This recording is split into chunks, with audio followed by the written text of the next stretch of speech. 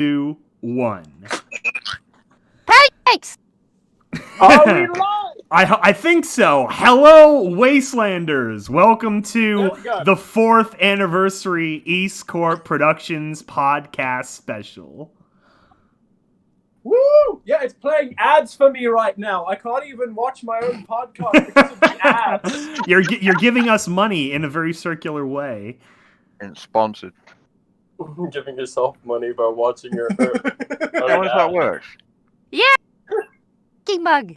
I'm happy. You know what?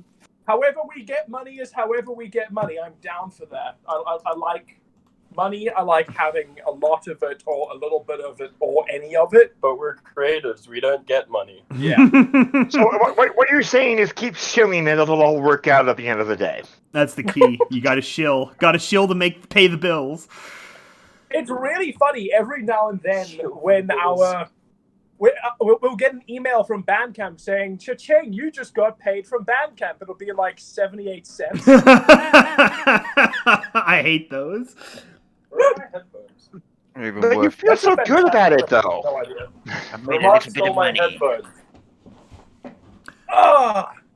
It has been Thanks. 4 years of this bullshit. Can you believe that? Should we give a quick rundown to all the new fans of how all this started? I feel like that would probably be appropriate. Okay, so the best way to get the rundown for all the new fans is to go watch The Great Experiment. There you go. That is a good confrontation on it. Yeah. See the history of Sabletech Studios and EAST Corp Productions in our fabulous documentary, The Great Experiment, released this year on April Fool's Day. And that was about 2 years BK. And as a totally unbiased party, that documentary slaps. It was exceptionally well done. I think we put a lot of front end work into like really planning out the interviews and stuff, and then James and Christian did such great jobs on the visuals and editing. So it was great. BK's before Chris. Yeah, I thought it might You- Before Chris, who joined our studio as the Red Reaper, very scary. I didn't think anybody would pick that one up. Okay. I thought it might. It took a while. Yes, I think we can define EAST Corp's eras as before Chris and after Chris. BK and See, AJ. Yeah. that's It brandy just now. makes sense. It's canon. It's I canon. want to order a pizza. Your sandwich smells like pizza, so I want pizza. Okay, but if you get... I like I'll that get logic. myself pizza, and you can watch me eat pizza. Yeah, there we go. I was about to That say. sounds fun. Excellent. That's perfect. We need a camera on the pizza. Now I want pizza after the podcast. Pizza Damn it. cam. We will send you pictures of pizza. It'll probably Yeah. be disappointing because like it doesn't have cheese or nothing. There she is. Ah, there we go. There's the Spooky picture of our pony. lovely Red Reaper. See, it's like I was saying in the last podcast. You know, Sandstone is just bringing Carmina's style down. She looks so much cooler than he does. You're not wrong. Speaking of shilling, John I should also point out that today Comic Sans Pony released a new Halloween special, The Chilling Wasteland Stories to Tell in the Dark, or whatever. Anyway, I wrote 3 of the short stories for that, and one of them, the very end, might involve a certain character on screen. So go check those out. Yeah. That's exciting. Exciting. Ooh, Fun. you know, when we get to next year, this is probably a weird thing to say on this Halloween, but when we get to next year's Halloween, we should do Twin Terrors again. Oh my god, yeah. Yeah. So, for the sake of new people in the chat who for some reason haven't watched it, Twin Terrors was an anthology short that Skybolt and I did where we each wrote like a 15-minute horror story. Sky's was about bat ponies, if I recall. Mine was about the ghoul child. That was it. Right. So it was about a kid becoming a ghoul and trying to find his mother and, discovering what terrors had befallen him and his little town. Yep, and mine was a bit of a twist on it. It was less horror, but it was about the zebras who detonate the bomb in who detonated the mega spell F. in Manhattan. And it's kind of just the nightmares that the guy whose job it is to push the button has leading up to the event. He's history's greatest monster. Yeah. That slow dawning realization of what you're about to do, and all of a sudden everything you believed in stops mattering as much because it becomes very, very, very real. And all of a sudden these ponies that you're about to end their lives in the name of whatever quest you're going through, you're like, why are we doing this again? Yeah, that's basically the video. It's him sort of going through the motions of those, whilst also having some really, really vivid nightmares. Like, I think there was a point where he was swimming in a sea of teeth, because teeth are creepy. They're disturbing if you describe them right. Delicious. Unless you're into that kind of thing. Unless you're into that kind of thing, yeah. I'm not gonna go into the dream meanings of swimming in teeth because I don't think you guys are ready for it. I think it's not safe for Chris, so Can it's we hypothesize? How is swimming in teeth not safe for Chris? It sounds like, yeah, a second pair of teeth mean? scenario. Dentata. As a Anyway, psychologist, you would know that. another great thing about this special was that Kelly put together a really great little minute intro song for us at like the last minute. I think the week before we're like, yeah, James, Kelly, can you whip this up real Kelly? quick? Cheerio, Kelly. And he's like, oh, geez, guys, okay. Kelly. Water bottle. He got mad at me when I sent him that picture. I've got to see if I can find it again. I sent Water bottle. Yeah. Every now and then I send Kelly a meme related to being English, and he gets really mad at me every time. British people be like, water bottle. Water bottle. Tuesday, innit? It's all like that. See, when we first commissioned the now going back to all the root thing, when we first commissioned the podcast art from our very lovely artist, Sancho, we were trying to figure out, okay, well, Kelly's had this picture of Blackjack ever since he joined our studio. So I'm like, well, I guess that's his OC then, but like, let's make a little bit more OC. So let's put him in an 11th Doctor outfit. Fucking Matt Smith. But and then at the same time, because James and I were sort of the Trey Parker and Matt Stone of the podcast, we're like, okay, Kelly then, he would be Butters. so that's why he has this Butters face. It's like, why am I here? This is creepy. He looked so confused. Oh, geez, fellas, you can't just do that. Oh, here we go. Here's the picture I sent to Sancho.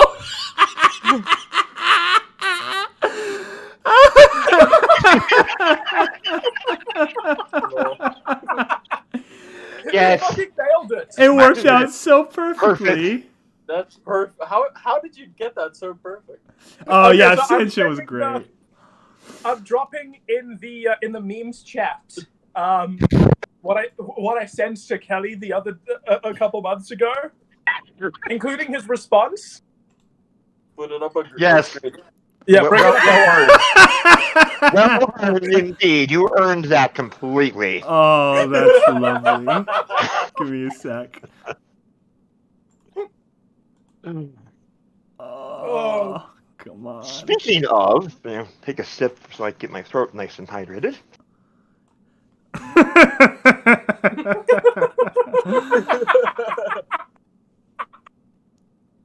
Oh my! Funny. Water bottle. What a bottle. Whoa. I don't Whoa, think wow. This is why the only correct accent is the transatlantic movie accent of the late 40s. Yes. Nu vet du vad vi ska ha någon liten norska kom in English yes. Okay. That sounded painful for you to say. It was. I don't like the what shall I say? Those who has not been introduced to English from a young age, you have that what shall I say? Proper English Norwegian accent, which is painful to do. Ugh. Oh, so just a much thicker accent than what yours is. She put a Viking curse on us. Oh no. We're gonna Oh, grow okay. It's finally coming to fruition. It was might as well cursed be Viking. half a while ago. every now and then we get these little insights into what it was like for Chris growing up.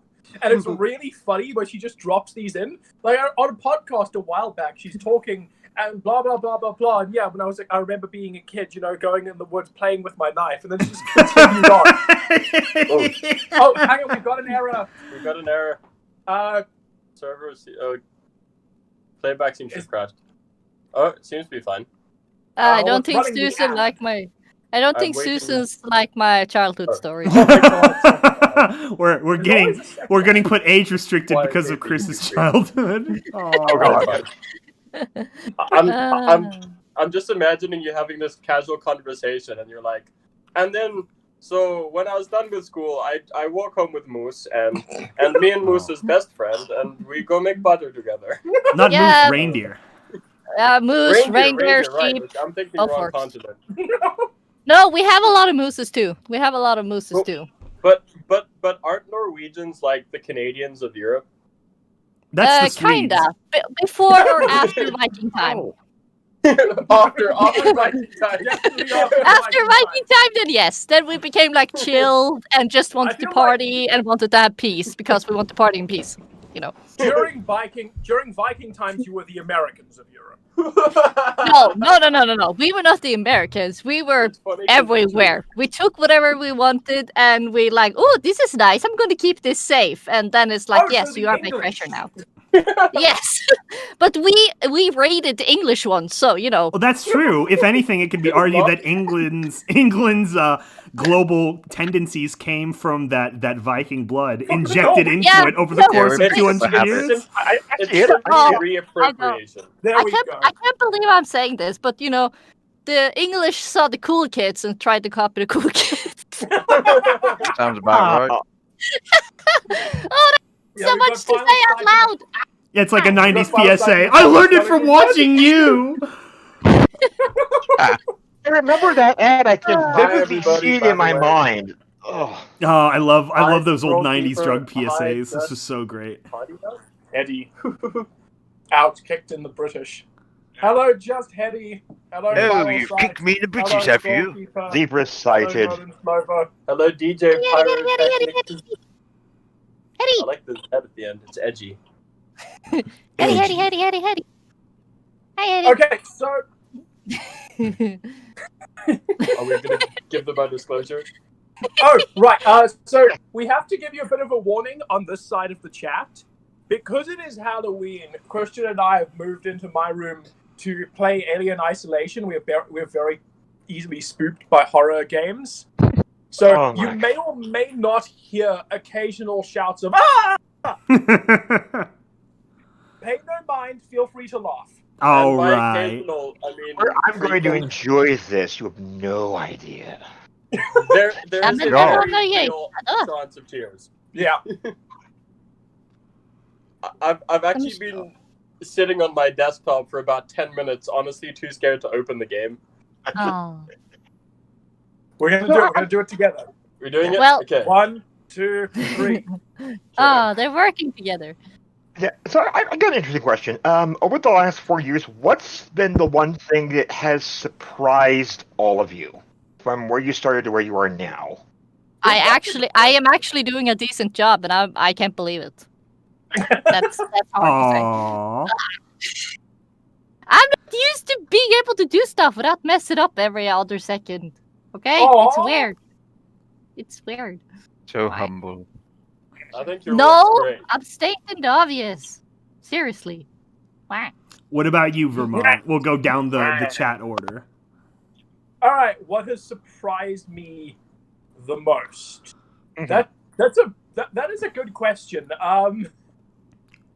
Honestly, I think the thing that surprised me the most is how many projects I've actually managed to release to completion. I have a very nasty habit of starting a project like the moment it comes into my head. Within a day or two, I'm ready to release the first episode of it. Mhm. And then 3 weeks later, I'm like, oh, this was a terrible idea. Why Hey- am I continuing Hey, this? Vermont, how's that comic book going? Shut up. Aw. It became untypical. And how's Ouch. that video game going, huh? Oh And- god, we will never talk about the time I tried to make a video game. Well, one day I will, but You got really far though. I got and really it had far. a really interesting combat/non-combat system. Yeah, you just argued with people. It was entirely dialogue based. Yay! Well, was that like- sounds fun. I It approve.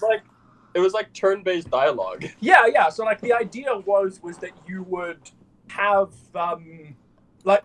your enemy would have an alienation bar and like an agreement bar, and your job was to fill up the agreement bar by saying shit that would please them, or that like working through or threatening them or blackmailing them. But if you pissed them off too much, then their alienation bar would fill and you'd lose the scenario. Isn't that just the game of life? Yeah, basically. I'm just a master of filling up the alienation bar 9 times out of 10. Funny You got 'cause to it's speed true. run. Wait, this took some time to Speed running find. your moves. I'm Oh, sure. why is this in? I would I recommend think, not playing honestly, it the before thing that game. surprised me the most was getting to finish Confessions the way I actually wanted to, which is to have the inversion of the homage and the DJ Pony character, because I don't know, I thought at taking so long, I'm like, Maddie's gonna move on, you know, she's gonna have other projects and she won't do the horse stuff anymore, so the ending will have to get like patchwork together with my voice and other writing things. And no, I'm glad that especially after the first 2 VAs quit on me, or 3, I guess. Right? That I was able to wrap it up with everyone else that we had left. The fact that we managed to finish so many of these projects with as few VAs leaving as we did is impressive. I think we only lost 3 VAs over the course of these last 4 years. Yeah, because right at the beginning, well, it was before EAST Corp. They never came over. Was the original Duchess Rose and Ghoul Doctor, but yeah. Yeah. So we lost Nathy, who played Duchess Rose Petal and Butterfly Stitch. We lost Ian Anderson, who played the Ghoul Doctor, and we lost I don't remember her name, but she played Pink Pippin. Oh yeah, and then there was the Yeah. original homage character too. You remember her from Stable Tech? Right, Sonic, she, yeah. She joined Stable Tech Studios just wanting to play homage in something, and I'm like, I have this thing ready for you now, please, to do it. And that was when she was quitting the studio, and I'm like, she would have just held on. She would have had all these years as homage, but you gotta wait. You gotta wait for the good things sometimes. Exactly. About Guys, the good things. I just want to say 2020 one quick just got thing. worse, guys. 2020 just got worse. Oh, you Who mean died? yeah. We just got news of Sean Connery passing Yeah, I away. heard about that this morning. Rest in That's peace, Sean devastating. Connery. I'm What out the of hell? Draco. What the hell? Jam does not approve. No, he doesn't. To be Like honest, the I'm same- surprised he lived this long, because he was already an old man in Last Crusade, which was in the 80s. Yeah, he He was was. born in the He was 30s, I never think. old. He was never old. He was graceful. That's right. That's right. I'm actually wondering how many of you have actually dressed up for this stream since it's Halloween. We did, I would we dress did up, but my headset won't fit on. I have We're not a dressed Mighty up for the Nine stream, shirt but on. That's about it. I didn't get all fancy. I'm old, so Halloween and me don't. I don't get it. I don't see the fascination, unfortunately. Well, I'm wearing my blue EAST Corp suit like I do with every stream. Well, there you go. Yes, What about you, Jam? Yeah, I'd not dressed up for the stream, but I dressed up earlier with Christian when we were giving sweets out to kids from a respectable distance with masks. Which I think is kind of funny, because this year Halloween is basically you're dressing up as a character with mask on top. So you kind of have to you subtract mask from costume mentally in your mind while you try and guess what the other person is. Yeah. I wanted to You're dress a up. very safety conscious Superman. Right? Even Superman has to use his mask. Exactly. So I ended up dressing as a very obscure character from an obscure book-ish. No, Well, not an obscure book, but, no one who passed by would have recognized the name of the character. So I had to explain it every single time, which was funny. Also, not really great because the character I was playing was an evil torturer, and there were a lot of children. Yeah. Oh. To be fair, he really played the part. Like, he had a voice, and he's like, "Come, children, come get candy." Yeah, It was great. Choices were made. Yes. Yeah, I that's one added way a to get traumatized. It was great. Yeah, it went very, very well. Christian dressed up as everything. Yes. What? I had a Guy Fawkes mask on, the Fourth Doctor's scarf. I had overalls on. I had a tutu on. You had a parking guard's jacket. I had a parking guard's jacket. What else did I put on? I don't know. Also, I had a Socks? balaclava too. yeah, you had a balaclava. like a racing balaclava. Yeah. Your outfit was undecided, basically. I was overstocked and underprepared. I think having the Guy Fawkes mask just makes you one of anonymous, though. No matter what else It's you're wearing. true. 2, 3. Okay. Oh. So I guess, yeah, just since last God. year, we could talk about the things that have wrapped up since the 3rd year anniversary, starting with Terminal Secret. Oh, yes. So since the 3rd year anniversary, we, released the finale to Terminal Secrets, which was kind of fucking insane, if I'm being completely honest. I'm already scared. It was. In retrospect, I don't know if I'm ever going to, or not, I don't want to say ever, I don't know if I'm going to write anything that dark for a couple years. Not like, Terminal Secrets went to some very, very dark places. Killed a small child. Lots of... Yes, there we go. Scott was pulling them up on top. It did let us make a bunch of memes, though. So, I think It was good for the meme game. Challenge of the whole, that was the biggest challenge of the whole episode, was that it was only with like a month to go that I had the idea for it and went to Mohan to get him to do the art. So I had so much fun making all these memes. I can imagine. And the other thing was trying to keep it secret, from which I failed to do because because I have this history of not completing projects. The last thing I wanted to do was go to Skybolt and Kelly and Needle and say and be like, "Hey, look at all this! Look, I'm doing this art that's like a partially animated version of this 2-hour episode of Terminal Secrets," because I was 100% waiting for them to. I was 100% waiting for them to be like, "Yeah, pull the other one, James. Pull the other one. Piss off. Finish the episode now, please." But they were surprisingly supportive.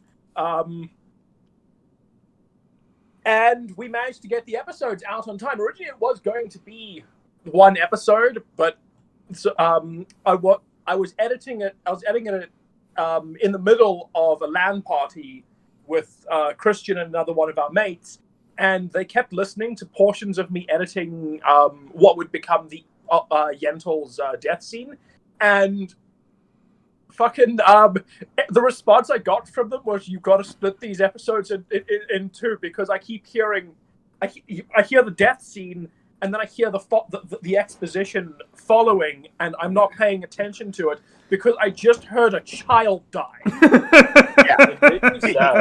It needed that gravity to sink in because you had to go that dark and say, okay, Exactly. Can it get much worse? And the answer is it could, but no. Exactly. So it made it, so that was the only reason that we that we cut it into 2 episodes, was purely because of that emotional distance. But so that was Terminal Secrets. Got a great response. Since then, well, there was also then a few months later the Terminal Secrets album that came out. Yes, of course. Which so that was another really good jump forward with Terminal Secrets. Was going to Kelly and asking him to do original music for the episode, and he really, really knocked it out of the park, creating themes for all the characters, creating different versions of the songs. Like, I think it was really nice hearing the you've got Butterfly's theme, which plays in sort of this moment where Butterfly and Stella finally start to become friends, and you've got the piano and the strings and harp and all these instruments coming together to create this big emotional feeling. But then simultaneously, when Butterfly dies, Kelly took the exact same song but removed everything except the piano, and it just hits so much harder for it. And I remember when he first showed me that, I actually disagreed with him. I wanted it the opposite way around. And he's like, no, Vermont. I'm pulling rank here on I decide musical decisions. Trust me. And he was right. So we released the original music, which is really fun to listen to. It's about 20 minutes long. I would recommend going and listening to it. It is kind of an emotional trip. It's great. It's great writing music too. Like I have, of course, like instrumental playlists that I'll write to, and I have one that's a whole bunch of Fallout Equestria BGM. You know, the old Dr. Dissonance stuff and our albums, and this one is on top, and it's very good. It's a lot of nice music to write to. I have to listen to it again because I'm actually not remembering any of those themes because I was so focused on the voice acting and the characters. Actually, holy shit, it's original music, so I could just play it on the stream. I just realized. Whoopsies. Here, I'll play through it quietly in the background, and you guys might not hear it, but the audience will. That's fine. But your brain will. Maybe. The thing is, everything. Hell? Huh? No, continue. I just wanted to say that when you guys start talking about Kelly and making music, you know that meme video you made? Yeah. Oh, the TikTok. Yes. The best thing I made all year. Kelly meme, when he starts making music, there's a on the piano and the face and everything. I just get that in my head, and I'm just like, no! Vermont, king of memes, let us all be scared. So, if I'm going through the stuff I made this year, the best thing I made this year was EAST Corp as Vines. Yeah. No, I'm sorry. I have to stop you there. No, that's not the best thing you made. The best thing you have made ever is the welcome to our Discord video. That's the best video. Yeah. That's the best video. Hands down. That's the best. And Fidget. And Fidget. Fidget is best. No, I'm sorry. No. That's the best video EAST Corps have. That's the best video EAST Corps have. My personal opinion. That's the best video EAST Corps have. But other than that, yes, they have a lot of other amazing stuff. I'm sorry. I think it had like a single joke in it, but I think it landed well. Are you kidding me? The best part is the hello, my name is James Vermont. It was nice and over the top. So EAST Corp as Vines was originally supposed to release as the April Fool's Day video, until we realized that the Great Experiment was going to be done in time for it to release on the anniversary of Stable Tech's closure. Yeah, we should mention that if they closed on fucking April Fool's Day 2017. I think one of the funniest parts of that was in Skybolt's original interview for the Great Experiment. You can hear him talking about they closed it on April Fool's, and the studio even then had to go and put up a little note saying that that it wasn't an April Fool's Day joke, and they realized that they posted it on a bad day. And I sent Skybolt a message immediately after I'd gone through the audio saying, no, that wasn't Stable Tech. That was me. They to their account, and I had to go put it up because they didn't even realize how stupid the mistake was. Just idiots. Like, this is after 6 months of nothing. After James posted the leaving video saying, peace out, yo, it was just a radio silence for 6 months, and then they dropped that on fucking April Fool's Day? God! I think it genuinely... It was nice to get all of that out, but also enjoyed sitting down and editing, which is a rare thing. I'm not a big fan of editing. I think editing for TV has actually killed my enjoyment of it. Editing audio is hellish. Going through all the audio for the Confessions finale, like, if there hadn't been the plague and I was stuck at home, I couldn't have done it in time for sure. It was so much to go through. And then finally, my other release for my only other release for this year was, of course, Who Needs Heroes? Aria Moon, our original audio drama series, which ran for 20 episodes before its season finale, which aired this last Thursday. Oh, hold on. I have the art for it. Give me a second. Where is it? Okay, cool. Soiled it. There we go. Yeah. Okay, art's coming up on screen in a moment. Mm-hmm. To anyone who's not listened to it, what are you doing with your life? Go watch. Right? Go listen to the series looking like forward right to it. now. Yeah, y'all should be listening to Aria Moon. It's very good.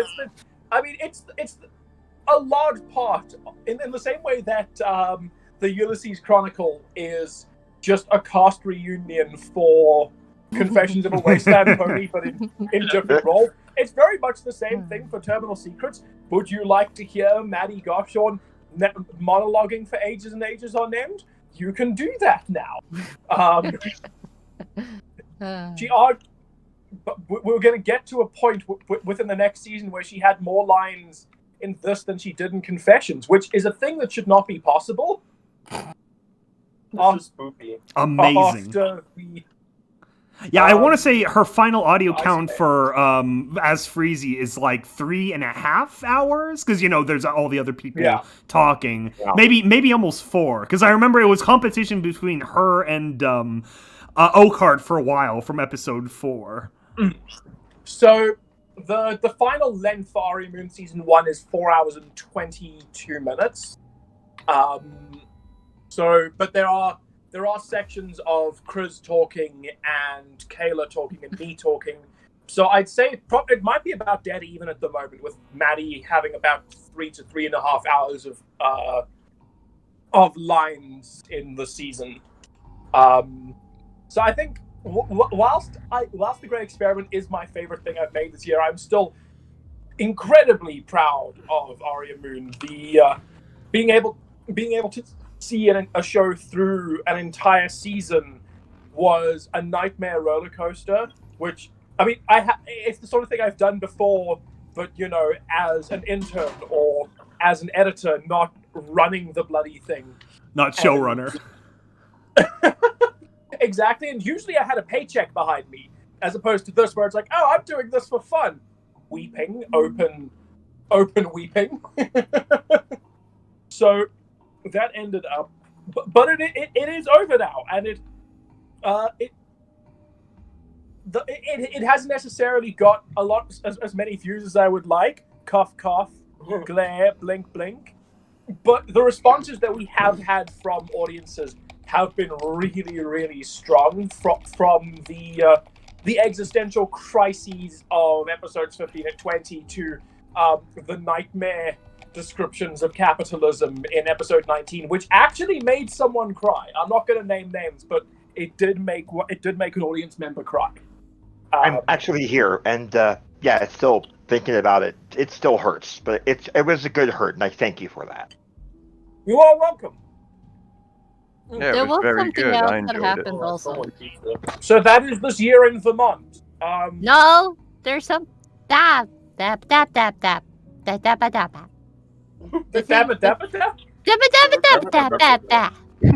What did I thing we miss? talked about. The thing we talk about. Talk about. Oh!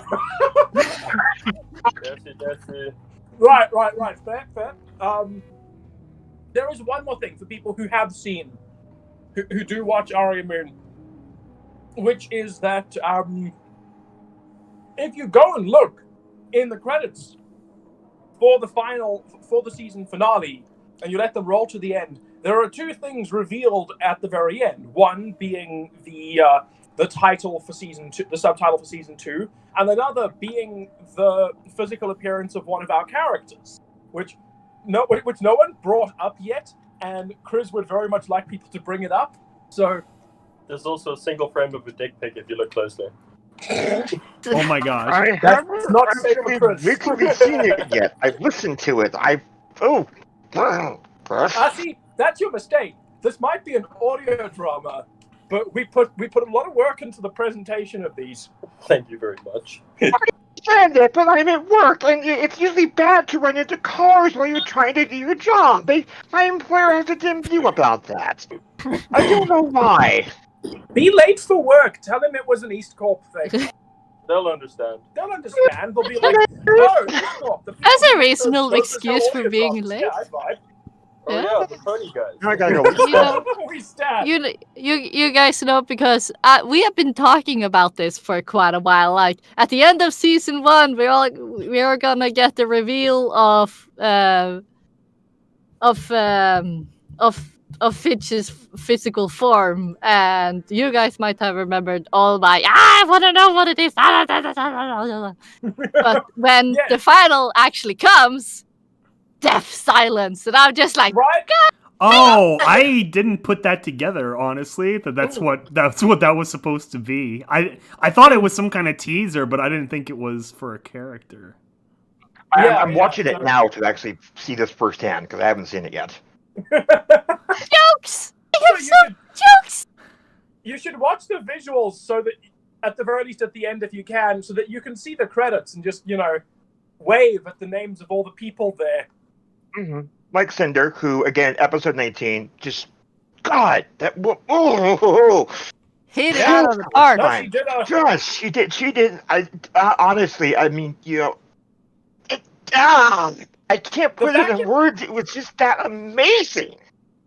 Yeah, no, she did a really, really good job, especially considering that she, A, took my script and wrote the second draft, so about 70% of what appeared in that episode was written by her, and 2, played 2 separate characters with no, like, we've had her playing multiple characters before, but usually when we have people playing different characters, we separate the characters. We stick them in different timelines, in different scenes, surrounded by other voices, surrounded by effects. With this one, it's like, all right, cool, Cinder, I want you to play these 2 characters. There are no other characters. You are just back to back with each other. And she absolutely nailed it. She really, really did. Completely. I didn't know it was... I'm sorry. So, that is this year in Vermont. Oh my God, that is too cute. I'm sorry, that's just... Yeah, yes, that is Fidget. That is Fidget, completely. Yes, well played. Thank you. I don't have words. Yes, that is Fidget. Yep. Yeah, it makes sense. Now I know why Arya doesn't like her. All right. With that being said, I do believe it is Skybolt's turn.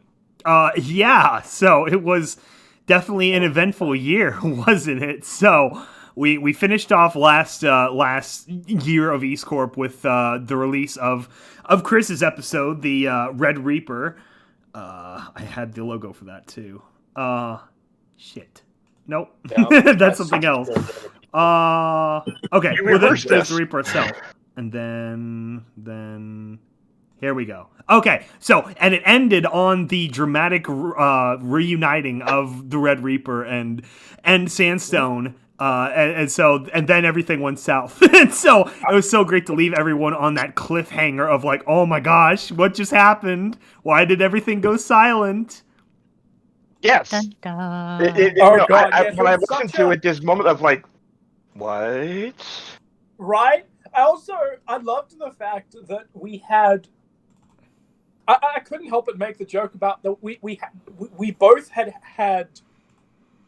episodes of our shows ending with the fate of our English accented character in question as ambient noise, in your case static, in my case fire, played dramatically over credits.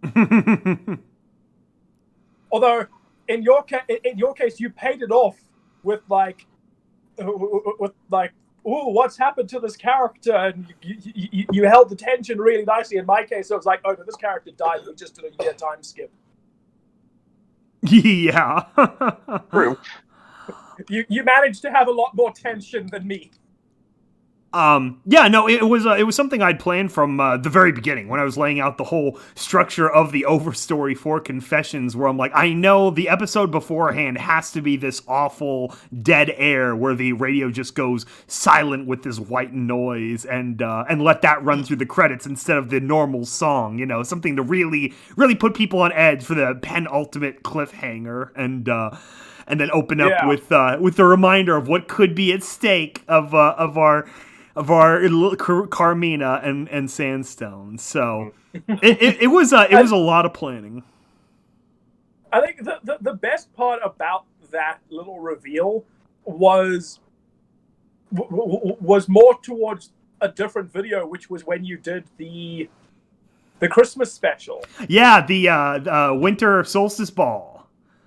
Yeah, and the slow realization that it took place after the finale. Yeah, so that was something that had been teased since the Ice Mare, was the winter solstice ball, and that was another thing that I'd been wanting to do for a while, where it's like, okay, so then there'd be the dead air, and then this horrible, somber Christmas thing where the DJ Pony is in like existential dread over what happened without really explaining what had happened, and I did my best to really, you know, make it sound realistic, as though they were still doing the Christmas party and playing the little songs and stuff. It also worked as a compilation album. But, there's like 35 minutes of new material in there, so hopefully people enjoyed that. Yeah. That was a great video. That realization was great, but I like that there was even kind of a reference to it in the finale itself. Oh yeah, because then of course you have to explain, okay, where'd this blood come from? What's happened? And you got to really lay out all those details. So it was good. I had a lot of fun, and of course the whole misdirection of the story about how, you know, a lot of it is just unfaithful narrator about what happened to give closure for the audience where they might not have closure otherwise, and so listening to it a second time with the actual narrator and leading characters in mind, I feel like it you know, a lot of stuff makes more sense. You can see how stuff fits better when you realize who's actually trouncing around the wasteland with the group. So exactly. I think that was a nice reveal. You kind of, especially the horror of thinking that so many of these characters have died. And then you play it out for a while. Then you have this whole hour where it's sort of settled inside people, including Chris, for the last hour of the show, and then you have the reveal. Yeah. That wasn't easy. I thought I was dead, so I was just like, excuse you? It was so fun to watch, because I didn't send anyone the scripts unless it was their part. So no one had the whole script except for me. I didn't have anything! I know, because you were dead. I remember listening to that, and it was a great day, and it's like just hearing your delivery the entire time through, and it's like, just, why does the universe know I'm supposed to feel sad now? This is weird. And then as it just got on and on, like, is there going to be a happy ending? I didn't know till like the last half hour whether or not things were going to turn out well. I was worried that people might get sick of me saying that long, because I really didn't think it would be over 6 hours, but I knew, I'm like, I have to wrap up every plot point. The thing I hated the idea of leaving any open strings after 6 years of doing this. So I'm like, no, everything's got to resolve well. And that's the hardest thing to do with any series, is stick the landing. You know, like Vermont was able to stick the landing with Terminal Secrets so well, with just the whole construction of it and the two-parter. And I'm like, I need, you know, every character needs a good moment. They need their big finale. Like, then during the big battle, I'm like, okay, we've battered Blade. Her namesake is this sword that she's had since she was like 10 and ran away from this raider camp. She's got to have a good scene running around with the sword. So I'm like, okay, running to save Diamondback. That would be really fitting. Exactly. I also I would say I love the fact that that the episode validated me as shipper trash. That was the hardest part. Was Freezy and Chrysanthemum. I'm like, they already had their happy ending. There's nothing really to do with them. Like you got Creek, we got the battered back ship. I know. Yes. Which everyone was so stoked for, because at the end of the day, it turns out that our whole fan base is shipper trash. Okay, sorry, true.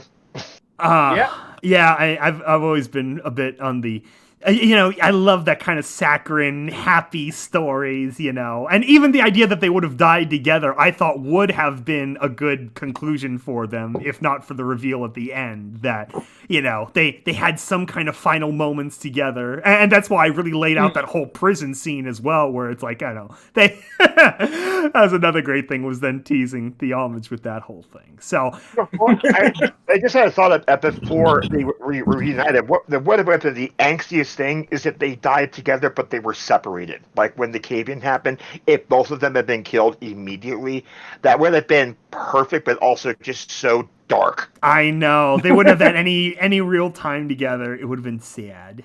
So sad. Yeah. Yeah, it's spooky enough in Halloween, so please don't do that. I'm really struggling to play this game because I'm too invested in the conversation.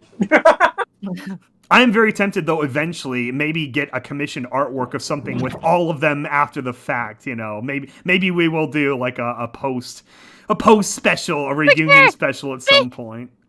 Baby Armature, please give us Baby Armature. Yeah, at the very least. I'll talk to Sancho and we'll float him a good few $100 and get a big wallpaper or something. Yay! Oh, and that was the other thing I was so excited about, was finally finishing my double wide wallpaper, which I'd been slowly building for 4 years with all the characters. So beautiful. Oh, yes. So beautiful. So it's meant for 2 monitors, which I had during the whole production of the finale, was this up on my double monitors. So I think it was pretty fun. I look so angry. Yes, Right?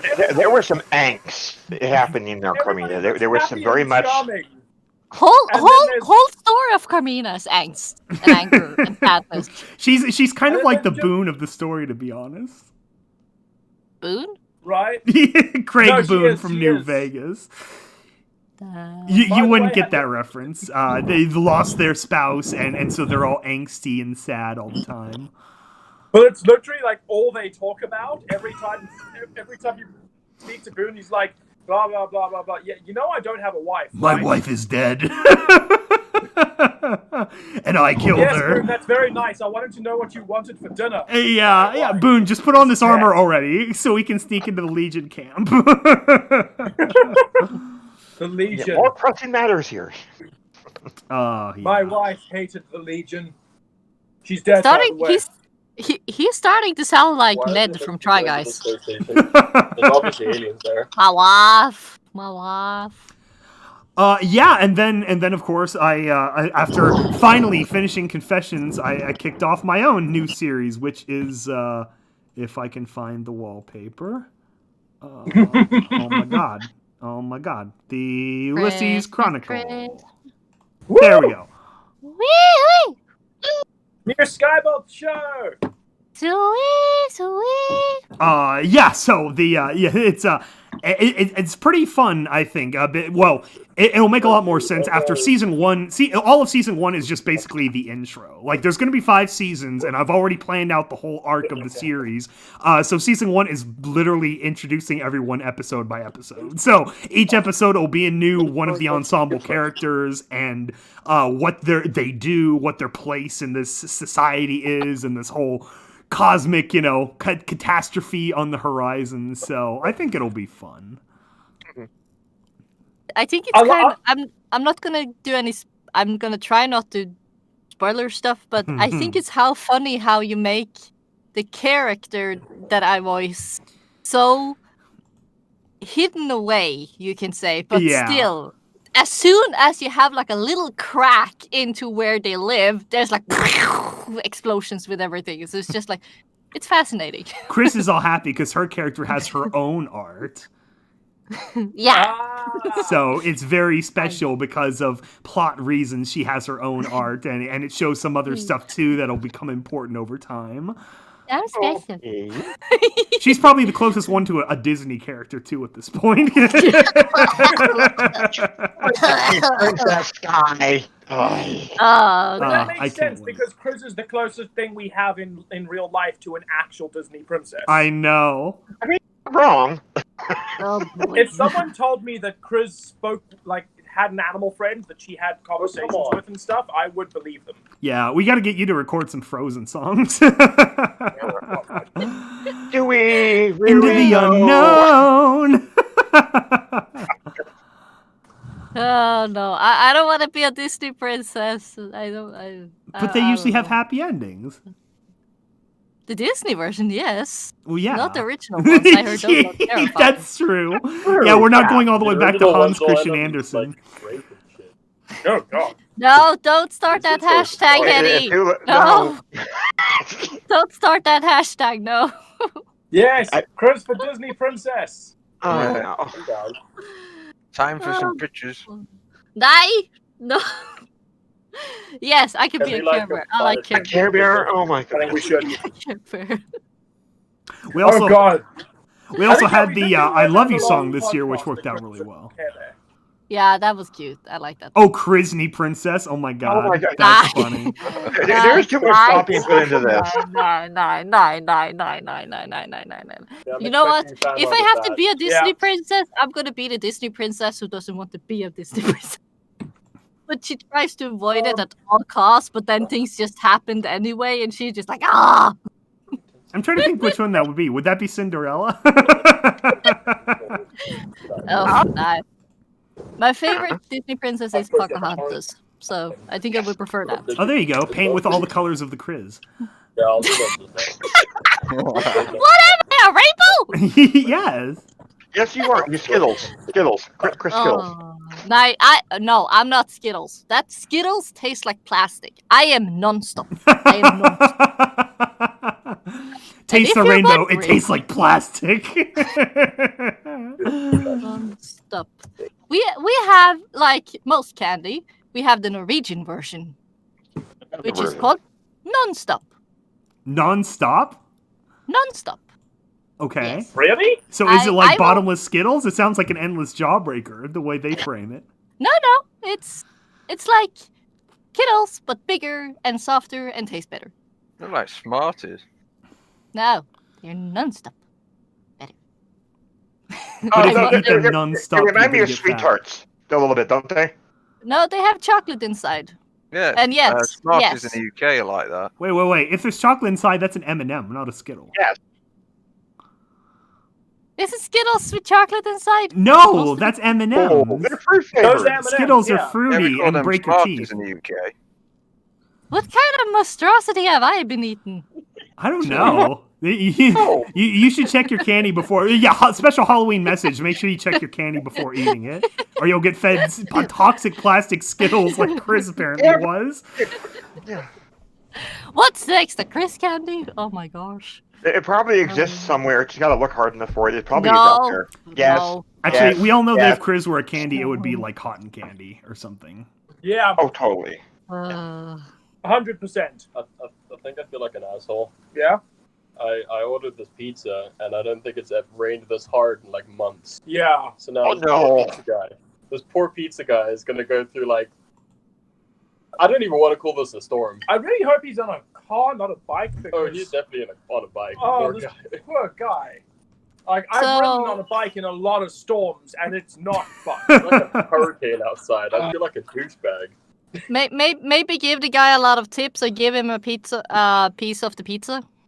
Don't want it. He will Invite him not in. want it. He would look I at them bring like, him onto the are you podcast. for real? Our pizza guy's going to come onto the podcast, guys. Yeah! Oh my Hi, God. pizza We're guy! gonna make him famous. Yes! He's like, he'll be so cold, we'll invite him into the podcast. You know how horrible that would be? So, have you heard of bronies before, sir? Okay, so we gotta catch you up on some shit. but I swear you'll like it. Just trust us. We're gonna have to make the pizza guy sit down and watch ponies with us for a little bit. And he has like a thick Afrikaner Then accent. we're gonna have to read. We're gonna have to read Fallout Equestria to him as well. Yeah. Wow. And then he's gonna have to do some work for EAST Corp for him to be officially part of the podcast. Yeah. Yeah. Oh, Yeah. I have the perfect idea. Perfect idea. What? Jam, and Skybolt, you guys just get together and write about the average pizza delivery guy in Fallout Equestria. How That's actually a really good That would be idea. a great story. Oh my god. Like, imagine this like And this then lone you him. ghoul who's like this ghoul whose job is just to deliver pizza. But Yeah. first of all, he's a ghoul, and second of all, it's in the wasteland. I legit think that would be an amazing comedy story to God, write. that would actually be really That's a fun. story. Someone write Guys, that let's now. do it. Let's do it. And he can voice, This is not a the pizza confirmation. guy. This is not a confirmation of any show. Redonkulous. Yes, it is. Yes, it is. Yes, It is. It is happening right now as we speak. Confessions of a Wasteland Delivery Boy. Oh my god, no. Pizza pony. No, you know what? If we actually don't get the pizza guy, we should get Jasper Pie to voice the pizza pony. Jasper Yes, Pie. pizza pony. Pizza party. Pizza pony. And like because it'll be a ghoul, you can make all jokes about like the fact that his like skin is basically cheese. Oh no. Aw. No. See, now you ruined it. Now it went bad places. It went dark. Mozzarella That's cheese. what I'm here for. You're welcome. I just like the idea of Thanks this so ghoul much. pony with like a very over-the-top Italian accent. Welcome to And the like- pizza pie. And there's this Pizza. constantly the pizza time music from the background whenever he's on screen. Oh, you know what you're gonna call the pizza company? What's that? Ponita Pizza. That sounds sexual. It does. Bonita? You think Yes. what? Yeah, it really, unfortunately, so, yes, it does. No. No, I'm it's sorry, Bonita. It's the Pokemon. There are Oh, some very, very Ponyta. mean people on the internet, and they would ruin that. Bonita Pizza. When you said Ponita, I was thinking of the film cow short of how was President Taft and his like pony army or whatever. It's like Ponita, you need to stay in your pen, meh. You know, Oh my god. like you have the zombie, you have the ghoul delivery guy, and then you have like Daybreaker pony that's just like I'm gonna make Daybreaker pizza. pony. Oh my god. No. Yeah. Oh, Did- perfect. yeah. Just Keep walk up real. all this fire and flames, the boxes on fire. It's like, here you go. But the funny is like, I'm cool, thanks. That's how they keep the pizza warm. There's like a little metal rack on her back. And like, calm down. You're overcooking the pizza. Exactly, it would be perfect. Pizza time. Okay, have, not like- Ponita like- Pizza. Okay. And now I'm imagining like repurposed battle saddles with like those knives for cutting pizzas and shit. It's perfect. It's writing itself. Oh my god. Guys, the show's already made. It's already made, really. Yeah. Wow. Okay, Vermont, I want something on my desk Monday morning. I also I can- now. Oh. But I don't have a desk. Cinder Wait. has to We're be currently the playing fire on desk. pony. Cinder has to be the fire pony. Oh, there you go. Cinder has to be the fire pony. The joke writes and like itself. and like they have this serious commitment to their craft, and all they want to do is make sure that the fire is at the perfect temperature, and they're deadly serious about it at all times. And all they care about is keeping the pizza oven at the perfect temperature. Yes, Oh, because God. pizza is life. They Pizza are a is life. part of Jesus Christ. Isn't that what Jasper Pie says? Oh my god. Yeah, we And- need to and- get and- Jasper Pie to voice the pizza ghoul. Yes. And then like the Raider ponies can be like, nah, I believe that we should put pineapple on the pizzas, and then Oh god. No, it's two Raider groups, pineapple and pizza, and not pineapple and pizza. And they are warring Exactly. against each other to take over the pizza place. But they have to Oh, defeat each yeah. other before they can take over the pizza place.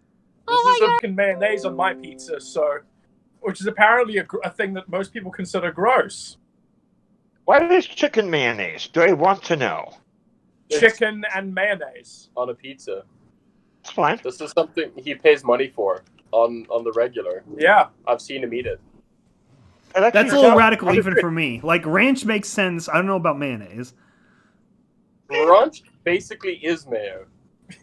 I mean, yeah, but with additives. Mm-hmm. Taro, can we continue? We need to cast the rest of the guys for the pizza pony. No. I could be the manager, like, hi, how can I help you?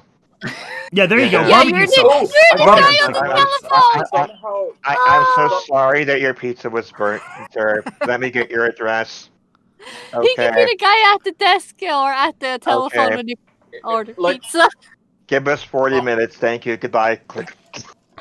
after everything that was said and done, somehow Jitsi-Do accidentally started a pizza chain and it's really successful. And like, they don't quite know how it happened. And they have this terrible managerial style, but it just seems to work. Oh God. Very important. Pie in the sky pizza. Hey guys, Hetty is volunteering to be a random customer. Okay, there you go. Awesome. We have Yeah, no quality Hetty has an assurance. awesome voice. He does. He really does. This is awesome. We- Okay. Sorry. Okay, so the show's being made. Not by me, of course. By Vermont. And Skybolt. Yeah, my schedule is notoriously wide open. Oh yeah, it's super. Oh, cool. perfect! All the free time. All the time. Constantly. Oh, so Perfect. much free time. Speaking of which, I have all these other ideas that you should make then. I think we should keep our olive on the pizza. I put capers on the pizza, not olives. I was trying to make a joke about keep the eye on the pizza. Oh, okay. There you go. There you So go. whatever my She's bad trying to is. rein us back in here, but Yeah, of course. I want to have the pizza pony happen. Yeah, black olives are okay on pizza, but it's got to be. You have to have like mix it with the mushrooms and the bell pepper and sausage. That's where sausage all that mixes well. salt. Yeah, you got to offset all that salt. Otherwise, it's just like painful experience. I remember in the Bay Area, there's a really good like classical Tuscan style pizza place that used to be there called 1000 Degrees Neapolitan. That was super good. Oh, All those are old so fashioned good. style pizzas that have like the stone cook and they're oblong shaped. They're not like round pizzas. Oh, they're nice. Oh no, I just found out how we can make this multiple seasons. No, no. What did you do? What's Some the Chris? some pony opens a burger place, Oh my god. Oh no! and someone else opens a dim sum place or Chinese Oh, no. food. Oh god, dim sum It's- sounds so good right now. Oh my god. Okay. See, you're stoking my inner foodie, so I'm actually really encouraging him with his ideas. So keep talking. And we need, of course, to have an Italian place that, of course, is trying to copy all the good pizzas from the Pizza Pony place, and then we won't have that.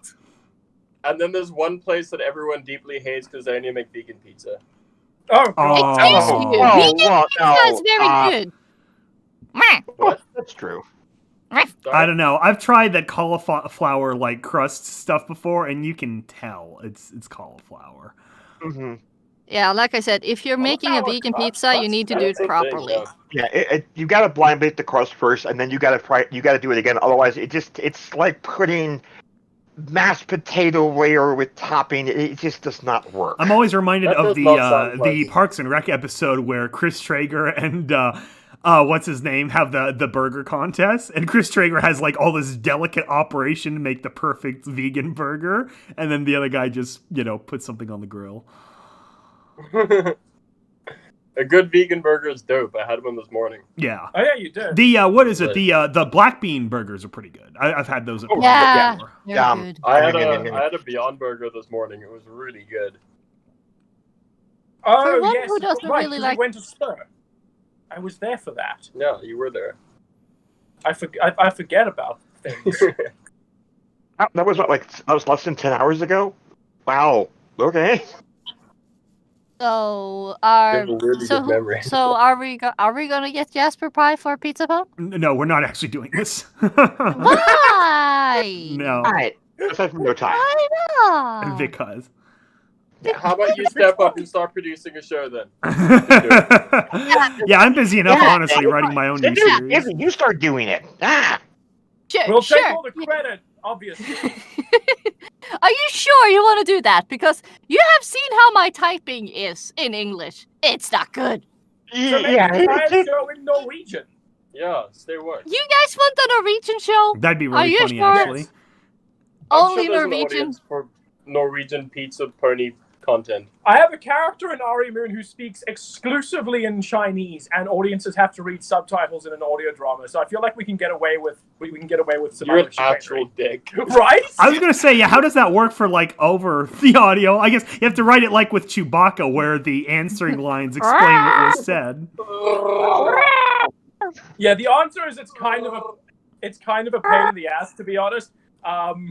You guys are making Chewbacca jokes, and John is playing the Kashyyyk level in Battlefront 2. Battlefront 2. Original Battlefront 2, not or EA Battlefront 2. 2.0. Yeah. 2.5. I am currently adult Baby Yoda. Chris, you sound Oh like yeah, trouble. Mandalorian kicked off. That was a really good opening for the season. Oh no, We haven't don't say seen it anything. yet. We haven't seen it yet. Okay. I'll just say it was really good. This is not a spoiler cast. We need to label spoiler casts in advance so we can talk about that stuff. We probably should see it though You probably at should. some point. No, we were gonna watch it last night, and then I decided to have a social life. Sorry. Yeah. No, it's literally his fault. Mm-hmm. Well, getting back to the Chinese character, again, no spoilers. Everyone's listening to it, but I actually like the fact that you're willing to take that risk at times, because I think people, especially for the American audience, are used to a certain style, and anything that just throws them might be a little bit much. And I like the fact that that character that speaks only Chinese, primarily, at least for most of the episodes that they've been in so far, is just has that as their unique defining characteristic. And we know so little about them right now. After episode 20, there's a lot of mystery happening, and I'm very, very excited to see what's going to happen in season 2. I like the idea that the Chinese voice actress is giving you like nonsense lines, and we have to wait for a Chinese audience member to point it out for us. Like, I Why am is reading she this talking for about James, soup? Vermont, and this is for an audio production thingy. Right? So she has been very, very nice about sending me the audio. Like, even if the audio is all in Chinese, when she sends it to me, she sends the English recording of a line, and then the Chinese recording of a line. Oh, that's nice. So that I know, so that I know which ones are which. So that I can time everything. So that I can time everything right. Otherwise, for like the longer monologues and stuff, where she's got like 2 paragraphs worth of shit to say, I don't want to end up having like getting it all completely wrong. It'd be weird. It ends up being like the Navy SEALs copy pasta. Yeah. What the fuck you say to me, boy? It's Amazon. Yes. Wait, how does that copy pasta go again? Oh god. I don't know. It gets very explicit very quickly. I remember, what was it, like earlier, I think this year, someone sent like a local politician the Navy SEALs copy pasta, and they didn't know the reference, so they took it like a threat, and they were like CCing the FBI and everything. Oh no! Oh my god. Yeah, so I don't know what happened to that guy. That's amazing. Yeah. I love everything about that. Yeah, that's, everyone's locked Especially all the inside, tax so dollars that were wasted on the it. internet Oh, jokes especially- are getting haywire. Honestly, for the memes. But don't you love watching your tax dollars just thrown away like that? It's amazing. It's wonderful. So great. So great. Honestly, if it pays for the memes, Honestly, I, as a non-tax dollar paying South African, Don't let your country memes is be straight up dreams. like Game of Thrones to us. Oh, if we don't let the meme be dreams, does that mean we're getting the pizza pony after all? Yes. I really like your insistence on this pizza pony. Oh, And Henny if I joined me! didn't- Henny joined me! Check the general chat! Henny joined me! Yay! If I wasn't working on a really big project right now, I would have already taken up this pizza pony idea. But I just don't have the time. Let's set it for the next production then. Start it later on, you know? Hetty joined in. I'm just gonna give Hetty the Minuteman role. I really should figure out how to assign roles automatically to people. Yeah, probably. But, you know, I'm not known for making good life choices. Come in. Come in. With that character had like moons ago, like Pizza Join Kid. the stream. What was Get the him to join the stream.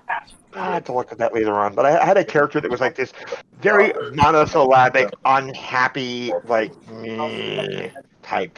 Need to figure out what their voice would be like. Just grumpy grunt, you know, something or other. Where was the? Had to look it up now. Jam, get the pizza guy to join us. Jam has disappeared. No. I'm sure the You pizza guys guy. Sir, I have real work to do today. I am very thankful for your offer, but I Join the live stream. We got money. Pizza guy's not here yet. Actually, Oh. Uber Eats is frozen. Okay. The tension is so high. But James has gone to let the cat in. And it's raining outside. Well- And the cat's also been missing for 2 weeks, so that's interesting. Oh, wow. Wow, that's good that they came back. Because that's scary. Actually, what was it? We had a while back. We had our one cat went out in the winter, and it was like stupid cold, and she was gone for like 9 days. And I remember I opened the door and looked outside, and she came running in. Her eyes were the size of like hubcaps, and she looked at me like it was my fault that she had run away. And then she didn't come out of her hidey hole for 2 days. And like, what? How was this my problem? You ran away. I think this is a very different situation for us because we still very much know where the cat is because occasionally we'll see the cat next door and it's basically like, yeah, I live here now. What the fuck are you going to do about it? Okay, so the cat has been rescued. He is now upstairs in my parents' room. Until he decides to vacate to a place with better postures or better food or wherever he leaves. Or without a dog. No, I'm Yeah. sure so. Yeah. So we have Cat back now for however Yay. long Cat decides he will be here. Honestly, Oh, He's no. transient. he's kind of a dick. I've met nicer cats. Yes. He is very fluffy, though. Yay, Fluffy. Yeah, That's- No. Oh, no. Jam. No, Jam. What? Jam. I remember. What? You remember why you got so sad about Kipo? Yes? Yum. No! No, no! Yum, yin, oh, you all! Yum I owns need- my heart! I require explanation. Explain. Tell me what is going on here. Okay, you need to watch Keeper on the Age of the Wonder Beast because it is honestly amazing. Yes. Oh, I It is like so watching good. that. It I've is watched so all good. 3 seasons. We haven't finished it yet, but we have. We did get to the part. We did get to the sad part of the season. Yum yin owns you all. Yum Yin owns us all, and Yum Yin owns the box. Yum yin owns the box. That was amazing. But it was.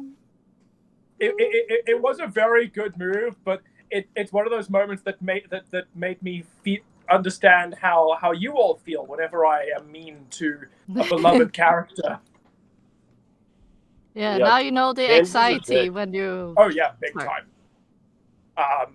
I have no qualms about doing terrible things to characters that people like, and the fact that people like Fidget so much is just like y'all should have told me how much you liked that character. Don't you dare. Because It's cute. Rip. You guys have made a terrible mistake. haha, I'm fighting General Grievous now, and I will lose. Well, you know The- what's the cool? fact that Instead you of have killing not off jumped out in front of characters, him and said what if you hello kill there. off a whole show like Game of Thrones did? So uncivilized. Oh man. I truly am actually surprised that people Watch out for those rift rockets. liked her that much. Why are you surprised? She is. Because She is random. She is everything we want to be but can't because people find that in real life a little excessive at times. A little too much.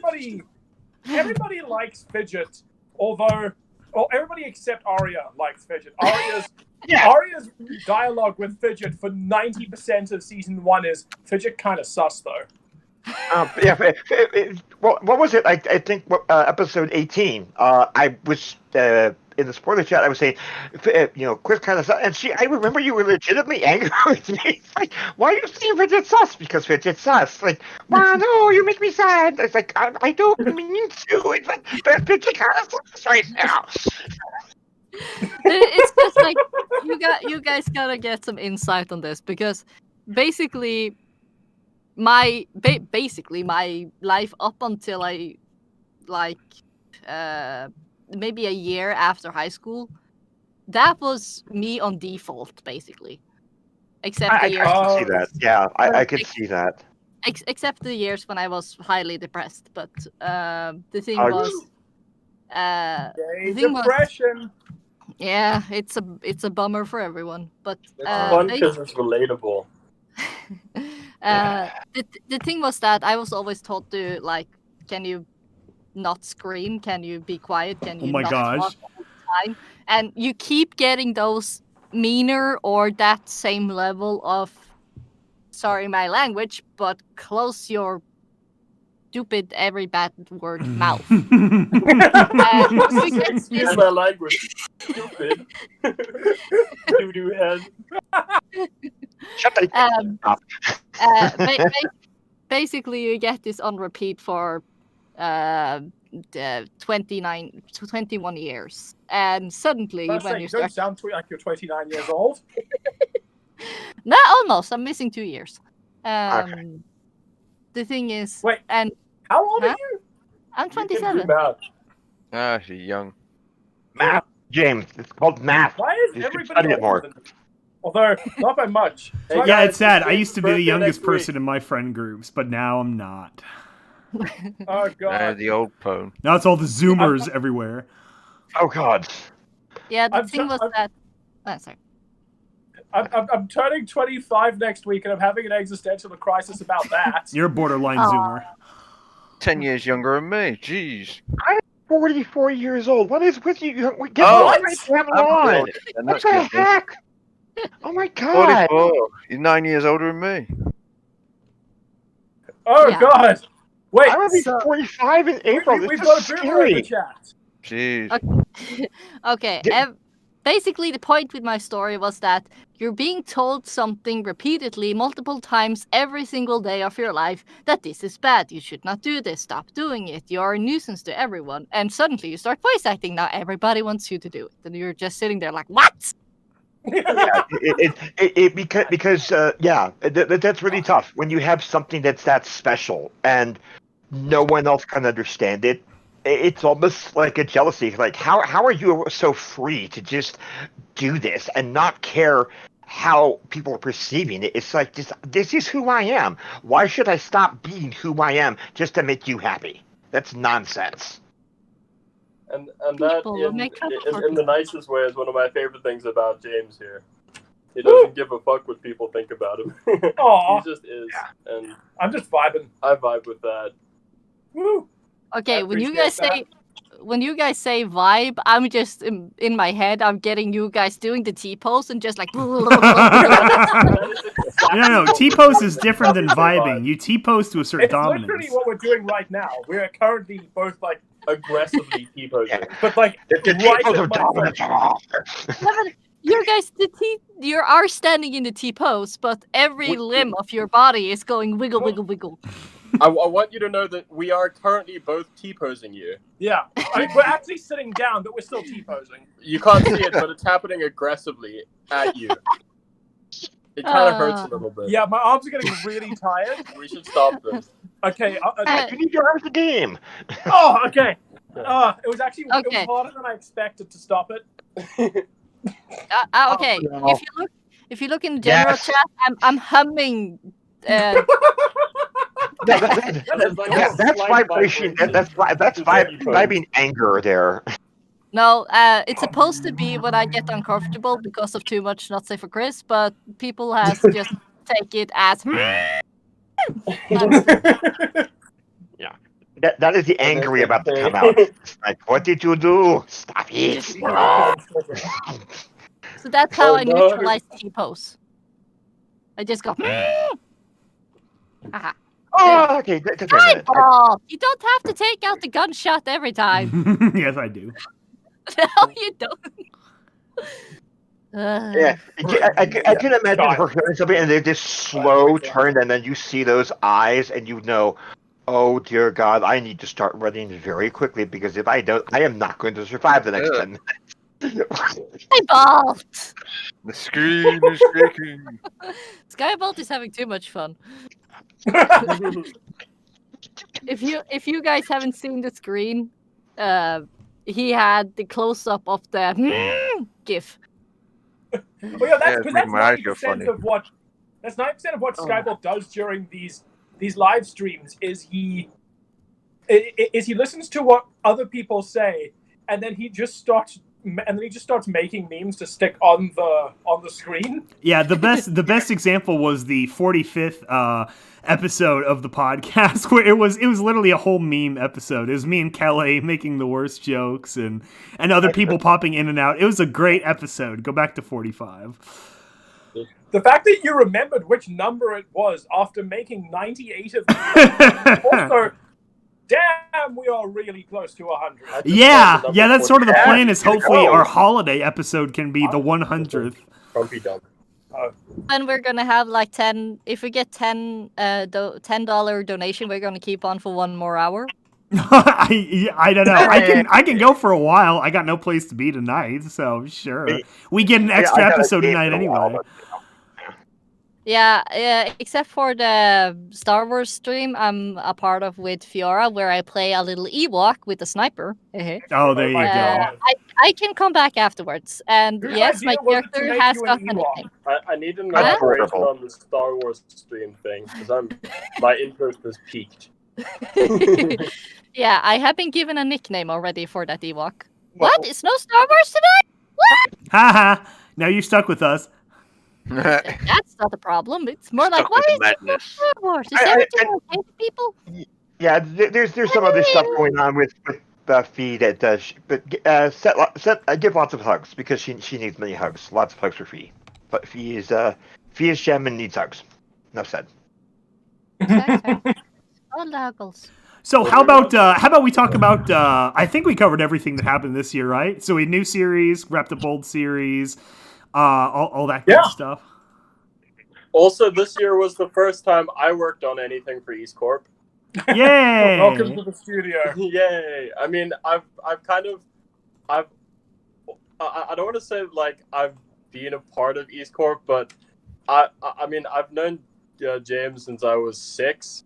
So anytime he has an idea about something, we generally brainstorm it together. So Yeah. I've kind Aww. of in a way been involved since the beginning, but like in a hey, I have an idea, let's talk about it kind of capacity. Yeah, like he's helped me brainstorm a lot of Aria Moon's endgame.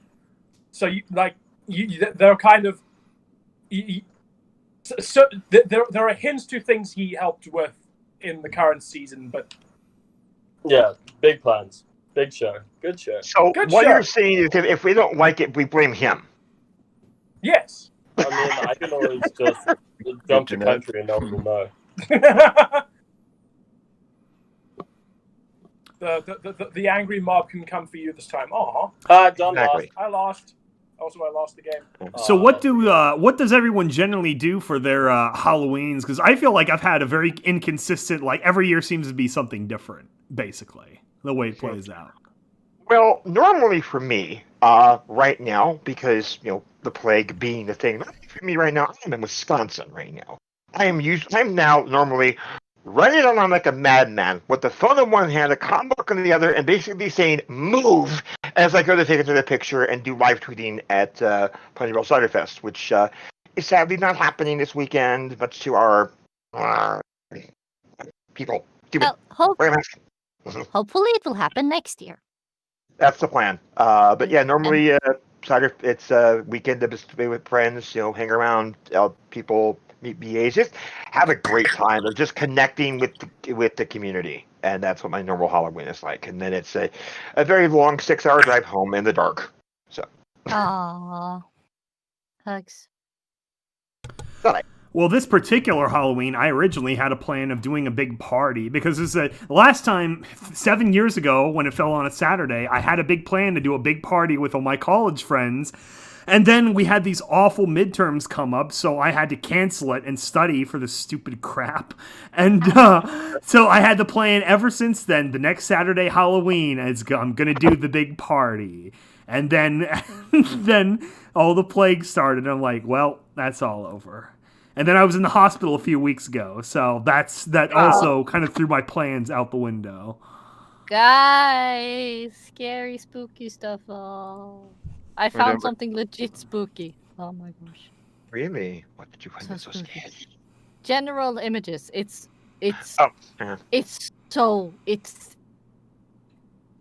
actually creeps me out. Oh yeah, that is scary.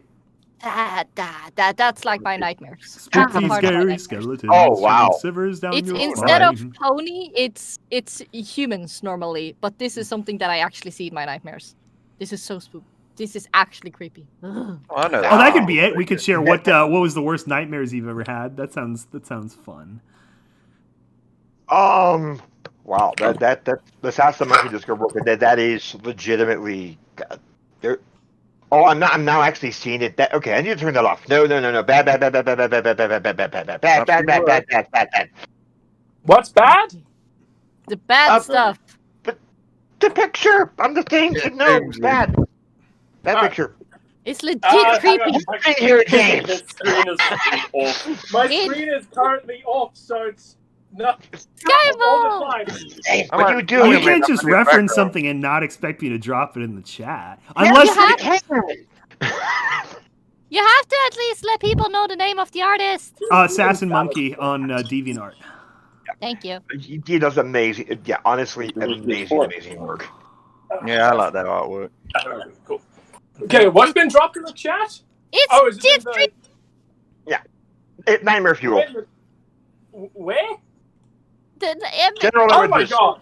That's Lord. I'm just gonna leave that ready to pop on at random times. You're No! horrible. You're a No! horrible person, Sky. Somebody No. tell you that. You're horrible. That's Okay, Andy here's another Astor. thing too. What's the scariest movie you ever saw? The movie that scared you the most, depending on what age you saw it or why or whatever. Ghostbusters 2 when I was a kid. Ghostbusters 2? That's amazing. Yeah, I was about 8 years old when that came out. It scared me, living daylights at me. The Especially pink when slime. the painting started moving. I don't like that painting. It scares me. Oh, who was the painting again? I can't remember the guy's name.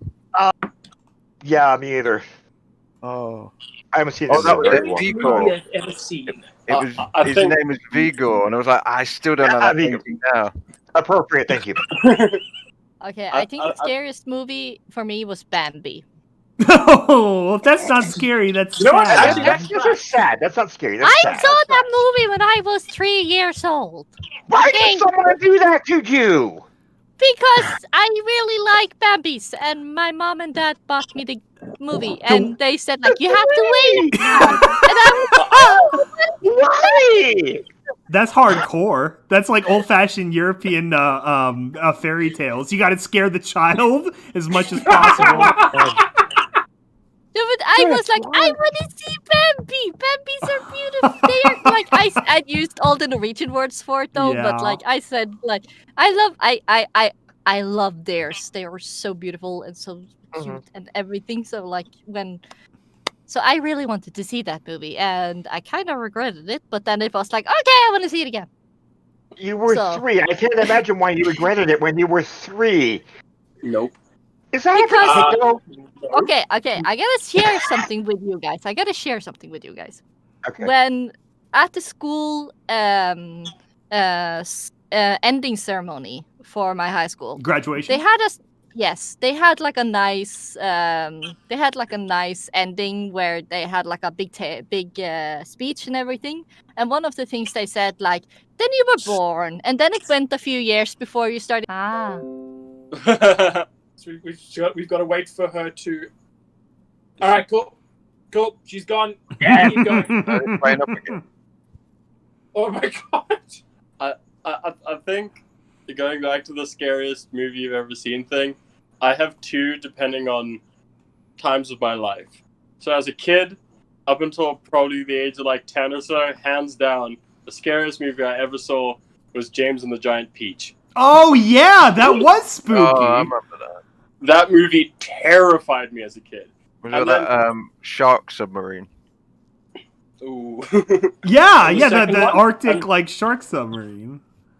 And then the film that I think is like genuinely the scariest film I've ever seen, this may be a little bit deep, was definitely Requiem for a Dream. Oh god. Oh yeah. I've heard about it. I've never seen it. I've heard about that. I've heard that it is a piece that makes you question everything.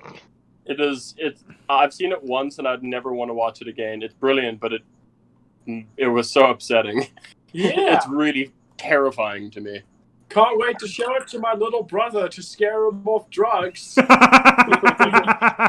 honestly, we showed him the movie about Motley Crue, and that scared him off drugs. Like, okay. He made comments about that multiple times, that he never wants to drink or do drugs ever in his life because that movie freaked him out too much. To be fair, fucking Motley Crue, man. They did some weird shit. I've been thinking, and man, it's just, I would think between, no, Bon Voyage, Charlie Brown, and Don't Come Back.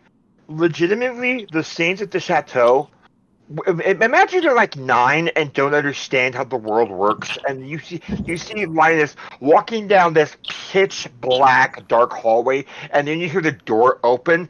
You're like, what the hell is going on? This is not cool.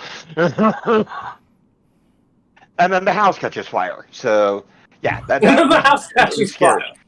Well, she knocked the candle over, and all of a sudden, this is an old World War II era chateau, and the roof goes up. It's bad, and you have like 2 second graders upstairs that can't get out. So yeah, that's kind of scary. When did I become Pixie the kitten? Okay, guys, a very, very important update everyone needs to know. First of all, it's still raining a little bit, but the pizza guy is in a car. Okay, good. The pizza is secure. There were still Secure that the moment of bag. getting out of the shop and out of the car. That was like, that's the moment that when all the water said, "Find him and here one pour," so wet in, wet out. So. But Jam, can you try giving the pizza guy just a slice of pizza just to see his reaction? I mean, it's not my pizza. That's all on Christian. Christian! I think he'd be so disappointed to get a piece of pizza and realize that there's no cheese on it. Oh god! Who I does forgot that? about that. How can you make pizza without cheese? That's like one of the 2 essential components. I don't eat any of that animal shit. It reminds me back when I used to work for Krispy Kreme back in the day, back out in Pennsylvania, and I would come home with all my clothes smelling like saccharine sugar sweetness. Yeah. But the thing is, after 2 weeks, you don't notice it anymore. You can become so tone deaf to it. Your nose just tunes it all out. And you say, "Oh, that sounds great." Imagine smelling that for 7.5 hours, and you can't get away. No, I'm good, thanks. That is the question. How long are you gonna sit in that stink? Because normally you get used to it after a while, just like cow poop. Oh. Do you know this from experience? Manure. There we go. We've got another tidbit into Chris's childhood. That you have a very you have experience with the smell of cow poop to the point where you get used to it. and you don't Yes, even notice because- it anymore. You guys gotta remember, I live out on the farm. I live on around farms, a lot of farms. So basically, the way you know it's spring is that you smell the cow poop on the fields. Yeah. So you kind Because of cows only poop in spring. I understand. No, because they're locked inside their houses when it's not spring. No, cows only no. poop in spring. They Uh, only poop in spring. Cows only it's poop in spring. fertilizing the fields, you guys. And that's why we smell it, because there's so many fields around where I live. So I'm basically surrounded by poop. I'm pretty sure the cows only shit seasonally, though. Yeah, I mean that's Yeah, what the four they're summits are already for. You got to hold it in spring. for a while. So weirdly enough, when I smell the cow fertilizer, I'm just like, it's spring, and it's so weird. Spring and it smells like crud. Well, you know, they say evolutionarily speaking that scent is tied most closely to memories because that's how memory works in like lower animals. Yep. So cow poop is for me like, it's spring. That reminds me Yeah, of well, when we did the farming episode of Wasteland Survival Guide. I had to research all these different like farmers' almanac and stuff, and I'm like, okay, we have to include the paragraph about making your own fertilizer. So that was Farming. fun. Why, yes, of course. You sometimes have to do that. You clearly I don't can make my understand own what I was fertilizer, but I don't think implying. people would be very happy. I mean, It was also fun to draw the derpy gothic. That was fun. Yeah. For you guys, it's mostly a bunch of jokes. For me, it's like, that's in a few months. That's live. Oh, I was just Nah, a nah, farmer nah, nah. myself. Back on that, actually, we do it both seasons. We actually do it at the end of the season and the start of the season because of the climate up here. Because it gets like really, really hot and then really, really cold. So if you don't insulate your field, you come back out there come April where the snows melt, and then you have to start from scratch. And with all the rain we get and whatnot, that puts the growing season back like a month.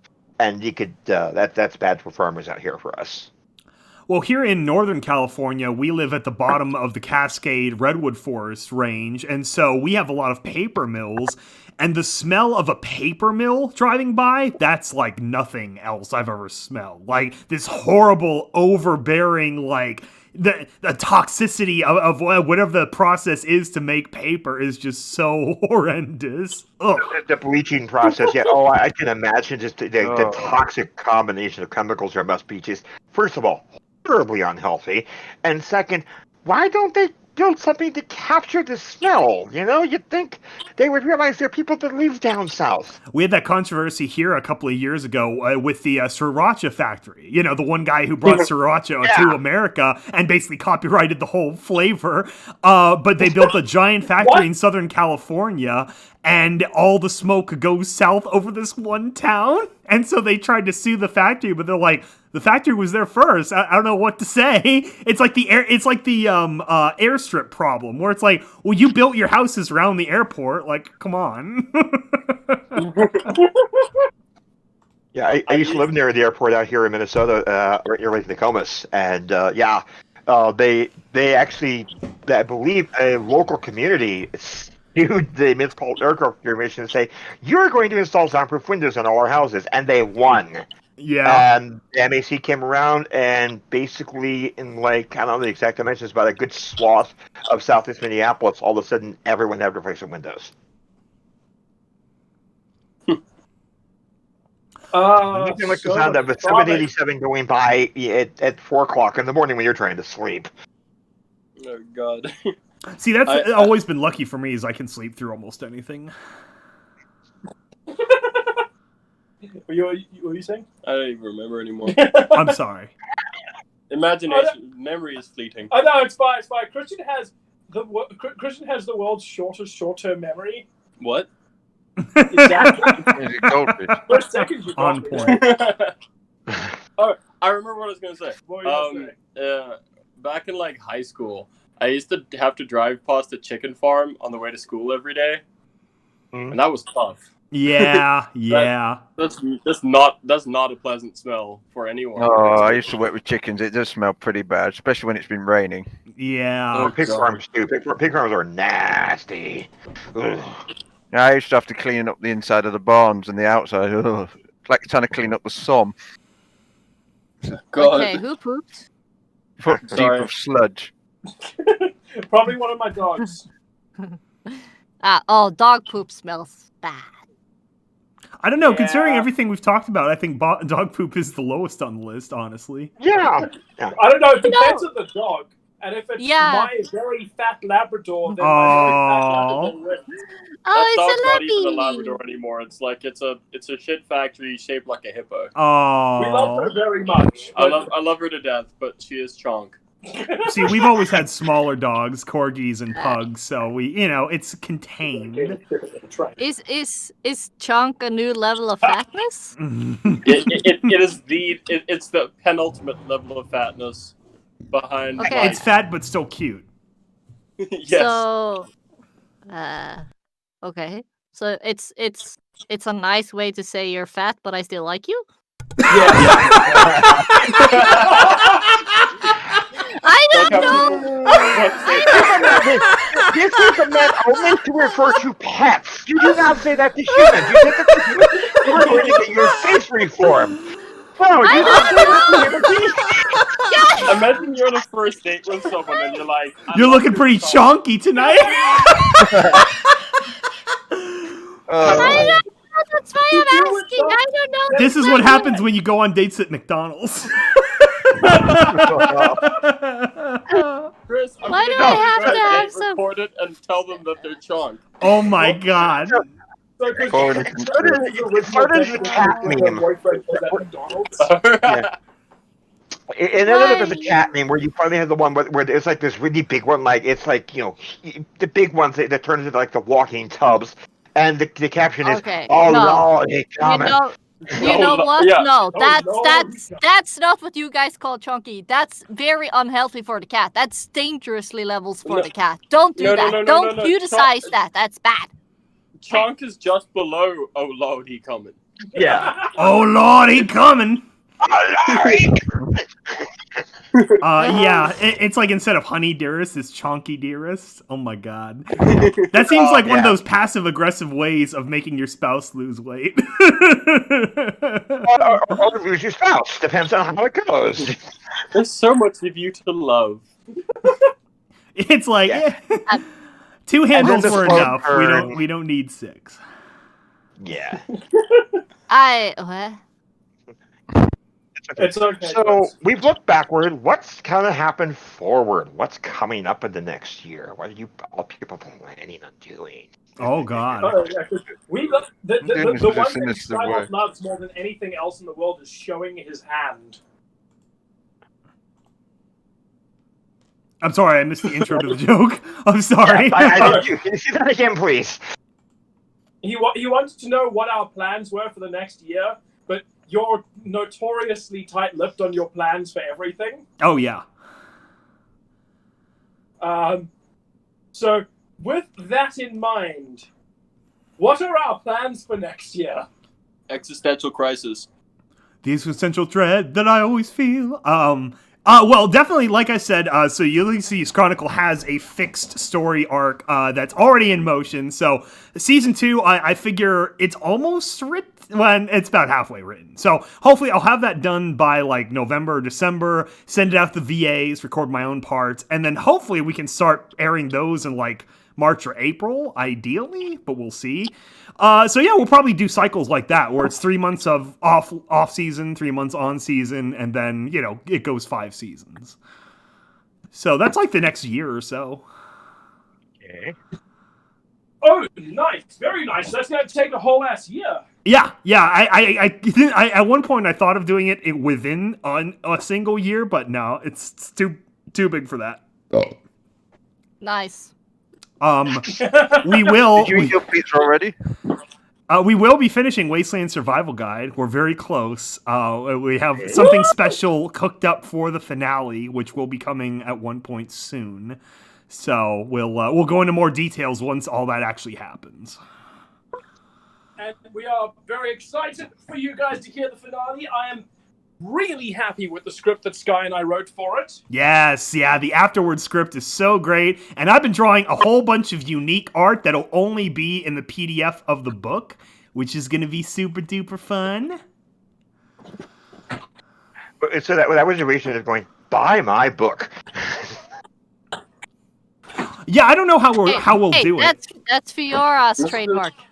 This is like audiobook DLC then. Right? I'm also really excited for the fact that we are printing out a novella-length book. Yeah, the printing, that's the trickier part. We don't really have a printer yet. I'm talking about finishing the PDF, basically. Oh, shit! Oh, wait, was I not supposed to bring that up yet? I mean, if anyone has a suggestion, I've looked around, I can't find a good printer. The book is formatted 8x10, so it's a pretty standard size, but I'm trying to find basically a Redbubble kind of application where it's print on demand, but I have yet to find such a thing. Okay, Skybolt, you do a lot of duets with a certain pony that also prints books. Do I need to say anything more? I mean, I will talk to them, but I'm pretty sure they do bulk orders too. So yeah, I think they do as well. They have to, because it's the fact that's just how publishing houses work. They're not going to run a copy. They only because for them, the amount of effort and time they put in to get that material organized, really, it makes more economical sense for them to do X lot rather than one at a time. Wait. Note, how did you get who I was talking about? Yes, I pay attention to things. The problem is it wouldn't make economical sense for us to buy like 1,000 books, and because we're not going to sell those many copies. So the idea is, with the finale release, at the very least, we'll release the PDF in some form, so people can get them printed as they want, or just have it like an audiobook. But it will be nice, and all the pages will have have the pictures and stuff integrated into them like this. So exactly. Similarly, I want to do something with the first season of Aria Moon, since the final word count for Aria Moon season 1 came to, I think, 37,000 words. Nice. Which puts it at novella length. And I would like to do do a small printing there. Stuff to hand out at cons and stuff. But there will, like with Wasteland Survival Guide, there will be a PDF which will have a little bit of extra content in there for fans who get it. Jam, I think I know what everybody wants for Christmas. Yes, more fidget. Yeah, I was about to say, I think they want that fidget plushie. Oh yeah. I'll take one, please. See? Now we just need to figure out how to make the colors do what they do, like they do on stream. That's the hard part. Yeah, I don't know. Good luck with that. Yeah, imagination. Trying to give the plushie that matrix effect, that matrix overlay effect, would be a bit difficult with all the glitches and stuff. But what we need is for someone to just create a fidget. Yeah, but I was thinking that she, for a bit of customer service, she could actually change the color pattern. So if somebody wanted a pure white one, she could appear as a white one. If they wanted a black one, she could appear as a black one. That type of stuff. Glad. Some people have their favorite type of that type of color of that type of thing. Like myself, I very, very much like pure black ones or pure gray ones. Well, the pure black one would be much easier to order a plushie of, that's for sure. Yeah. I always wanted, if I ever got a cat of my own, I would probably get a black cat and name it Salem, like Sabrina the Teenage Witch. That would be adorable. Yeah. Adorable. Next big gray fluffy cat that is male, I'm calling him Jam Jam. No, Jum. Yeah, I'm calling him Jum Jam. There you go. There we go. So if I call it Chonkers. If I get another, no, I wanted to call him Yum Yam after Yum Yam, but then I said Jam. So it's both Jam and Yum Yam. Jum. if I Jam, jam, hammer, ball. because my because I quite recently lost a cat. It's gonna be a while till I get a new one. But when I do, if it's male, I do actually want to call it Yum Yum. If it's a girl, If it's a girl, Yum yum. Yum Yum. If it's a girl, I think I might go with Sulfrana. or fidget. No, not Fidget. Oh. I can't name a pet after a character I created. A character he's gonna My kill. ego is impressive, but Shut up, not Sky. of that. Sorry, what did you say, Jam Jam? I said I can't bring myself to name a character. I mean, to name a pet after a character I created. Even my ego is not that impressive. We should also pivot back to the chat. I see some questions starting to pop up, like, what is the best way to avoid not derailing a fixed story arc? I mean, I guess you have to follow the arc more than anything. You have to color within lines, so to speak. So you can have all your side stories and stuff wiggle around, but you got to stay within the lines of your whatever your arc is. Yeah, from my perspective, there are the two types of writers. You've got your planners and you've got your pantsers, or outliners and pantsers, I guess. So it's the one style writes by the seat of their pants. They make it up as they go along. They are exploratory. George R. R. Martin uses the term gardener, which is that. So, for example, George R. R. Martin is an example of a gardener. He doesn't actually have a lot of outlines and plans. He just works and lets the story take him as he goes along. But however, the downside of that style is that it has a much bigger chance of your story being derailed by other things, and it also has a big chance of really bogging you down in your later drafts. You mean the story getting derailed for 8 years? Yeah, the story being derailed for 8 years. That would be it. So I would. So that one way to stop your story from being derailed is to not do that. Is to be a planner, which is typically how I tend to work. I outline my stories with such specificity. So, for example, for a 4,000-word chapter of my book, the outline was 1,500 words. I was writing an outline that was almost half the length of the book itself. When I write an outline, it is beat for beat for beat. This character will say this character will respond this character will think this character will do this room will look like this.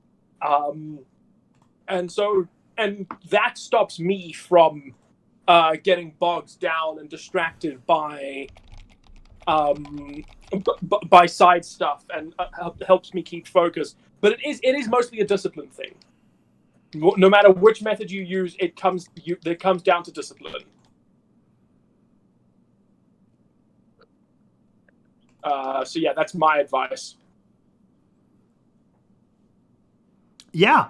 If there are any other questions or topics, you drop them in the chat whenever something pops into your head, and we'll try to get to it when we can and keep the conversation a-flowing. Ooh. If you had no issues with budget or physical problems, what would be your ultimate dream costume for either cosplay or just Halloween? Ooh. Oh, okay. Dream cosplay. Ooh. Should we go down the list on that? I can start because I would actually love to be just a chocobo and run around making all the chocobo noises. Is that a Zelda thing? I might need someone to reference that for me. No, it's Final Fantasy. Oh, No, I know what you mean. Yeah. Yes, the Bird, chocobo isn't is it? so adorable. Yes, exactly, and they're so fluffy. Chocobo. Chocobo. They're so cute. Although that being said, I would, if I was to picture Chris as a Final Fantasy character, it would have to be the Moogles. Chris is Murgle. Oh, what? Murgle. What's the Cooper, sound yeah. they say again? Kappa? Cooper. Yeah. Kappa? Kappa? Kappa? They're so cute. Let me see if I can find a picture. Oh, you also have the chubby chocobo though.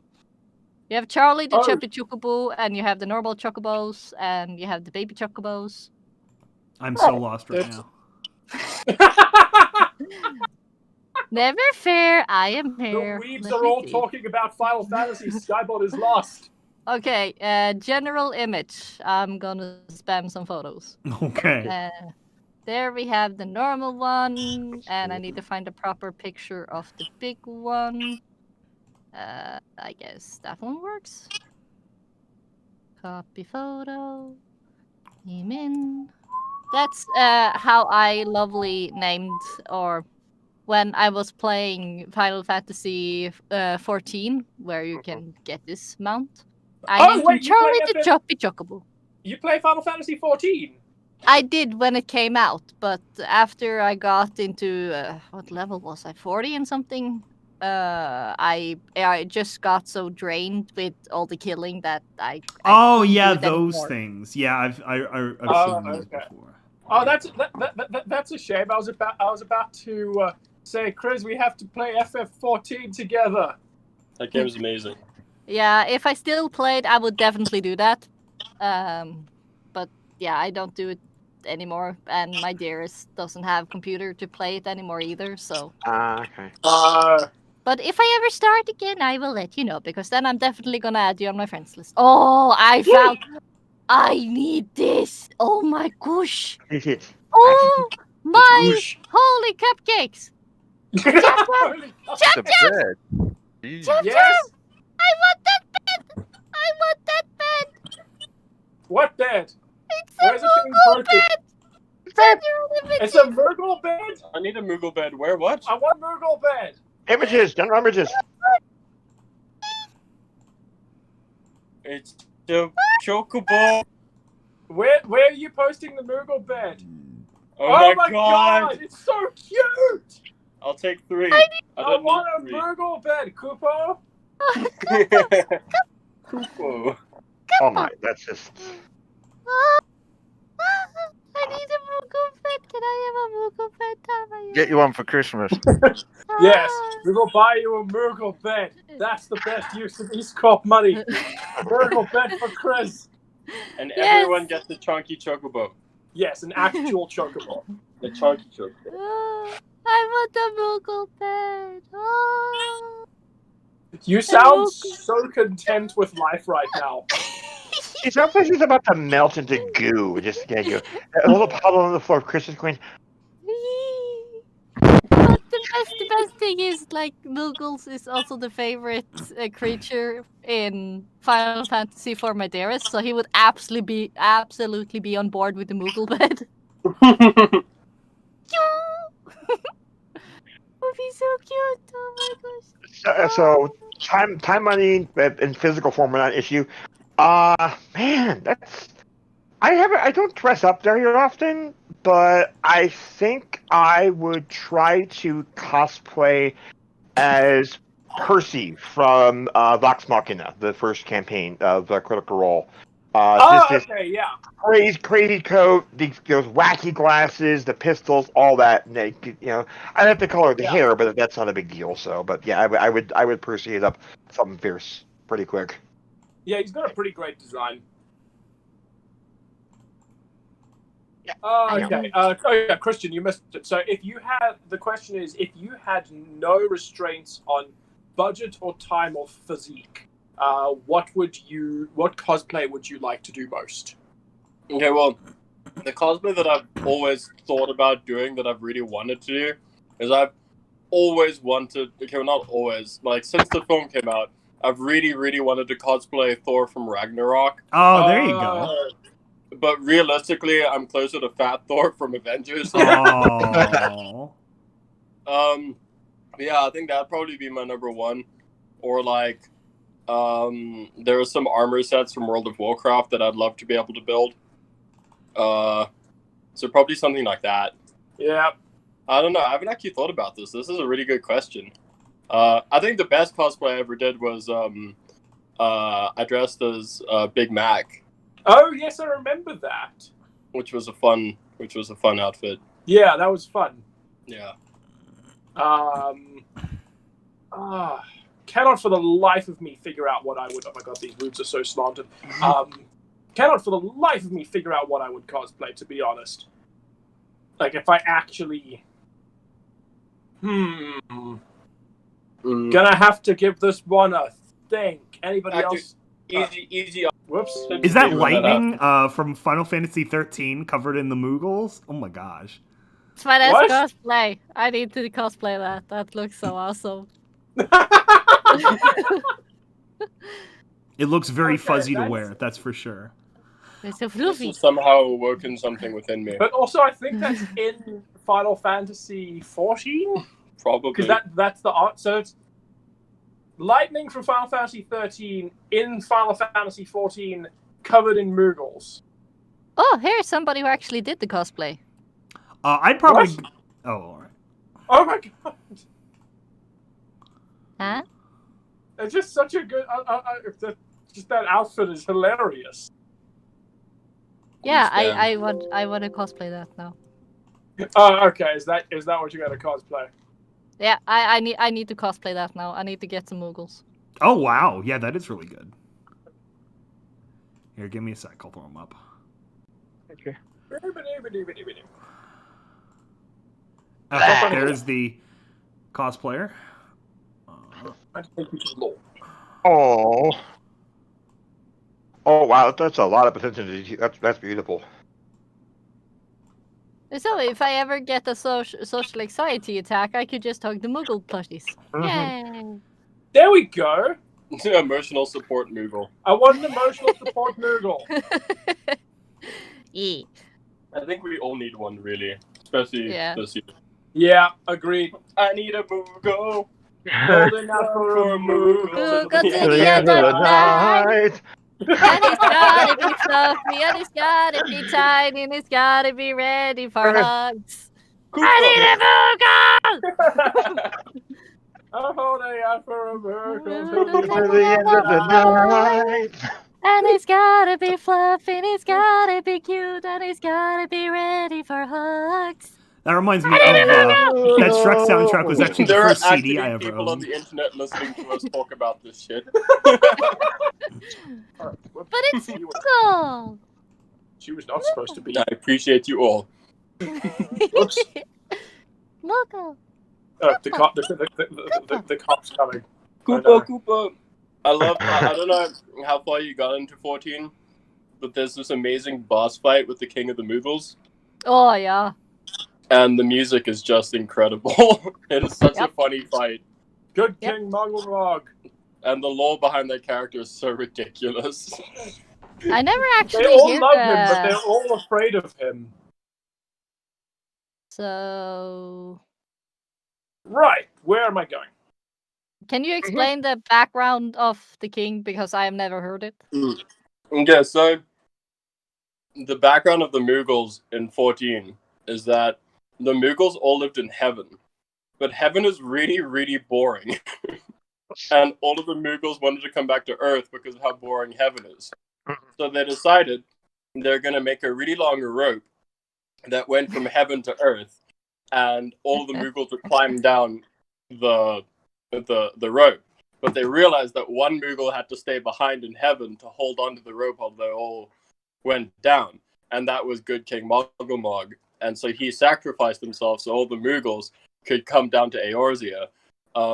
And he was pissed off about this because everyone got to go back to Eorzea, but he had to stay in heaven where it's really boring.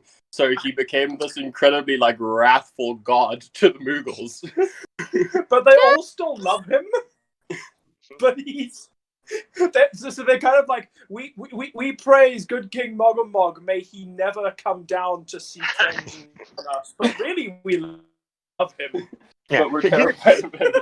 Can you answer this all bit like, I let you all go down there and you need showing the respect. Just angry ranting from up top, and they're like, what did we do wrong? Yeah, basically. Noogles are the best. Look at general images. Ah! It's so cute. It's so tiny. Wait, I need to see. It's Muggles! Price Island. John, that's what you're getting me for Christmas. Oh, is that what I'm getting for Christmas? Yeah, Okay. by the way. Cool.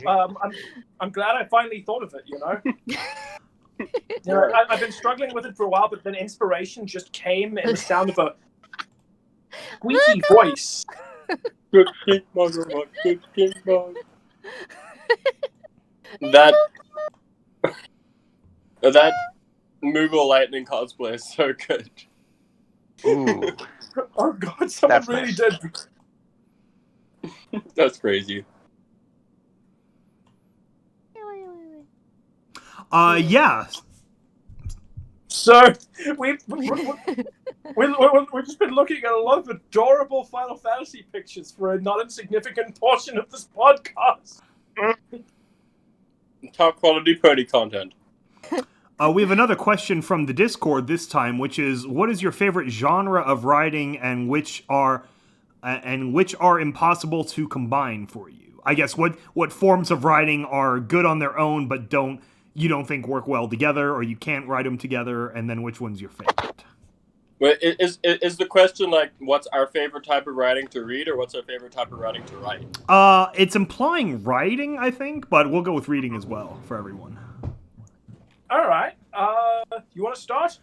Yeah, I would say, I guess the genre would be like, what did Stephen King call it? Like, pop thriller or whatever. Michael Crichton, basically. He was my all-time favorite author and major inspiration for my own style and everything. I've read almost his entire bibliography at this point, really, except for some of his earlier stuff and some of his non-sci-fi stuff I don't really care for, but, yeah, I'd say whatever Michael Crichton is as favorite style. I almost wrote my English thesis on Michael Crichton.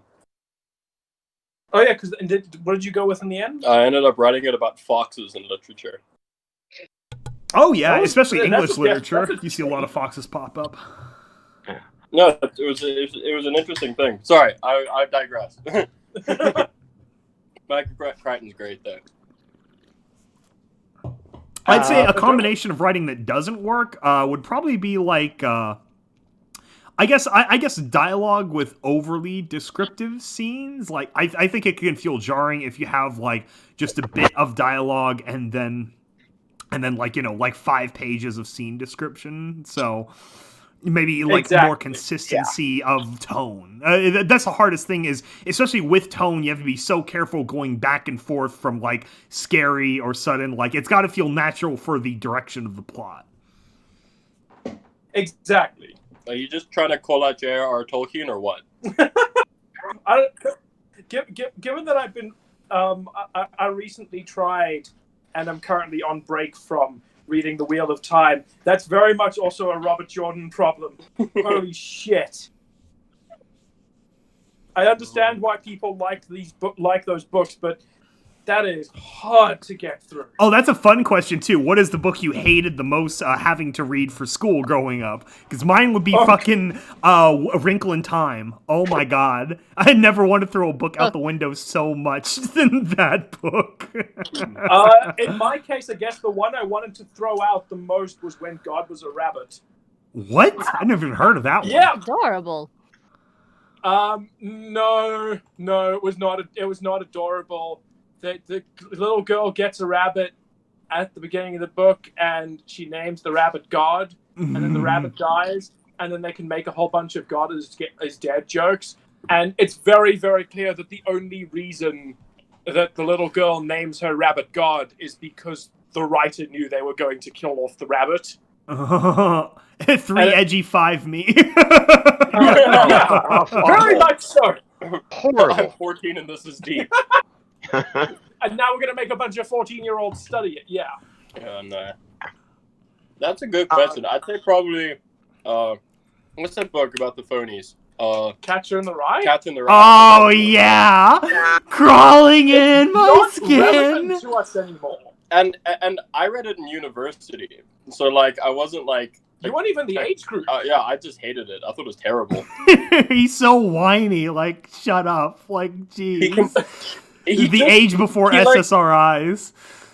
he leaves his very prestigious school to go meet a prostitute, gets too scared, and then just complains for the rest of the fucking book. That's the entire book. Like, honestly, Catcher in the Rye was just the thing that I started to find is that English teachers really seem to have got their heads around a couple of books that they liked, and they never changed them around, regardless of whether or not they're relevant. I anymore. know. Sure, Catcher was relevant at its time, but it has since been superseded by better books Yes. who do what it was trying to do better. Better, yeah. I think people are afraid of change. They like going with what's been established before and haven't been actually learning anything new. Also, actually, this is perfect. This is fucking perfect. Okay. You're about to get a monologue right now. Okay. Oh, here we go. For the record, chat, my little brother Ben just arrived. Hi. Hey, Ben. Hello, Ben. What is the worst book you've read in school? The Giver. That's certainly the immediate answer. It's like we didn't even finish this question. It was like The Giver. Well, I came in here. He said you're about to get a monologue. You're like, okay, he's gonna ask me about The Giver. We're taking questions from the audience, and one of the questions we got was one of the questions that Skybot brought up is, what is the worst book you've read that you've been forced to read for an English class? Yeah, The Giver sucks. Elaborate. It's dystopia. Doesn't feel dystopian. Dystopia doesn't feel dystopian. The plot starts 30 pages before the book ends. None of the characters are interesting, and it's just boring. No, it has like a semi-magic system that doesn't make any sense. The general plot idea of just like there's one person whose job is to have emotion, it just doesn't make any sense. Like the problem with the dystopia thing is that no one's allowed to have emotions, which is just a stupid idea that makes no sense. Yeah, no, that sounds dumb. So the dystopian planet Vulcan makes perfectly logical sense. What's better than The Giver is the movie Equilibrium. If you want an emotionless society, Equilibrium is awesome. Oh I god, saw that. I can't remember. there is nothing in all this universe that Ben hates more than The Giver. So, I'm very glad that question came up just as he walked into the room. It's like, what are you doing to me now? Oh man, I have to kidnap him as well. Why are there so many kidnap missions? People suck. I think my biggest fiction right now to read, I'm huge jam for young adult fiction. It just, weirdly, I find it more relatable than more common nonfiction. And I think a style that has no business being together is self-help and comedy. Oh my god. No, yeah. No sense. That seems You're like being confusing. horrible and then laugh about it? What? That's a good point. It seems like a mixed messages kind of thing. Like you don't want there to be like unclear intentions or sarcasm in a self-help book. It's like, oh yeah, you should totally wear that dress. Lol. You look great in that outfit. No, that's not. Yeah, that's a good don't blend genres. Yeah. Don't we feel so much better about ourselves, you piece of crap? Isn't it awesome? I got one. Grim dark romantic comedy. Oh. I was gonna say grim, dark, and children's picture book. That's even better. That's amazing. The Tale's great. I already did that. Isn't that Tim Burton's entire like artistic like Hold catalog the though? entrails up. You open the book and there's a little sheet of like coming out of the dude's like water. Like you've got the body lying on the ground, and you can open up the sheet where his stomach is to reveal his insides, and then there's a little sheet inside that you can pull up, and you can just like sort of start lifting his like liver. And it's like D is for decapitation. this. Let's make a grimdark pop-up book. E is for emulsify. Why is there so much Princess Luna that keeps changing? Because it's Halloween. Oh, okay. And we stand Princess It's Luna. Nightmare Night. It is Yeah, Nightmare have you Night. not looked at the calendar yet today, sir? Why did you not Hang on run a up the bench? There was a bench. That's not what benches are for. Evie, You're a what are you civilized doing? person. James is playing Assassin's Creed Syndicate, And and he's I'm bad not at it. quite sure why he's playing Assassin's Creed Syndicate. Because it's either this or Assassin's Creed Odyssey, and Which no. one was I mean, there Syndicate are again? other Is that like games besides Victorian Assassin's London? I don't know for Sasso Credo. You should beat Celeste. No. Shut up. You should beat Austin and Smo. No. We were giving James shit this morning because there's a list of games I haven't finished, and he's always giving me shit about it. But I feel like he's not allowed to give me shit about games I haven't finished until he's beaten Ornstein and Smo from Dark Souls. And my response to that is shut up. Fair. Yeah, right? Solid argument. But I don't need to finish Dark Souls. Neither probably- do you feel Red Dead. It's probably not even that good. Good though. I have to say, I was never a Dark Souls player, but I do really love the lore of Bloodborne. I watch a lot of lore videos of Bloodborne. I have a question Yeah. in chat. We have a question in chat. So if you guys could be the right hand of Nightmare Moon, Daybreaker, or Chrysalis, which one would you choose? And as a bonus, what would my answer be? So obviously your answer would be Nightmare Moon because you regularly say things like that. Yeah, and you had that dream where kissing Yes. stuff happened. So, yeah. No, two Um, characters. Yeah, the thing is, I wouldn't work for the evil side, none whatsoever. But I might have just been like, hey, you guys need therapists, so you stop being evil. Yay! So I would work for everyone. Just giving them therapies. Answer to chat. James and I are still finishing Keeper. We've got like 2 episodes left. Yeah, we're still going through Kipo. It's so good. The difficulty of Kipo is that we have to watch it whenever my family is available. I think this is the question. I would- His face is hysterical. I would go with Chrysalis because she, even though she has evil intent, I think she's the most benevolent of the 3 because she's not a diametric opposite of who they are. She's kind of in the, if you could negotiate things one way or the other, she could work to your side or work against your side. It doesn't matter. No. I would go No. I'd go Daybreaker. No, She's got the excuse best you, advice. excuse you. No, she Like a is bit not of meat. something you can actually rationate in your speaking. Rationalifragitas. She basically wants to eat your soul energy stuffing. You can't reason with her. I was There gonna is a say- reason why she wants to fun. She It's not she her wants fault. to eat your soul. She doesn't not want to her fault. conquer you or You don't control wanna you eat or your soul, anything. she wants to She eat your basically love. yes, and that love is clearly connected to something that keeps you alive. She'll also probably lay eggs inside of you, so Oh. that's a no for me, dog. Yeah, no, sorry. And She's we're not back to the somebody who grimdark. you can actually negotiate with. She is somebody who actually wants to just you're food. You're not you're for her, she is like what other people who doesn't think animals have feelings. That's how she looks at you. You are actually something fair. to eat without feelings. That's how she looks at you. She's not something you can actually talk to, and that's why I said that I wouldn't work for anyone. I would offer to give them therapy, but I don't think it's gonna work with her. I'm sorry. Well, yeah, bugs are a whole different mindset. You got to stay away from hive minds.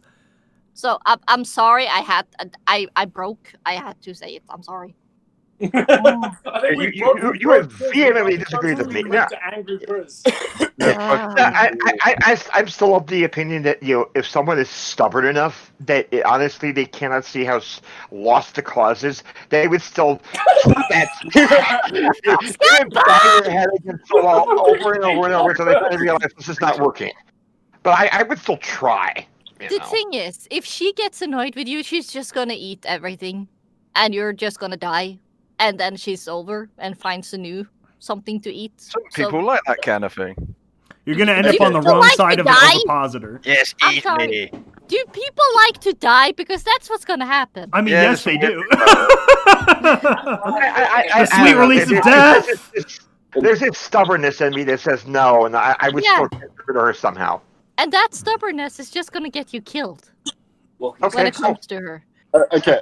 So getting back to the question and seriously answering it, if I could be the right hand of Nightmare Moon, Daybreaker, or Chrysalis, I would be Dipsy Doo. Yeah, there we go. The ultimate villain by accident. The unintentional mastermind of everything. Dipsy Doo. It's always been Dipsy Doo. I'm sorry, Note, but that really hit a spot on me. I'm sorry. There's another question up there. Oh, do we have another question? Anyone have a traditional must-watch for spooky season? I just did a watch party with mine. I guess it's the Nightmare Before Christmas with us. I'm wearing my Nightmare Before Christmas t-shirt right now, so I'm gonna have to say Nightmare Before Christmas. I love Nightmare Before Christmas. It's my favorite. Yeah, there we go. So we unanimously agreed on this side of the phone. It's my favorite Christmas. This is going to shock you. I've never seen it. Wow. Missing out. It's dope. It's a really good film. You may or may not be illegal. You can hang up, watch the film, and come back when you're done. I would say, There's actually a long list of films that people have never seen, and I look them straight in the face and say no. I've never We'll watched it. have time. I would say for the villain question, Daybreaker, we get enough sunlight in California, so I'd go Nightmare Moon Allegiance. I feel like that one would do the least actual harm to me as a whatever, Bat Pony or whatnot. That's not a very villain answer, though. Yeah. If I'm gonna be Well, I mean, I'm you gonna want be to completely honest- align with the side that will do the least harm to you. So that seems like a good villain approach. Yeah, I think Yes, that's I something don't right. think I would want to. Now that I think about it, I don't think I would want to support Daybreaker either for that exact same. Because you're going to end up Prefer being like one of Nightmare. those toasty logs on the fire, and you're going to cook Exactly, you in the I don't furnace. need Eternal Day. I want Eternal Night. Yeah, I'd go for Nightmare Moon if I'm actually answering it seriously.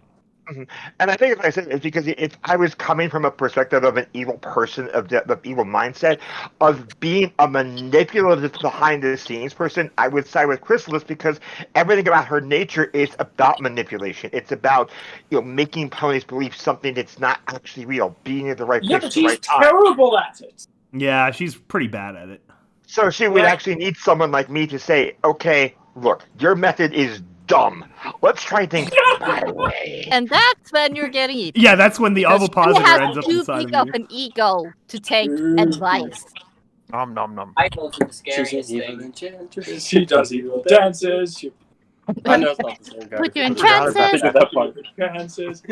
and what she would she do? She cook up even evil stew, and she she'll gobble you gobble up, you up, and nothing that you can do. So Watch out! I need to watch that again, actually. Not a trick. We watched it the other day, didn't We we? did, yeah. That was a great episode.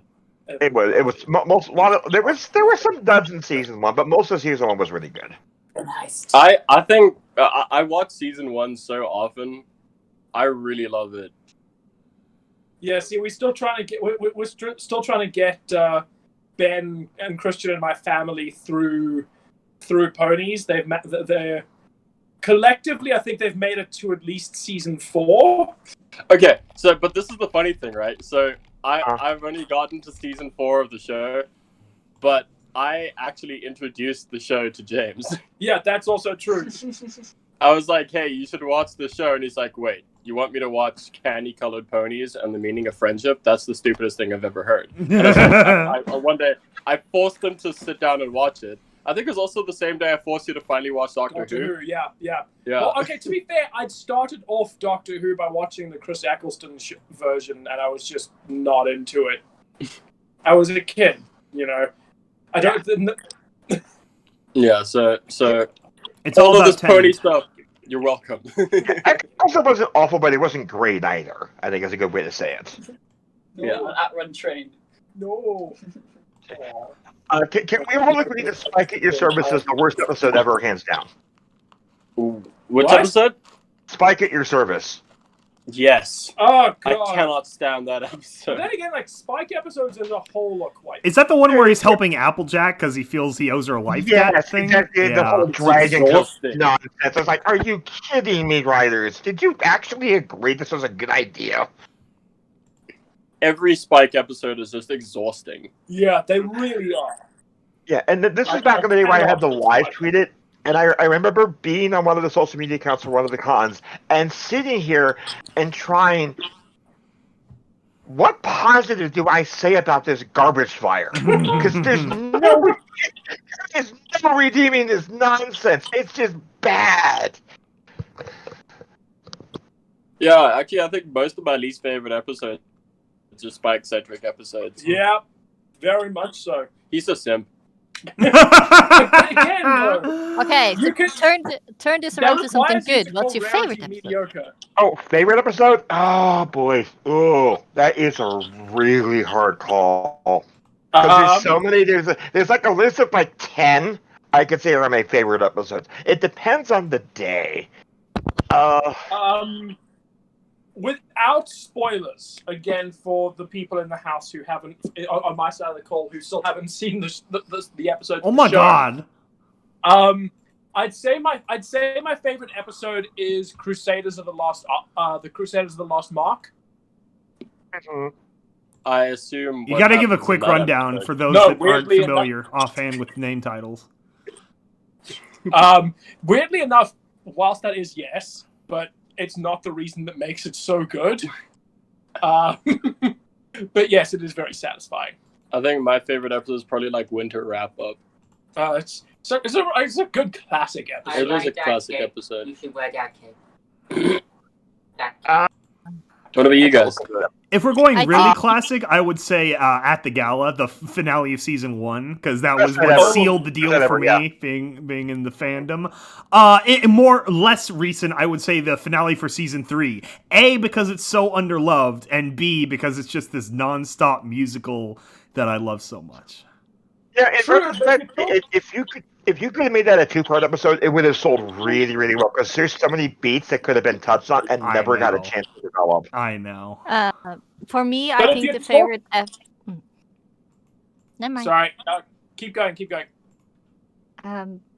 For me, I think the favorite episode is either Dissonant Harmony or A Health of Information, or the basically the D&D episode. Oh, the D&D Oh, the D&D episode? episode, Oh, I can't yes. watch that one. Discord's You too can't watch it, unbearable for me. Yeah. That's Yeah, he's a bit over the top. Oh, Uh, man. For me, I just got to go with the simple one, Lunar Eclipse.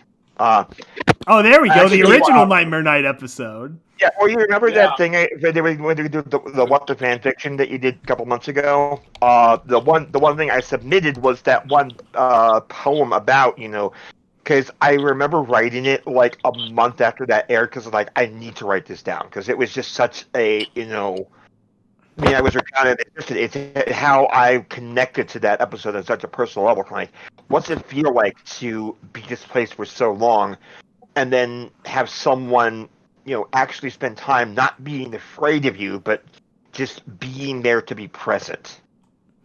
Luna's whole reveal with the bats and the cape and everything was so great. It's just so great. It was really good. Oh god, yeah, I loved the her cape just being back, and it was so unnecessary. Yeah, she's just style, pure style, and that's why we love her. I think another We have- favorite episode is probably episode 2, Oh, the part 2 of the pilot. part 2, the pilot. Yes, That is a That's classic. good one. Yeah, 102. Mhm. Honestly, the show has so many good bangers.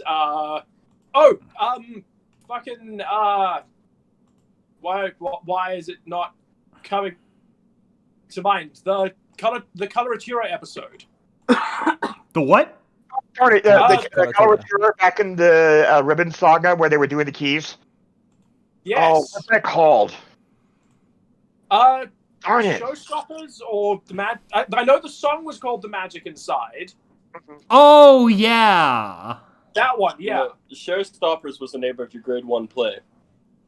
Was it? Yes, it was. Really? I remember vividly. Why do you remember the name of the grade 1 play and I don't? Because at the very end of the play, all the music stopped, and all of 5 years old, shouted, It was it called "Showstopper!" Attraction? I did? Yeah.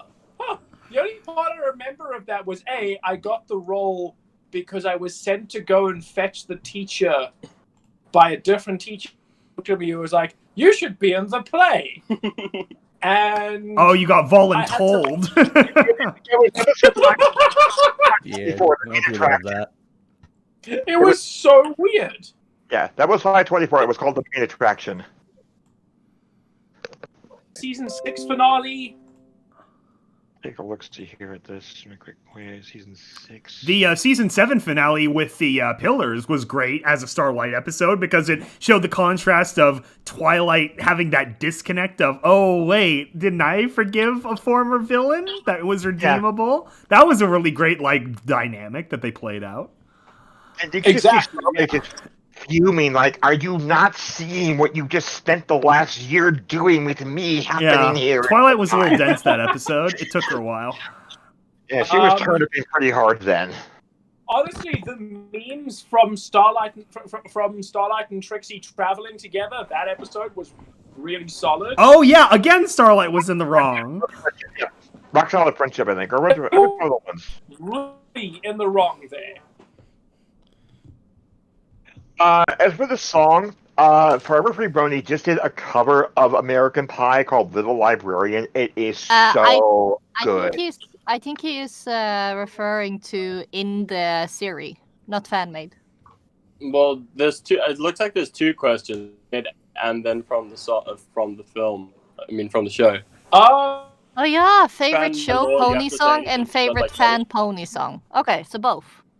Okay, My so bad. not including our own EAST Corp work. No, only including EAST Corp work. No. Yeah. That's a good question, though. Favorite show song is Winter Wrap Up. Isn't it For me. everybody's? Winter your wrap worry. up. No, my favorite show song would probably be At the Gala. Ooh. That's a good one. Again, Okay, for the mine nostalgic is- factor. Mine also doesn't win because it's the best song, but because of the emotional factor. But I'd say that the magic of friendship grows. No, Aw. I cry every time. I have never been able to get through that song without crying. Mhm. Well, think- when it comes, oh sorry. No, you go. Okay. I think for in show, I think either Bats or Luna's Future.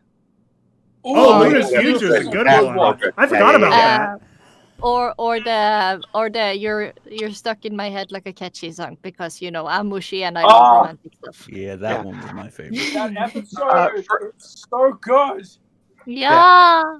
For me, the episode 3 song, I'm sorry, episode 3, season 3 song, What My Cutie Mark Is Telling Me. Yeah. That's Oh a yeah, good one. season 3. That is I a would have good said the one. Celestia's Ballad is also up there for me. Yes! Celestia's Ballad is really good.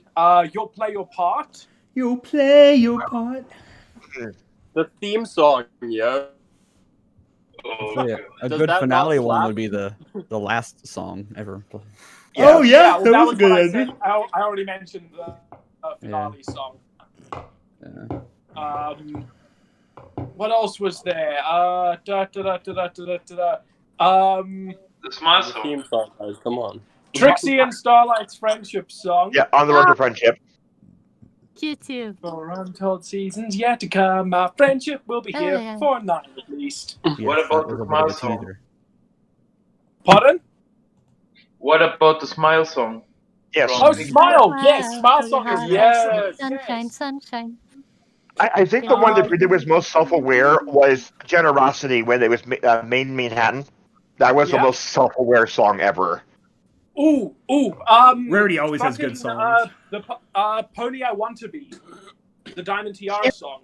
Oh yeah, when this Diamond Tiara, that reflection in the mirror of like, wow, is Like, this what I want to end Again, up being? I'm really trying not to spoil for the people in the room with me, but Yo, I think I need to lock myself in a room and just finish the last couple seasons. you really should. You should. Go do that right now.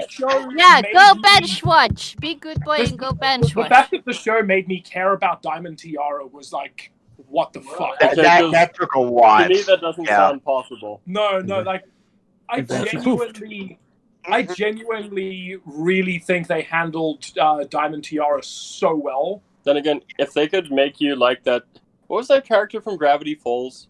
The rich girl. If they can make you care about her. Pacifica Northwest, yeah. Pacifica's probably my favorite character, actually. But I hate her in the beginning. Also, We'll Make Our Mark. Great song. Also, cannot make it through it without crying. Ooh, what's that song that Pinkie Pie does in the first episode? So girl at the ghosties, Shuffle at the groceries. We I go love at that the song. groceries. It Shuffle makes at me the so groceries. happy. And I can't do the last part because that takes too much. That is a breath. That is a whole comment. How did she do that? It's Pinkie Pie. Don't question it. Exactly. Well, Fiora can question it and science her out, but that's we do not invoke the pink one. But let's go to favorite fan songs then. We've thoroughly listed all a bunch of show songs. So let's get some fan songs. I think it's called A Lesson with Sakura from Patrick Poe. Okay. Yeah, I've heard that. Me either. Give me a second. It's mostly music, but Well, there's a new one that came out recently from Prince Whatever that I came to like. Which one? Oh yeah. The Stabilized Part 3. What was the name of the actual name? Oh, I like that one. Yeah. Yeah. 3? Wait, is that Kelly? Part 2? No, it's not. Oh, Celtic music. Okay. Oh, now you've got my For a attention second, I now. thought we had That's Kelly it. in Anyway, chat, and I was like, I don't know if it holds up anymore, but One Trick Pony, I used to really like. Yeah, Oh, no, that's it a still holds up. classic.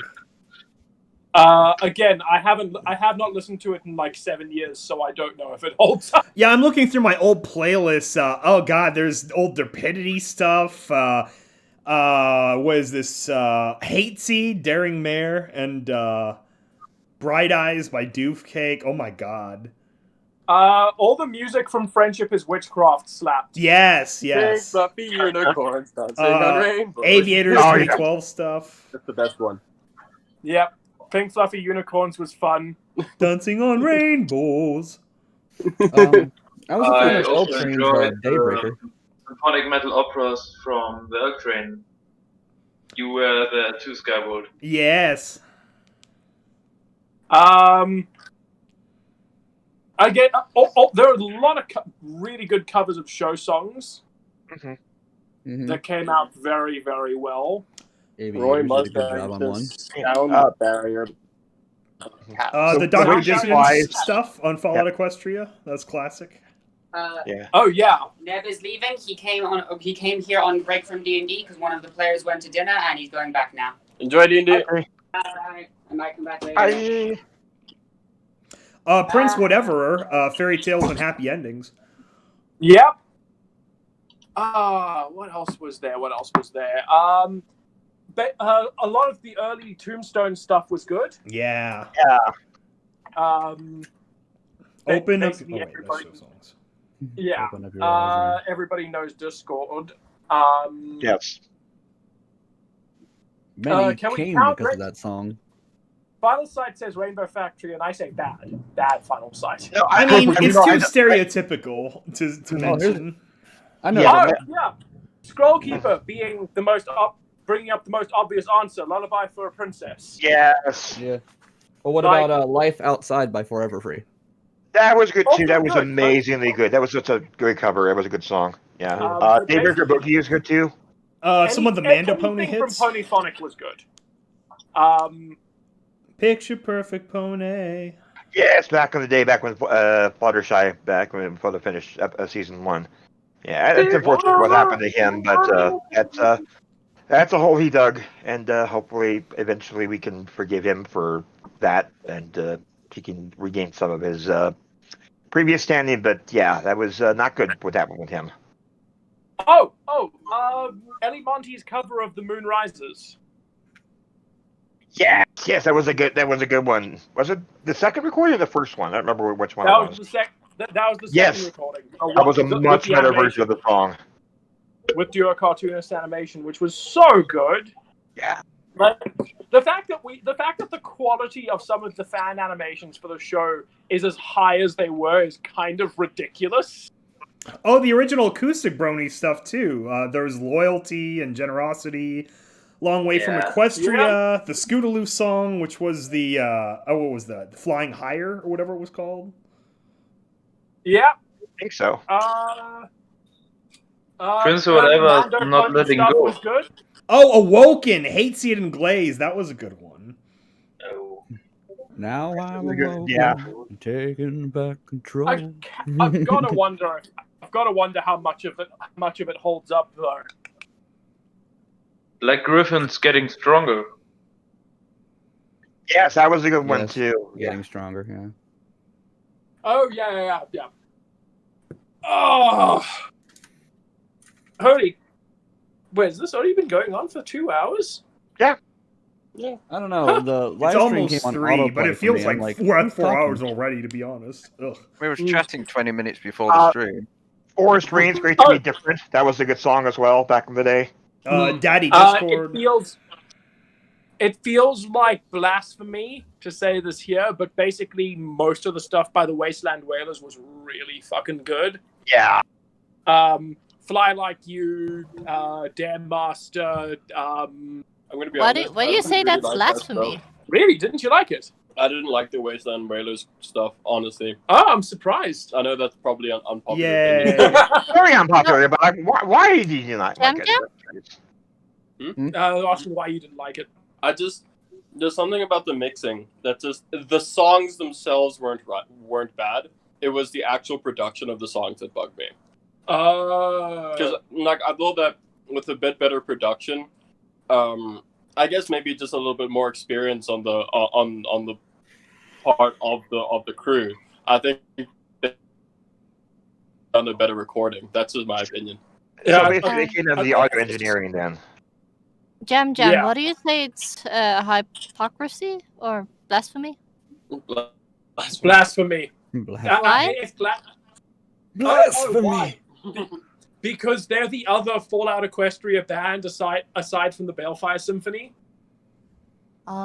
It so was it's kind of like rivalry. It was it was a couple of years of, especially inside of Stapletech Studios, where we were constantly being measured against them because we didn't have a music team that could produce jazz music, so it was all score stuff, which we did some pretty good score, but we could never find anyone that could fucking do any jazz, so I couldn't write any lyrics or stuff with it because we had no one who could really compose for it, so it was just more of the internal Stapletech Studios bullshit, and that was fun. Exactly. So it kind of killed my love for the whole band, because I like their stuff too, but I can't listen to it because it's always like a PTSD moment when I do over that shit. Yeah, I get you there. Yeah, Exactly.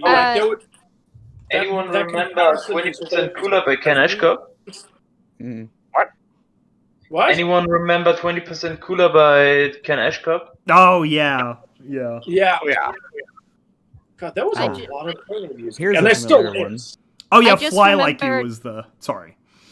Yeah, sorry. It's I just remember when I talked to them and they were thinking about I was actually auditioning for trying to join them a while back, but the only thing they were willing to let me try was this kind of not for safe Chris rap, and I turned that down. But after that, I haven't heard from them at all. So if it's not safe for Chris, then you can't ask Chris to do it. Damn it! Those are them's the rules. Here's a good one. It's it goes fingers, toes, and tiny noses, brownish hair and tannish skin. Hey, you can sing pretty well. Oh yeah. What song was that? You can do. Can you do jazz? Anthropology. Oh, that was Anthropology. Yeah. Oh, It's crap, I forgot about Anthropology. Film That was great. Yes. Anthropology. Can you do jazz? Can I do jazz? Can you do jazz? Let's see. Let me think of a song here. Lyre is an instrument, but humans strum their sweet guitars. It's a mystery. That's one of the first parodies I did of a Anthropology. Brony song. Yeah. Yeah. Way back in the day. Let's see. I'm trying to think of a jazz song because I don't usually listen to jazz. Jazz is lit. Fly me to the moon. Fly Yeah. me to the moon. Oh, Yeah. A lot of those pack rack covers back in the day when all the Sinatra, Dean Martin, all that stuff back in the day, that would have been stuff.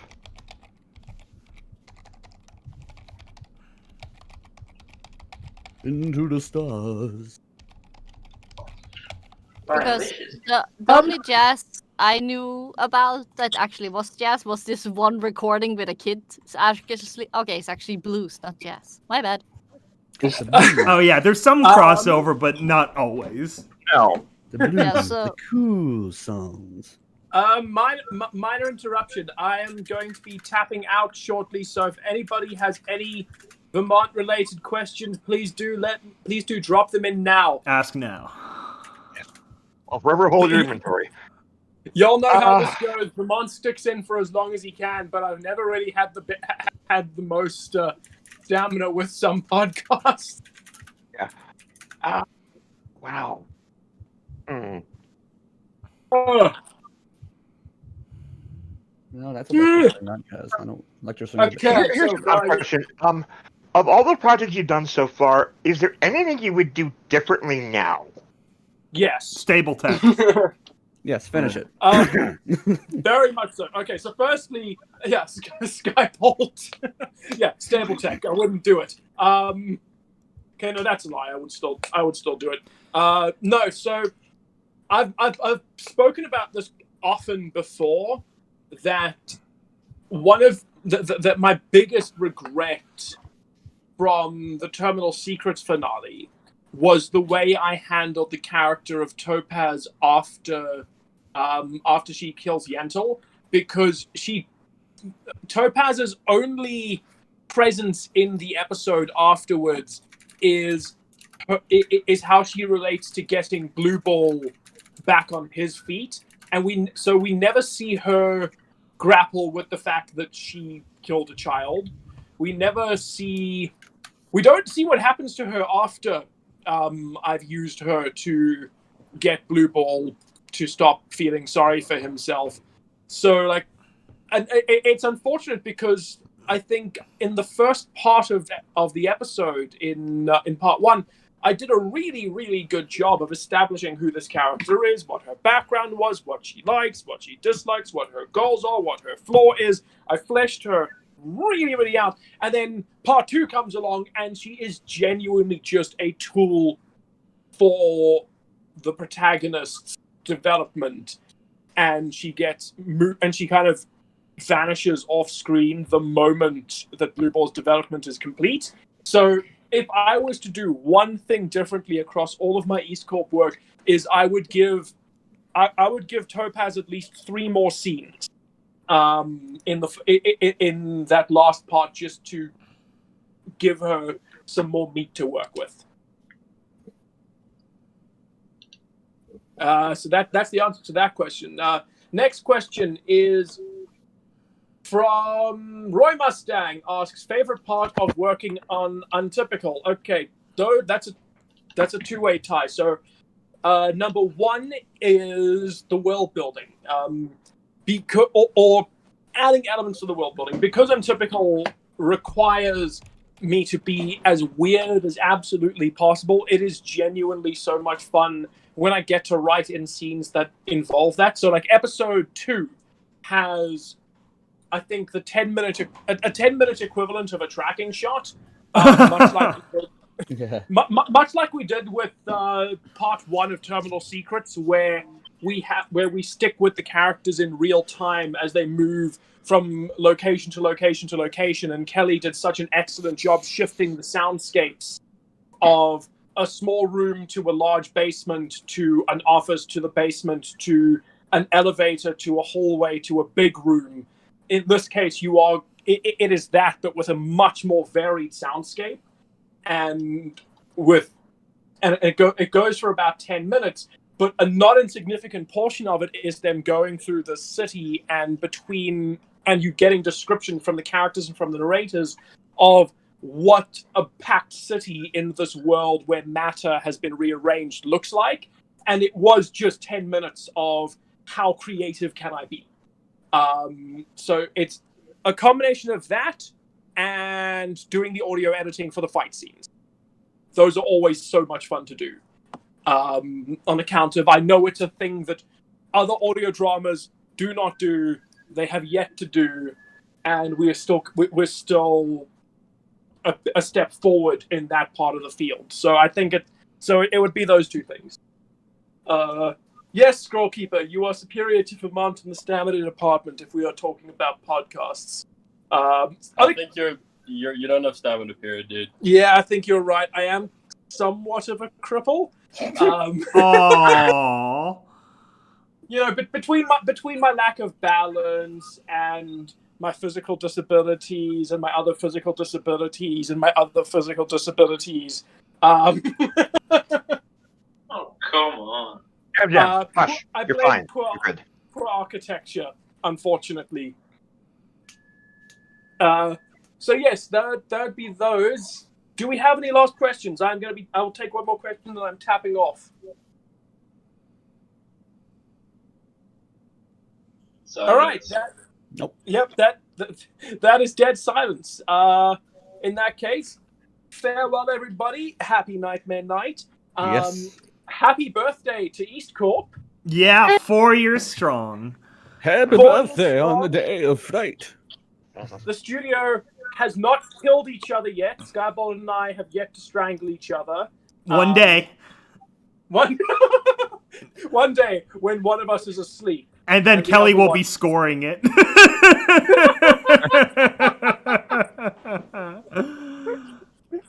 I could picture that. I could kind of picture sort of, we're getting into a John Wick type extended grapple fight, and Kelly's just running between instruments. No, he just has his little MIDI keyboard, and like the sound is playing through like some like toy speakers on the side. Ding ding ding ding ding ding ding ding. Yeah, nope, I can picture it. Oh god. No, here's some more whatever is to come. We'll have fun. Yes. I look forward to more years of whatever it is we actually do here. Also, I just want to on the record that we're like 40 subs away from 3,000 subscribers. I know. So that's cool. Right. Everyone get your friends to sub. Or your alt In fact, accounts. So there are 14 people watching this right now. All of you go out and get like 3 friends to sub. Not right. that way. To subscribe, not to sub, because to do that is different. I mean, do that as well, but get consent. And smash the motherfucking bell button. Just maintain social Smash that distancing bell and you'll be button. fine. Do the subscribe thing. Hit the like button. All right, cool. I am out. And don't forget to sub to James's OnlyFans. Hit the bell to never miss a video ever again. All right. Now I'll answer the questions asked of James because that sounds fun. Bye, James. Bye. Bye. Bye-bye. Bye, James. Bye. Bye. Bye. Bye. Have a wonderful time. Hug the pizza guy. Okay, now it's gone. Yeah. So that's that's always great. Wait. What? Press the Chris boop button? What's The boopy button. Where's the I'm boop pressing button? it. Nothing's No. happening. We do not have any boopy button. Oh yes, we Where's the do. boop? Where's the What? boop button? There is no boop button. I can't find the boop button. There is no boop button. That's a scary thing. Oh. It's like the snooze button on the alarm. now? Candy and hugs and farm animals. Okay, That's the boot button. Okay, the only way somebody can boop me is if I am able to get to the Cider Fest next year I know. We got to find some place we can all converge for real. IRL. Sean. Yeah, and then we crazy need to take a giant group picture. That'd be We need fun. to take We spend the giant whole weekend doing silly stuff. I'm Yes. going to Babs next year if it exists. Yeah, that's kind of the big if things Yeah. exist, which I don't know yet. We'll see Tickets are if already paid for 21 next year. bears actual change, which I'm kind of doubtful of right now. Yeah. Anyway, so what is everyone's favorite? We talked about what movie was scariest for everyone. I think my answer would have been, I don't know. I've always had I've always been desensitized to horror movies. I guess I used to freak out as a kid at those like alien documentaries on like History Channel because they were played like they were real. You know, this person was really abducted and they disappeared for 4 whole nights and they were found in a field. That kind of stuff kind of bothered me as a kid, but then you realize the History Channel is a little silly. Jeepers Creepers. But yeah, favorite Halloween movies. So for me, Beetlejuice always tops the list. That was the first Blu-ray I ever got. Was the original Beetlejuice movie, and then Sleepy Hollow with what's his name? The series? No, the movie from was it '98 or whatever with Christopher Walken as the Headless Horseman is very good. No, I prefer to the series that they had like later down the road. Oh, that was also good. Yeah, the Beetlejuice series. And related, they just came out with a Broadway musical last year, which I only discovered last week, but it's excellent. There's the soundtracks on YouTube. A bunch of YouTube animators did little animatics, which are really great. So check that out. Zombieland. Oh, there you go. That's a good one. Horror comedy. Goofy comedy. There is a Discord Fluttershy PMV to one of the songs from the musical. Oh, there you go. So it looks like Fee is doing some Phasmophobia, which means it's going to be all the crazy her being her. So Okay, I gotta say, Final Sight, that might actually work. That's the worst part. Oh, distract with sparkles. Yeah, that's the worst part, but it actually works. Nightmare Before We'll Christmas. put it to is the okay. test one day. Either that or just, oh, look, plushies or something. Yeah, I also grew up on horror movies. My parents loved them, so even from a young age, I was seeing stuff I probably shouldn't have, but it all worked out in the end. There, I sent the PMV in the general chat. All right. Yeah, there's if someone mentioned the Zombieland, if we're speaking specifically zombie movies, my favorite would be Return of the Living Dead from like 85. And that's the one that introduced the whole concept of zombies eating brains specifically, and it has the great Tarman scene, and that's a good zombie movie. Zombieland, hands down. Okay, there you go. Zombieland 2 is better. That's true. That's true. But still, Literally, if I was to play a movie, Twinkies. that would be that type of movie. I am perfect in goofy horror apocalypse movies. Z Nation's a good one too. Twinkies. Twinks. The movie wasn't too good, but obviously the book World War Z was excellent and big inspiration for me. Shaun of the Dead, that's another classic. Yeah. That's my least favorite of the Coronado trilogy, though, because for me personally, I think Hot Fuzz is the best, and then At World's End is also really good. We have Freddy. Oh yeah, the original Nightmare on Elm Street. Yeah, good old Freddy. Classic Friday the 13th. That's always fun. This picture of Nightmare Moon, I'm kind of wondering. Is her mane actually attached, or is she just waving around her? Because when she has that helmet on, she kind of looks bold.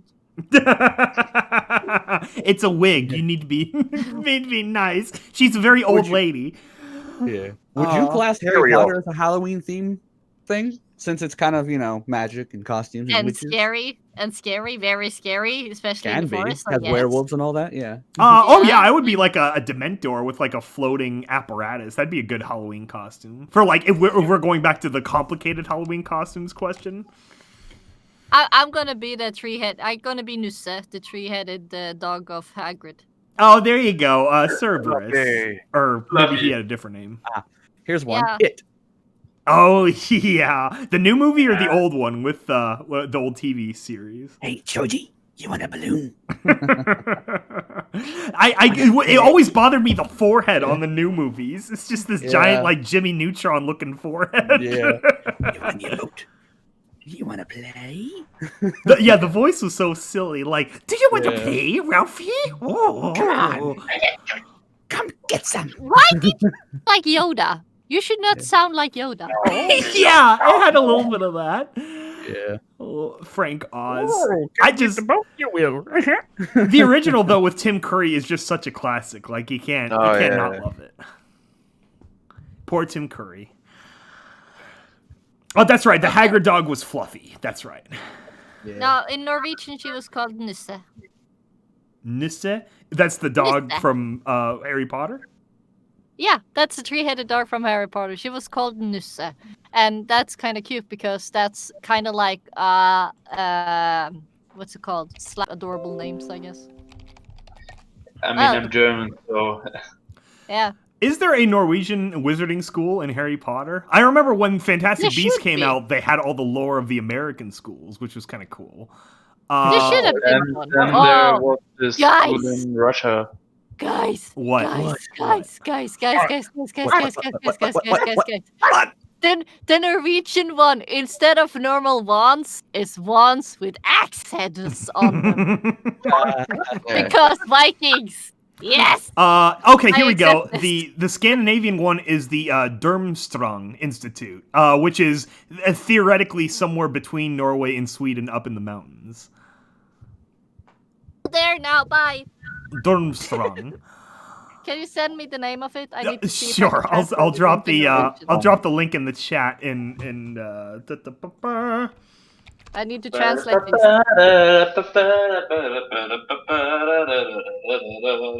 General chat. Oh, you mean in the Discord? Okay. Which one? Two? Ska vi se. Sound barrier. Durmstrang. Doomstrang. What? Makes no sense at all. Why? Did they What even does it have a translate to? Norwegian or Swedish guy? No, it doesn't translate that. Like, the closest you would get is a stupid stick. Is it really? Oh, that's funny. That's Why? the closest. That's What? the Like closest. Durm is stupid? Faye? Durm? The dum. Drum. Boomstock. Yeah, or it Boomfang? would be a drum stick. Like, you Yeah, would yeah. have... Oh, like when you chicken play legs. drum. So Delicious. Not chicken That could be the word that you need to translate, yeah. Not chicken legs, but like you play on drums. drumsticks. We are formidable here. And the word that gets closest in German to stupid is dumm, which is spelled D-U-M-M. Yeah, if you take away one of the M's, then you have the Norwegian version.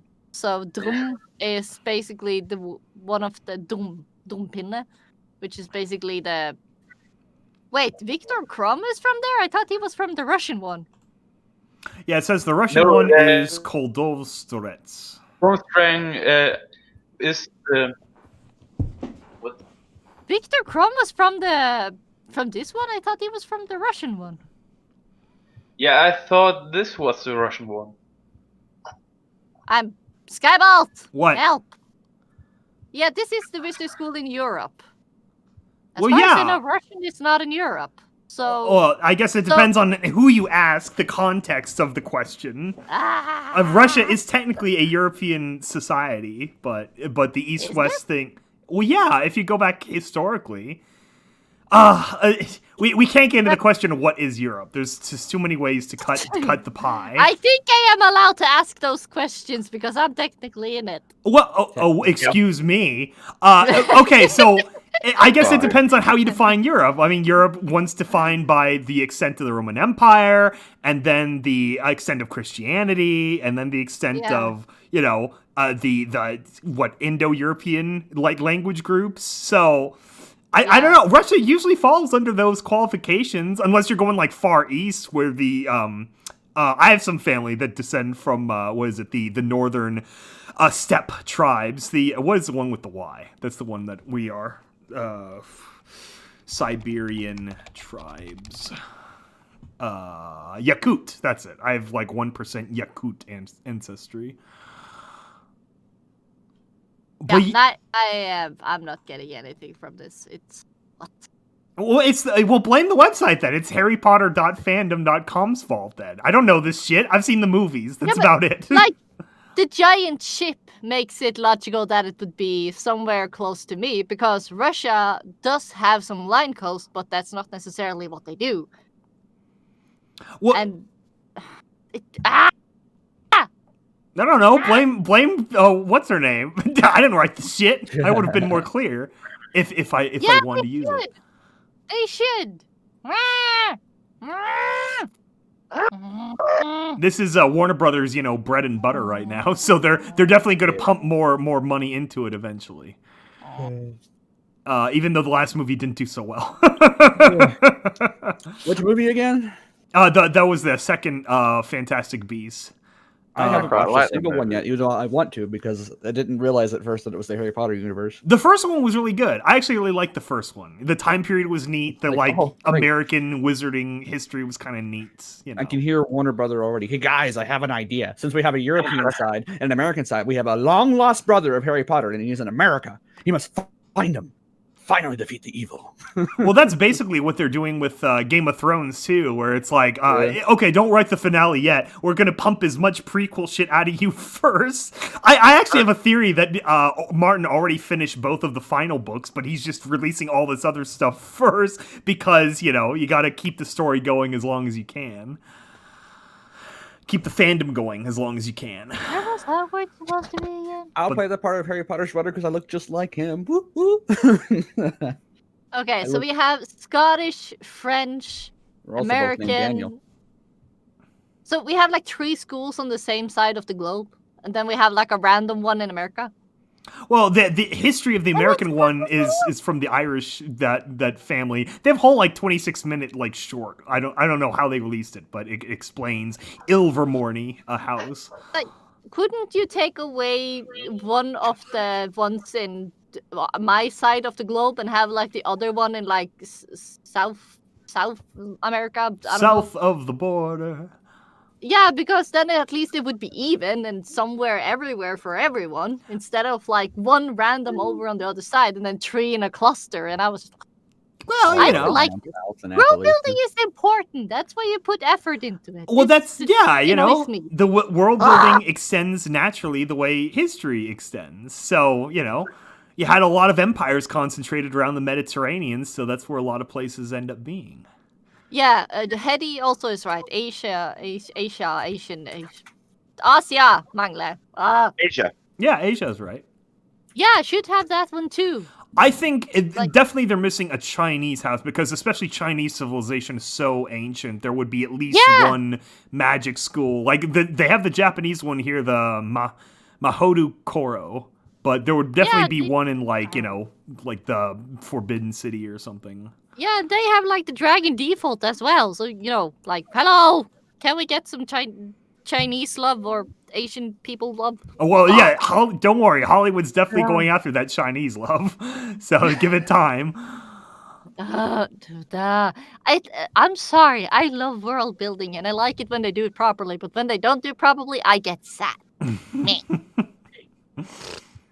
Well, the key to world building too is a trickle of information. Because if you drop everything at once, then it's not fun. You have to slow drip it to keep people wanting more. Fight is amazing. When Australian magic school with boomerang wands, that sounds you amazing. will never lose them. Wah! Well, the problem with boomerang wands is that you go to use a spell, it'll just come right back at you.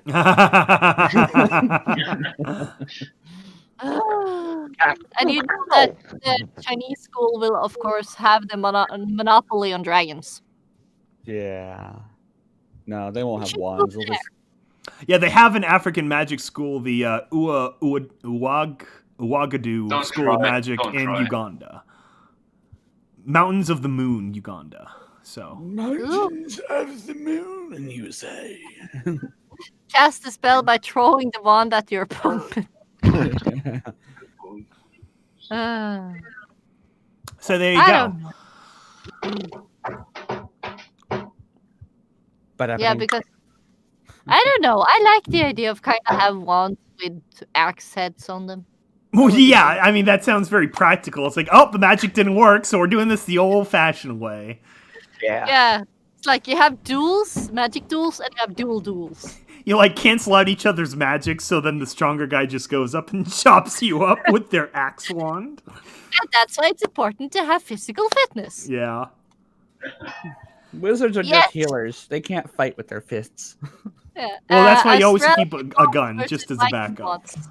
Oh, Skabbled. Australian wands versus Viking wands. I think Viking wins. I think Viking wins, too, because you can throw axes. I don't know. Yeah. Australians are pretty tough, and they can They're throw tough. boomerangs pretty well. I like the idea that- of Australian that's Viking magicians too. riding, like giant kangaroos into battle. That sounds amazing. Yeah. That sounds like the kind of thing they That's would their magic actually do. creature. That's their fantastic beasts or mythical Yeah, kangaroos. it's like, oh, well, Thank you, Harry Red. Potter had the owl. Well, they got a kangaroo. Fiction. But they probably wouldn't call it a kangaroo. It'd be like a weird fantasy version of a kangaroo. Emu mounts, that's right. Yeah. The emu mouse. World of Emus Warcraft too now. small to ride on. You have to use the ostrich. Ostriches are African. I think emus are the Australian ones. Oh yeah, my bad. Mixing. But that actually can't people like do a proper can't we have like proper visiting school? And then everybody can meet up to a non-deathly tournament. Ugh. It is kind of weird how all of these death things happen in the spring, isn't it? For each of these school Yeah, it's years. like, shouldn't it be like the opposite? Like spring is supposed to be the life time, not the death time. Yeah. You sounded like you were doing Metallica quote there for a second. My lifestyle determines my death style. Yeah. No. Lifetime. It like the spring is when things are coming back to life, not Oh, going yeah. to death. I mean, But seasons no. barely matter in California, so I'll have to take your word for it. Yeah. Barely. What's your coldest day in the winter? I don't know, 72. Yeah. What's your hottest? 180. Yeah. Well, hotter now because it's on fire, but yeah, it goes. much No, hotter. it's not much difference. You can cook, have hot dogs every day, all night. Yeah, that's everywhere right. you go. It is a Saint Anger reference. I had it CD in middle school. Yeah, I thought it sounded So familiar. it's so edgy. Yeah, that album bombed when it came out. Oh yeah, I unironically like though because I was really young when I first heard it, so it was Baby's first metal album. But then at the same time, the history behind the album is so toxic. The whole documentary of the making of it kind of actually makes it metal because of how horrible the production process was. So it's kind of ironic in that sense. Well, you need to make a pony version of Baby's first metal album. Baby's first metal album. And then the first good metal album I had from Metallica anyway was then Death Magnetic in high school. It was really good. Unironically good. Opinionated on that. Yeah. But if you want the best metal, you got to go to the My Little Pony metal, L Train's Symphonic Metal Opera series, presented by yours truly. Or I might be biased, but the Norwegian heavy metal is pretty cool too. Oh, I do like Norwegian heavy metal. Don't know what they're saying, but I like it. I Yeah. once sat on a train to my hometown, and I was wearing my Metallica shirt. And then there was this random dude who saw my my cross and asked me, "How can you wear that? Isn't all metal satanic?" And I couldn't understand why he was thinking that. So I asked him, "What music are you listening to?" He said rap. I said, "Oh, rap." You're in the compare. Mostly it was like certain bands just do it to be overly edgy, like Black Sabbath and stuff. But it's a pastiche where it's more so for like the gothic imagery than like unironic, like eating bats' heads or whatever. You guys have been on for a while. I'm about to jump out of the call. It was great talking to you. All right. Thank you for joining us. Have a You're good right. night. Bye. Bye. See ya. Bye. Have a wonderful Bye. time. Other fun Halloween music. I know when I'm writing, I like the spooky music. Like I have Silent Hills music. Scary skeleton. Yeah, there's always Send that. shivers down your spine. Basically anything Danny Elfman is great. Scary, Okay. scary. There we go. Treat yourself Final to tonight. Huh? Final site is what's Agresk?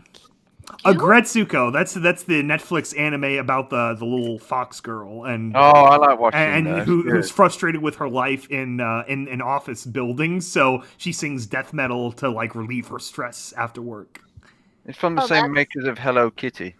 Is it really? I actually didn't know Yeah, that. it is. It's Sanguro. I can't pronounce that. Sanguro style. That's Might be- amazing. I Yeah, probably it's pronounced on that wrong. Netflix. I think the dub is anyway. I don't know about the original, but It has both. You can watch it in Japanese or in dub. yeah. So it's pretty neat if you like that kind of thing. It was interesting when I was watching. I went, "She does death metal. I have to watch this now." I'm frustrated. Scream. Yeah. Well, I can listen to that type of stuff if I actually am angry, needs to get my frustration out, but that's Oh. very rare for me. So Yeah, that's how I don't treat metal think I music. would- That's Oh, I don't death think I metal could have Chris. done that. Yeah, I'm not able Rob to Zombie. sing it at all. Oh, that so would have you been know. good. What would the name of I- Chris's metal band be? Give me a second. As I lay squeeing.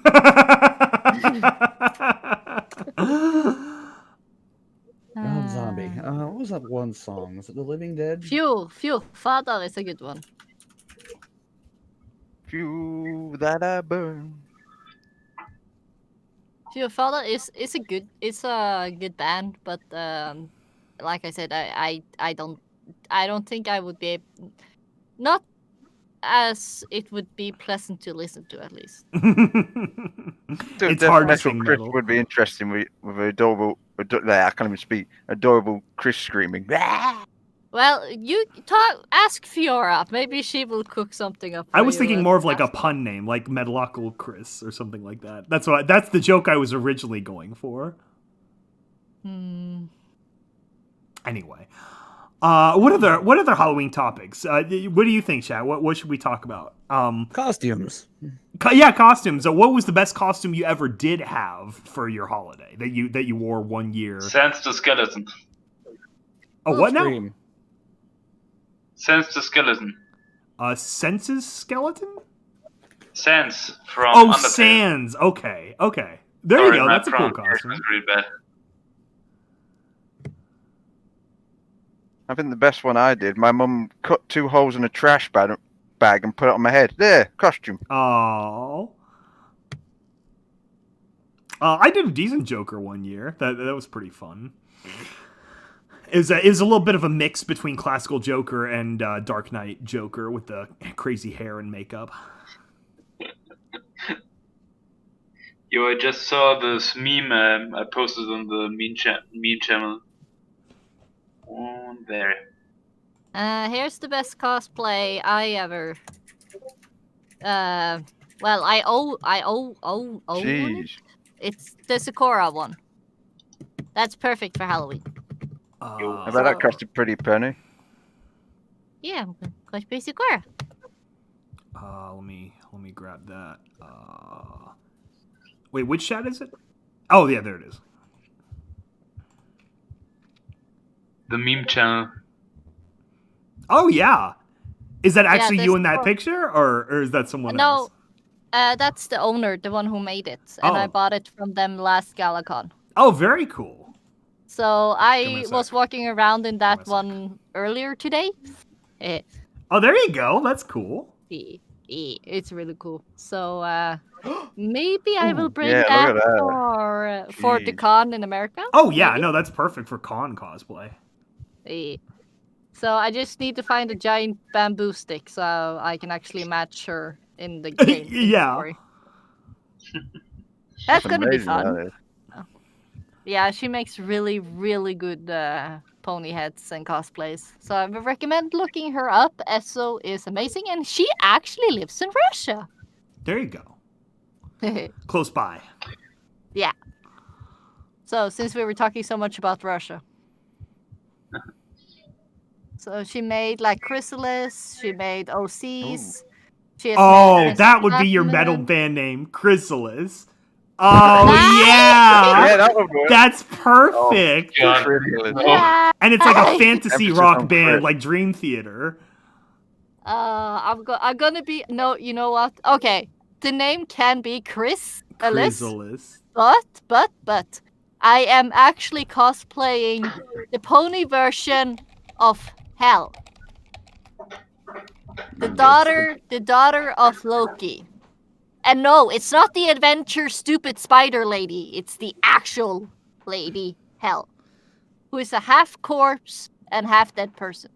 Or half alive person. What? What? Basically, Hel is actually a half corpse and Okay. half out-hungered person that's barely even alive anymore. So she's like split Ah, on the middle. So, So I would look zombie, like but that not for a zombie. piggy. You Yeah, just heard well- corpse, that person, and I thought, wasn't it the same thing? Google, help me. Give me a second. Google is your friend. Yeah. I mean, the Um, costume is really great. You know, you got your Yeah. horns and the green and the black jumpsuit. So Can I get a picture? Yeah, there's this meme I found. I posted in the meme channel. okay.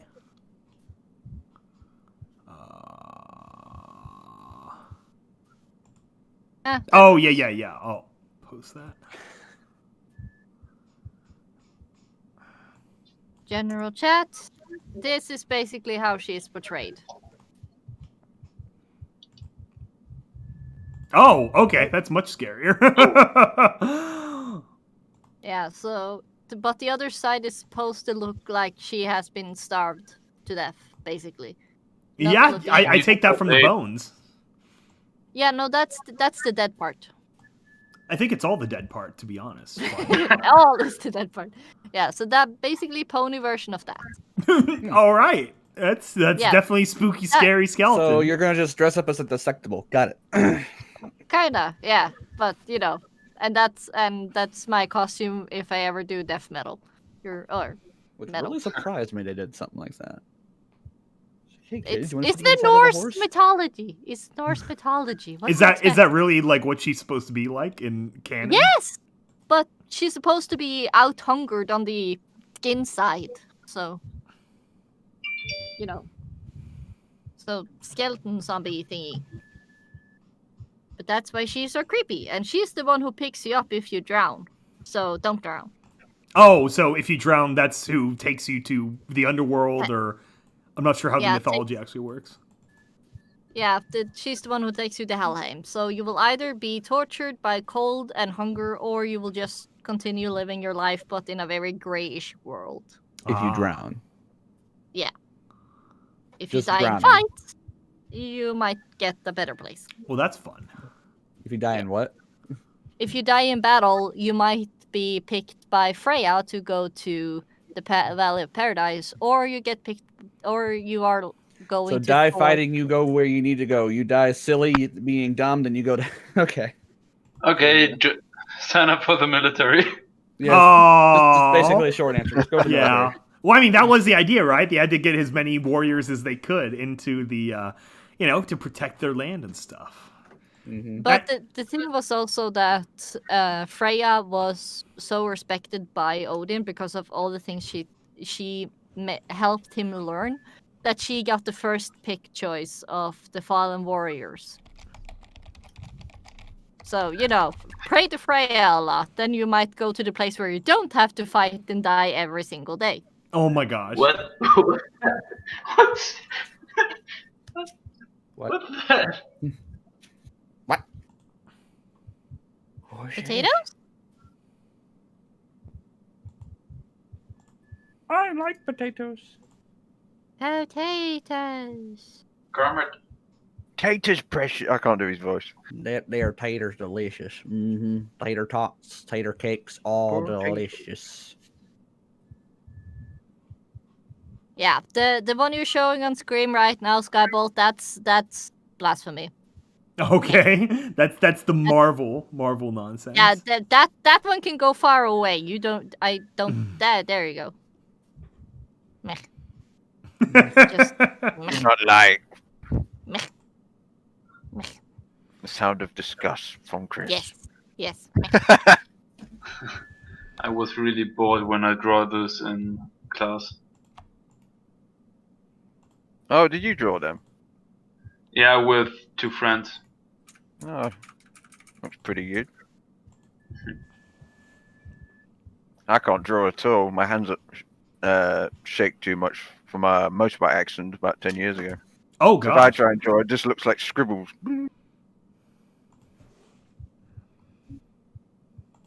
No, more than 10 years ago now. 13. Oh, I can't remember. Been in bed since then. Yeah, it's funny how different stuff like that can affect you. You don't even think about what it was like So beforehand guys, anymore. I'm gone for a little while. I'm heading for dinner. Alrighty. All right, enjoy Thank you your for food. joining us. Okay. I will come back later. On a side note, Skybolt, why is it so hard for you to say the word spaghetti? Spaghetti. Spaghetti! You can't say it that well. Why not? I don't know. It seems like the 5 takes you sent me, you just say spaghetti. Like you mumble the sh part. I don't know what you're even talking about. I can't remember the last time I I'm said wondering that that. myself. Yeah. Fiora's thing, the what is it? Audiobook? No, the short that she's having me do. Oh, that one. Yeah. The one with the inky and that. You know the thing where I don't know if he was there when it happened, but I had a laughing concussion when that happens, and she Oh, was no, having the rent. I heard the whole thing. Yeah, okay. So Yeah. you know what happened, but basically, Yeah. Skybolt, it's the animation stuffy. Oh yeah, I had to do that real quick. I didn't even realize that was going on until people were asking me for lines. Yeah. Don't. If you have a question, you might need to repost the question. We can't just refine things. I'm sorry. If we missed a question, just repost the question. Don't reference it. Yeah, because if it's further up, we can't see what it was. Yeah. Obviously, we missed it the first time, so we're not going to be able to find it by just referencing that it was lost. So where did you last see the thing you lost? I don't know. Yeah, that's like Yeah, when you're people trying to say find that. something you can't find. It's like, hey, I anymore. lost my keys in my house. Where would you last have them? Well, if Yeah. I knew that, I wouldn't be finding them, now would I? Yeah. Yeah. Yeah, people always ask a daft question like that. Where'd you last have them? I don't remember. I won't be looking for them. Well, did you look under the bed? No. Did you look under the bed sheet? No, I didn't sit there today. Well, did you go Are under they the in your bookshelf? back pocket? Oh, damn, like- there they are. Yeah, the whole time it's in your back pocket. Yeah, and then if you have one of my experiences, you find them in a place they were not supposed to be. Yeah. Well, it's mainly for people that like have a habit of putting one thing in one spot all the time, and the one time you don't, you're like, where are they? I've had a silly moment where I put the remote for the TV in the fridge. How Yeah, did I've done you that manage I don't know twice. how I did that. I must have been half awake. Maybe no, it because was I was like- eating Yeah. chocolate at the time. This looks like chocolate. Put it in the fridge. Chocolate bar. Well, no, it's when Yeah. you're like really tired after watching a show or something, and you're just like, oh, I want some orange juice, and you take the remote with you, set it on the shelf, grab the orange juice, and refill it, and just put it all back, not thinking. Yeah, It's like, darn, the batteries are going to get cold now. I found the cheese in the drawer once. I was like, why is it cheese? Well, cheese doesn't have to be in the fridge, especially where I lived. It was freezing, and I went, why is the cheese in the drawer, and how long has it been there? Yeah, Good I mean, it's question. already mold, so it's not like it's going to hurt it. Yeah, just cut that bit off. It'd be alright. Yeah, sometimes it's so random where you find I it. love, I love cheese. I Yeah, just cut the love green cheese. bits off. It's alright, unless it's Stilton and the whole thing's got mold in it. It's actually made with mold. If I Stilton's- would work for Nightmare Moon, I would give her therapy and make her stop being evil. There you go. Yeah, so if I worked for Nightmare Moon, I wouldn't be working at all. Exactly. Yeah. Like I'm kind of scared when people start idolizing villains because that makes me concerned both as a person and as a therapist. He's like, Uh, she gave me that look that's on screen right now. Like, I don't know, go away. yeah, that I look like is saying you're being going in the alive. harem. Like, I quit. Otherwise, I don't know, generic guard duty. That's fine. Just like, being a bad yeah. pony would be pretty fun. He's like, do I get costume wings? Is it Halloween time? Yay! I'll be a bat phone. That'd be fun. Yeah. I like the idea that would make her plan more frightening for the wasteland or for the equestrians. Also, is that you slowly everyone has to become vampires, like that movie Daybreak, where everyone in the world becomes vampires. I don't think I've seen that one. It's pretty What? good. It's Isn't from it each 2009. It's got Sam Neill in it. Or maybe it's on Netflix. I'll have a look. Sam Neill, Willem Dafoe, Ethan Hunt. Yeah, it's a good one. Work. Good And take on vampires. Skybolt, how is that logical? If you make everybody vampire, then they have nobody to eat. Exactly. That's the major plot of the movie is everyone's starving to death, basically. Or they starve and then they become this lower than vampire, like, ghoulish, zombie-looking thing. And they start killing them because they're, like, mindless animals. And then they have to discover a way to reverse. Stream going down. I don't know why it does that. Every half an hour on YouTube, the stream goes down for a couple of seconds. Yeah, I remember when that started in like 2017, because the first little while that wasn't a thing, and then I still don't know what happened. Server hopping.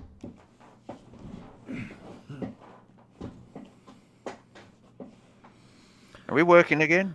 Oh, I think so.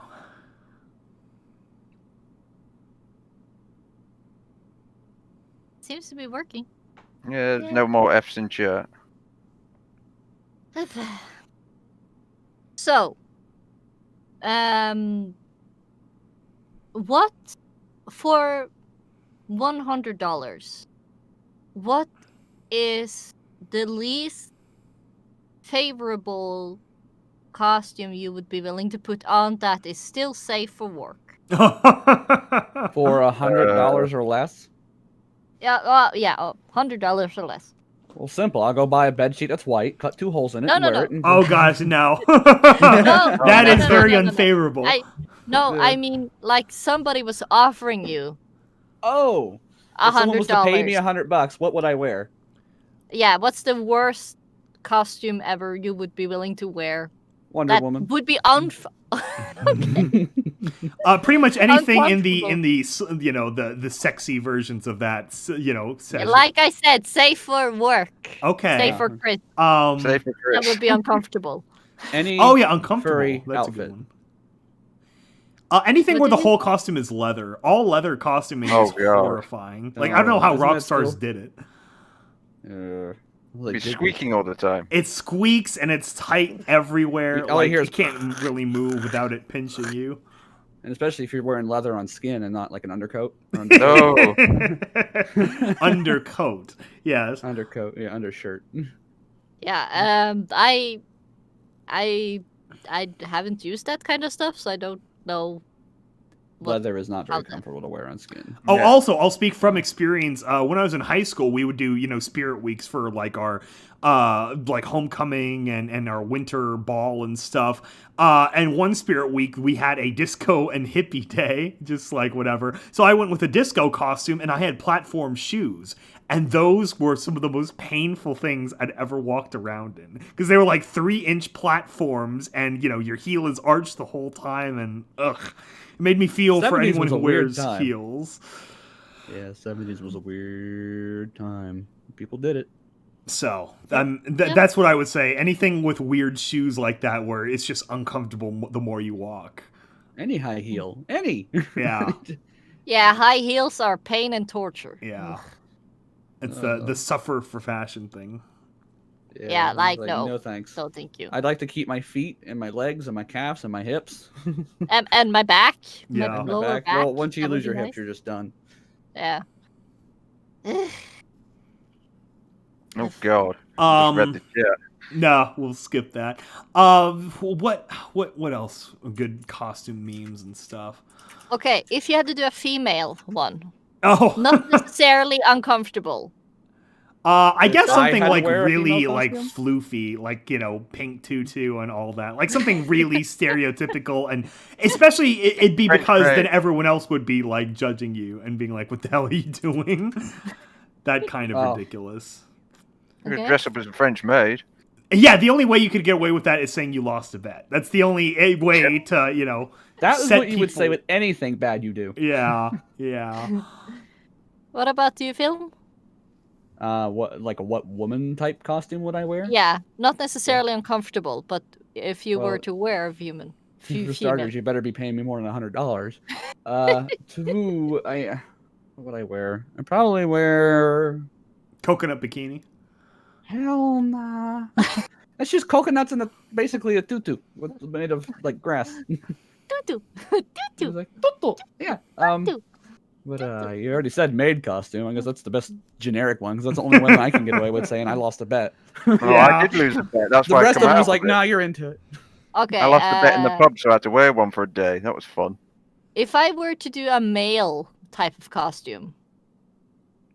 He-Man. He-Man and Masters yeah. of the Universe. No, you know what? I'm just gonna go Batman. Oh, there you That go. would be awesome. You get the Batman. Batman and Robin costumes that are very, Batman very and shaped. Robin. Oh, Batsies, you look so thin. Oh, why thank you. Yeah. Ugh, oof. Okay. If you could choose a cosplay or costume you wanted to see the others in the chat in, what type of costumes do you want the others to play or to dress up in? I can start just to give you guys a look. So for Film Shot, I would actually like to see him cosplay. What's his name? You know the dad. He's not the dad, but you know The Last of Us, the old Yes. guy. Joe? Yeah, Joe. I would like to see you cosplay. You know Joe. how many people told me I look a little bit like younger Joel? Oh! Perfect. I mean, it's kind of like, yeah, When- it's just like a dude yeah. costume. Yeah, it's just a. How do you speak? Well, you have to have all the items as well, and the backpack. Yeah, and you get the flannel shirt, jeans. yeah. You have Hold to go on. full in, you know. Hold on, let me Okay. let me pull a Joel voice here so I can maybe copy. Yeah. him. For Ryan, I'm thinking, what would I like to you or have if I could choose a costume for you? You know what? Why not? I would like to see you in a Chinese dragon cosplay. You know, Oh, the that would be giant ones. fun. And you can have like sticks on it, so it can do like the wiggle For the wiggle. tail. Yeah, wiggle stuff. And Skyball. God. Skirmish, sure.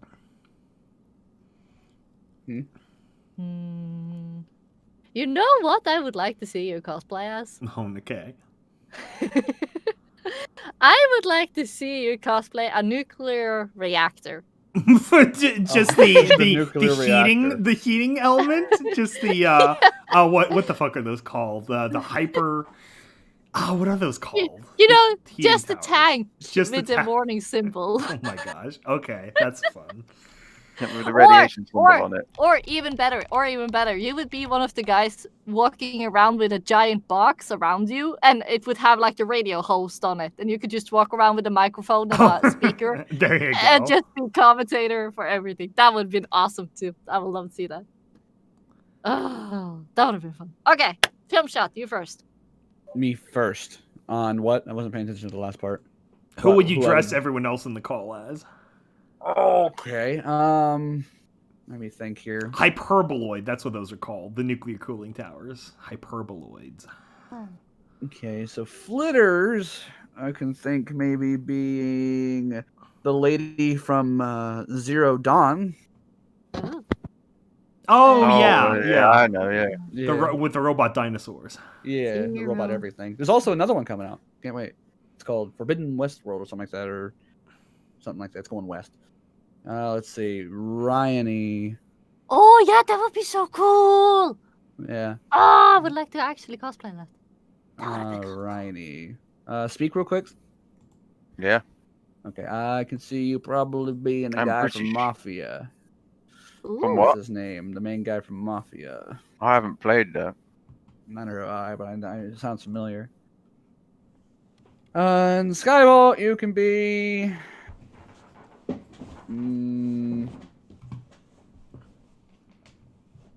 Might Something actually- Fallouty. Is that what you want to cosplay him in? Yeah.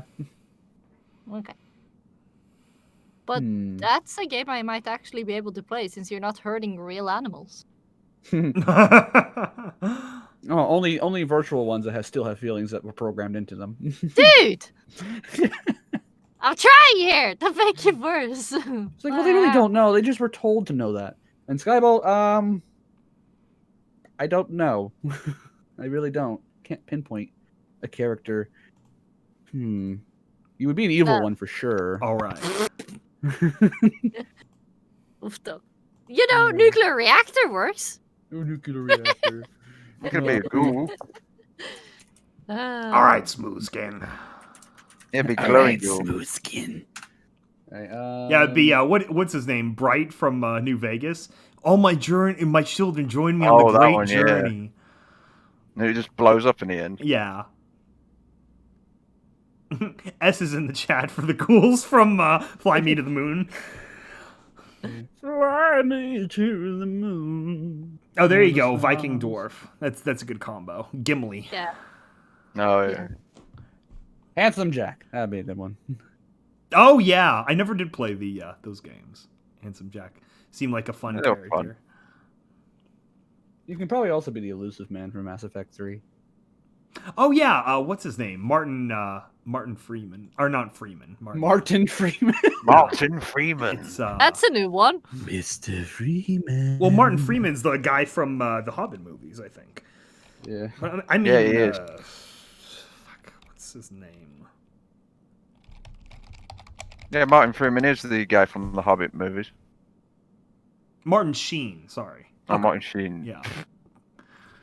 Charlie Sheen's dad. It had Martin in the name, so. I think Chris would definitely be some kind of Disney princess. Maybe Rapunzel. You could have a big long wig that or one from something. Brave. Merida? Yeah, maybe. It could be Merida. You definitely emanate Disney princess qualities, though. Ah. How tall is Skybolt? I am 6'2" with shoes. 6'1" without shoes. Oh, I know what Chris could be. She could be Astrid from How to Train Your Dragon. Oh, there you go. That's a good one. Yeah. Oh yeah, I approve of that one. That's a great series. I love How to Train Your Oh, I love it. Yeah. Yeah, my little brother named his bearded dragon Toothless. Centimeters, please. 184. I know that. I remember memorizing that at one point. Yeah, probably I who asked it because I'm curious about the height of people since I can't actually meet you guys yet. So. I know. I think I'm 190. I'm not sure in centimeters. I know I'm 6'3" in feet. So. Yeah. So Ryan, what do you want the other guys to cosplay as? Well, I said you was Astrid. Yeah. What's some reason I keep thinking of Dragon Ball Z for Skybolt because of that XCOM character I made where your hair's all floofed up. I love Dragon Ball back in the day. I'd be the best Goku I could be. I think film would be some sort of new. How do you pronounce it? Noir character. Noir. Yeah, there you go. I'd say that too. Here, say. You could be a Noir Spider-Man from Spider-Verse. That'd be cool. Noir Spider-Man. Yeah, I think he's played by fucking what's his name in the movie, Nick Cage actually, but he does a really good job. And then for Ryan, maybe something like Victorian, like a Victorian England character, maybe like from like the Batman by Gotham by Gaslight or whatever, maybe from one of those. That's a really good movie. I say, would you like some cup of tea and some biscuits? Yeah, maybe Commissioner Gordon or something. Quite old-fashioned English. Kelly. Obviously, we'd make Kelly the 11th Doctor. That'd be really funny. Yeah, he's 11th Doctor. There you go. Matt Smith. What about Jam Jampy? A pot of jam. Yeah, he is a jar of jam. Jam oh is my a God. jar of jam. Yes, there we go. Okay, next person. Oh, Jam would be Jam, of course. Yeah, I guess we're sticking with that. I can't think of a funnier joke. Jam is Jam. I need to get him a Jam Oh costume. my gosh. Oh, I'm gonna look on eBay later on. Or try Etsy. Okay, here's one. Uh, If you could dress as a cosplay of an EAST Corp character from one of our stories or series or whatever, or humanized know version mine. or pony version, which one would you choose? What do you think would be fun to dress as? I want to dress as Diamondback. There you go. That'd be a fun costume. I'm having trouble picking between Fidget and Carmina, of course. I don't know the character. You just do the half and half. Yeah, I do the half and half, half Fidget, half pony. Nice. Hyperactive but deadly. Yeah, so it's one is like super edgy and gloomy, and like I'm edgy pony, and the other one is like, hello, nice to meet you. I would have fun doing some kind of Harvest Orange kind of costume. You know, get the blue suit and the pin, but get like, you know, that'd be kind of neat. The technocrat energy. And then I could sing the songs IRL. We could do the I Love You and Gilded Age. 12th Doctor is best Doctor. I forget who 12 was. Matt Smith was 11, and then 10 was Tennant. I like Tennant. He's a nice guy. 12, he was the gray-haired guy, right? It was because it was between Matt Smith and the lady. Yeah. Can't remember his name. Yeah. Oh, I think Tom Baker's my favorite. I mean, the Doctor. Red Reaper would be a fun costume, just with all the elaborate clothing she has. Yeah, all the spiky stuff. But what cosplay would we give Cinder? Well, obviously she'd be Diamondback. That'd be great. Yeah, but like if you could give her a cosplay. Like assign her one? Yeah, or like you did for us, like we did for everyone in the group. Oh, yeah. I don't know. What would be good for her?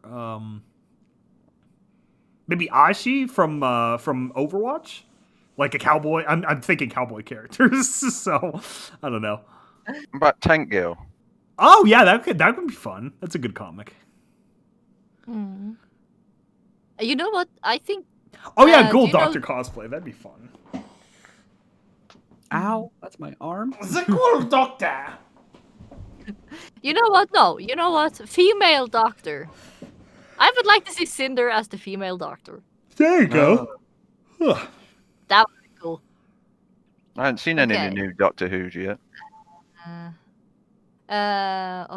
Oki and Stitch. Oakheart? Yeah. What about Maddie? What would we dress Maddie as? I would actually like to see Maddie in a chef costume. A chef's costume? That's funny. That would have been cool. Or because I just see her in my head walking around with like a wooden spoon and just like, where is my pasta? I would also like to see Swedish that. chef. That sounds very entertaining. The pasta. Where's the pasta? Where is my ravioli? It's a linguine pasta. Where is the chicken? Yeah, that's right. Everyone cosplay as the cats from Cats. Yeah. Oh my gosh. god. The cats from Cats. That's what ended the world. Ever since Cats happened, everything has gone wrong. It's all gone to pot. It cursed all of Right. existence. We Okay, all crawl what in our for Needle boxes. Stitch? Feeling very jellical. Needle Stitch, I think something Tim Burton-y. Maybe like what's her name? The Stitch girl from literally the Stitch girl from Nightmare Before Christmas. Sally. Oh, yeah. Sally. Yeah, I think that would fit. Something in the air. I haven't watched that for a while. Yeah, see, I have the Nightmare Revisited album, so I listen to all the covers and stuff. So there's the This Is Halloween by Marilyn Manson, and Amy Lee I like from that one. Evanescence does a really great cover of Sally's song. I actually remember seeing Nightmare Before Christmas in the cinema. Oh, cool! I think I don't think my parents knew about it when I was that young, so Yeah, they skipped it. I can't remember what year it came out. Do you know? 93, I want to say. I was 8 years old then.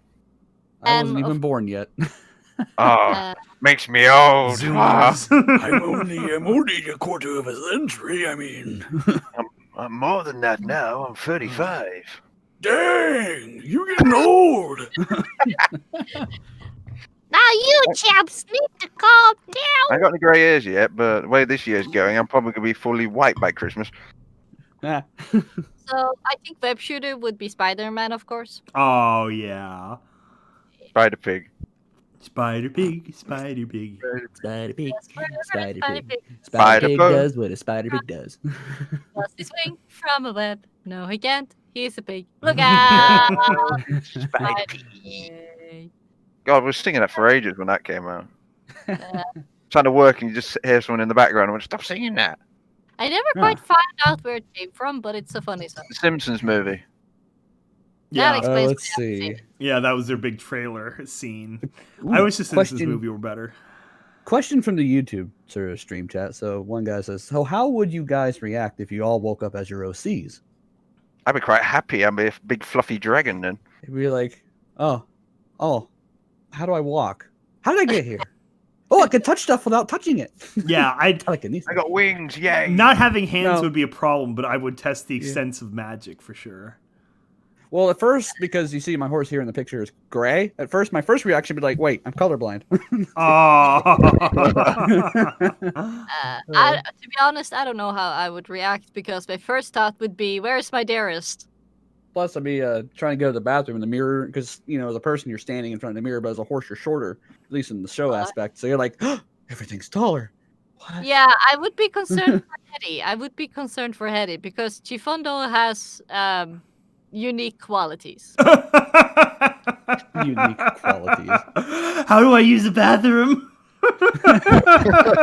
Yeah, he would have trouble using bathroom. Poor guy. I think for Chris, your first reaction would be testing the wings, I'd assume. I mean, if you just No. woke up with wings, that would be like the first thing you try. No, my first reaction would be, "Where is my dearest? Is he also a pony? Or is he a human? Because then I need to go back to be human." I You mean, would not recognize necessarily. you. Could be like the non-fun fix. No, I want to be the same species as my dearest. So, Well, what if he ends up being a Elon Discord? Musk about all that? eh. Elon Musk is all about the genetic modification of people. So Yeah, You you turn know, into a we're horse, gonna go right have. ahead. You can dump yourself in anybody soon enough. We'll have the Neuralink. yeah, well, Oh, it'll be robotic, but your mental state will be there, or at least a copy of it. So basically, if it goes further enough, then all the furries can actually become In their furries. suits. That's the They just dream. build That's their why suits, they're, put their that's why mind they're into all it. funding Musk's. Yeah. They're going to go Yeah. to Mars where there is no law except Musk's law, and then they'll start the furry program. Oof, though. Sounds Furry Of fun. course, brain. the question for waking up as your OC can be like, what way? Do you mean a horse, or do you mean like Equestria girls, where you just are a person with your characteristics? of your Genetically horse? engineered cat girls. Yeah. I guess if we went the equestrian girls route, then yeah, you'd just wake up and be like blue. Well, I would be Ooh, blue with the. I have a blonde hair. horn. I'm gray. Oh, you That's don't it. have a horn if you're a Equestria girl. That's true. Yeah, You could still have the magic though. I forget how that works. Yeah. I think it's basically how Harry Potter magic, but without the wands. That seems ideal because the wands are like an unnecessary extra element that you have to deal with. Yeah, the wands are just a tool. All the magic's inside. Yeah, that's true. You But see, beauty is within us. for me, it would still be that I would need to find my dearest and see if he's the same or if he stayed behind, because then I need to go back. It's a different twist on the Left Behind series. Yeah. Have you ascended to horsehood or not? You Yeah, are now horse. We cannot get along, dear. We must go. I was like, but I need to turn back. I need it's to not go. what's on the outside, it's what's on the inside. No, I'm sorry. I'm not gonna stay a pony if he's not a pony. That nope. No. I want to be the same species as him. Now the question would be if it was just you and like people in your house, or the whole world turns on the horse. That's So basically if the it's plot just of you, Princess and you're the gonna become a Frog. government science experiment. Yeah. Oof. No, thank you. No, nope. Nope. Instead of Air Force, it's the Air Horse. Welcome to the Air Horse show. Ugh. Nope. Nope. Nope. Nope. Nope. Does not nope. compute. Nope. I need to be same species as my dearest. There's my compute. What is Nope. emotions? I do not know. We will pay you in this metallic substance. Hi.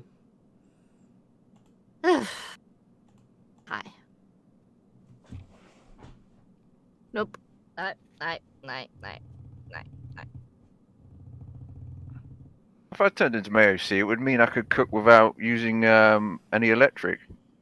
Because dragons, well, people say they breathe fire. Technical, we spit fire. We breathe oxygen. So I always found that interesting when people say, "Oh, dragons breathe fire." When that mean we have to swim around in lava all the time?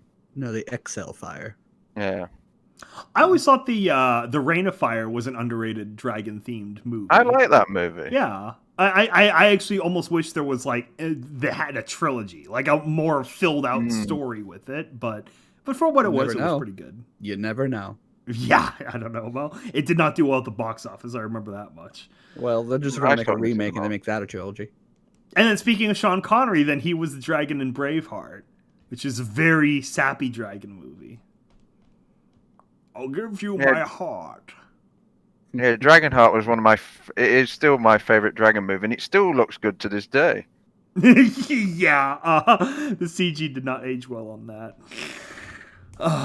Oh gosh. It's interesting too how Game of Thrones, the CG of the dragons got much better over time. Like I remember the first time they had them in, it's like, yeah, it almost looks like PS3 footage, like spliced over the film. Well, I mean, with money and practice, everything improves. Yeah. Then by season 7, it was pretty seamless. I think I've only seen the dragon scenes in the. I haven't watched the whole of Game of Thrones. My little brother says, "Look, this has got dragons in it. You'll like it. Here's all the clips. I'm done. I don't need to watch the rest." I mean, if you're just watching it for the dragon clips, it's pretty sparse. Yeah. Especially because then those all occur during the Daenerys Targaryen scenes, which are the worst scenes. Yeah. So I heard the season finale was bad. So the series finale was awful. Yeah, all of season 8 was very much hated by pretty much most of the fan base. Yeah. I always find it strange when people have a heart attack if you haven't watched Game of Thrones, The Walking Dead, and there was another one. I went, where have you been? I don't have TV where I was living at the time. Don't get me started on Walking Dead. That series does not deserve the fandom it has. Oh my god. It's so boring. So hellishly boring. Well, it started off with killing zombies, and then zombies became irrelevant, and now it's a drama series. It literally has no point. There's no end game for the series. It's literally just meandering like the zombies themselves. Like, I was almost excited in season 5 or whatever when they had the guy with the mullet who said he had a cure for the zombies and they had to get him to DC. And then when the big surprise was, oh no, it was all BS. I'm like, okay, then I don't care again about this show because it's not going anywhere. It's just kind of screwing around, surviving. Like, it's not compelling at all. That was my problem with Walking Dead. So it's like you tune in for the season start and finale for good It's stuff. literally, hey, we have a base. Oh, we're not getting along. Move to the next one. Oh, found a new one. Oh, well, we have some misunderstandings. Not getting along. Again. We fight. We get a new base. We go to the next one. I basically treat it like I watched season 1 as just its self-encompassing thing, and then that's it. Anything that had the Frank Darabont leading the show, that was good. But the series was not. Isn't there supposed to be like 22 seasons? Oh god, I hope not. They had planned already. Like they had 22 seasons worth of script already written out back in like 2017. Why didn't they add a plot then? That would have been a good idea. Like that was a good thing about Game of Thrones. Movie. Yeah, every single character had some kind of end game they were working toward. You know, Daenerys was working on building her army to come over and invade Westeros, and you know they're trying to end the war or uncover the mysteries, or you know fight the White Walkers. Like you got to have some kind of overarching threat plotline thing. No, it just never engaged me. Yeah. Well, I have to admit, I warned all of the other, or I informed the other cast members about a month ago. When was it, Chris, that I first put in the chat, like, hey, we're doing this thing on Halloween? I was wondering if there was any more people coming in. Yeah, I expected more people, to be honest. Maybe they're out weekend. It's Halloween. Well, it's Halloween evening. I think people are getting ready for trick-or-treating. To be honest, a lot of us who I don't know, lives on EAST Corp. No, I don't know if any one of them actually has kids. Yeah, I don't think we have any The parents. kids were trick-or-treating. The original Duchess, Nathy Khanna, she was a mom, but that was all I can think of who was either old enough and or that far in a family that they had kids. I can't think of anyone else. Yeah, when was the first time I mentioned the time of the podcast? See, this is why I started doing the Skyblogs, because it's so hard to organize cast members to show up. You know I'm mostly available except now on Saturday evenings because that's when the stuffy is happening. I know. Otherwise, you can ping me. Now it's just like, going to be Sky Chris streams. Yeah. Gonna do all the weird stuff. Okay, I think we talked about it in September.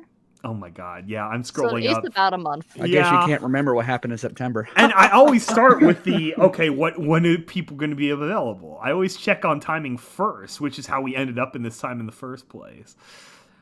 Well, I can't you mentioned remember something last what podcast happened in a week ago. September. Yeah, that's right. September's another classic. I remember October Sky too. That follow-up song that Evdog did was really good, which is why I did movies and stuff to talk about or go see. Mandalorian, no one's seen yet. It's too new. The plague itself is a good Halloween theme of the year. Yeah, Yeah, no well, kidding. you go trick or treating in hazmat suits. Yeah, Yes. that'll be it. Everyone's cosplaying. That's everybody's. That's the theme Oh, of the year. you know- Hazmats. Breaking Bad's coming back again, guys. Yeah. No. For all us Fallout Equestria, the hazmat suit can only means that you're cosplaying puppy smiles. Oh, there you Oh, go. yeah. Yeah. That's if you get the bubble helmet. Or we have. Let me find the art now. You can also wear Ranger armor. Yeah, that's right. We have our various Steel Ranger armors, or The Enclave armor. Just the basic hazmat helmet. Yeah. Here we go. All Our Equestrian kinds of Chemical things. Corps armor, dressed by Ranch Horn. There you go. You can wear one of those suits. Yeah. No. Favorite game you've played this year? Cyberpunk. Red Dead Redemption 2. That's the favorite game I'll have played eventually, but otherwise it's just been new. I redid Dead Money for the first time in like 5 years, I think. No, I couldn't do that DLC. I always got annoyed with it. I keep dying all the time. I'm like, no. Yeah, I play it on very easy because the gameplay is horrible, boring. I love the story of Dead Money, but the gameplay is not fun. But I just get to the end where then I get the gold because I'm careful and I get the gold out, all of it. Yeah. Favorite game I played this year is Naftafall. You might have to explain. Viking chess. You can get it on Steam. Ooh. Oh, that sounds fun. Yeah.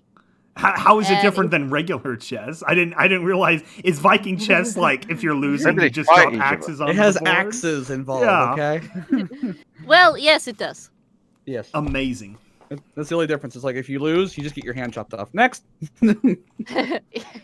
Well, that's one way to play it.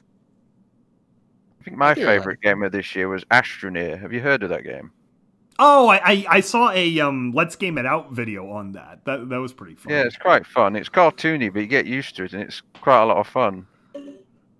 I like building and crafting games, so I'll say, yeah, he said games. He didn't really specify video games, did he?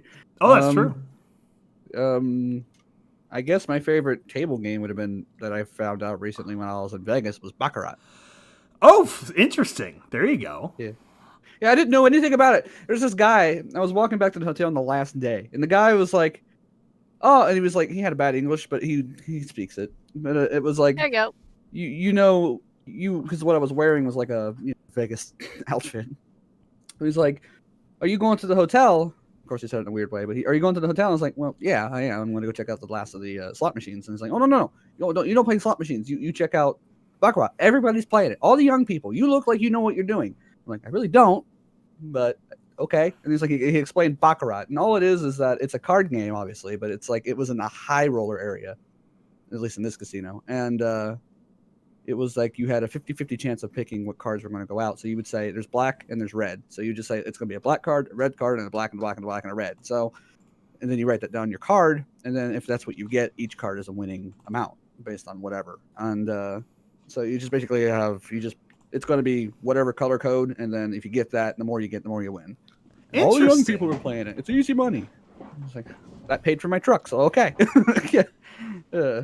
Oh, here we go. Viking chess. So is it like just the different pieces are named different things, or it's a different way of play? Like, explain it. That does it cost us $4.99?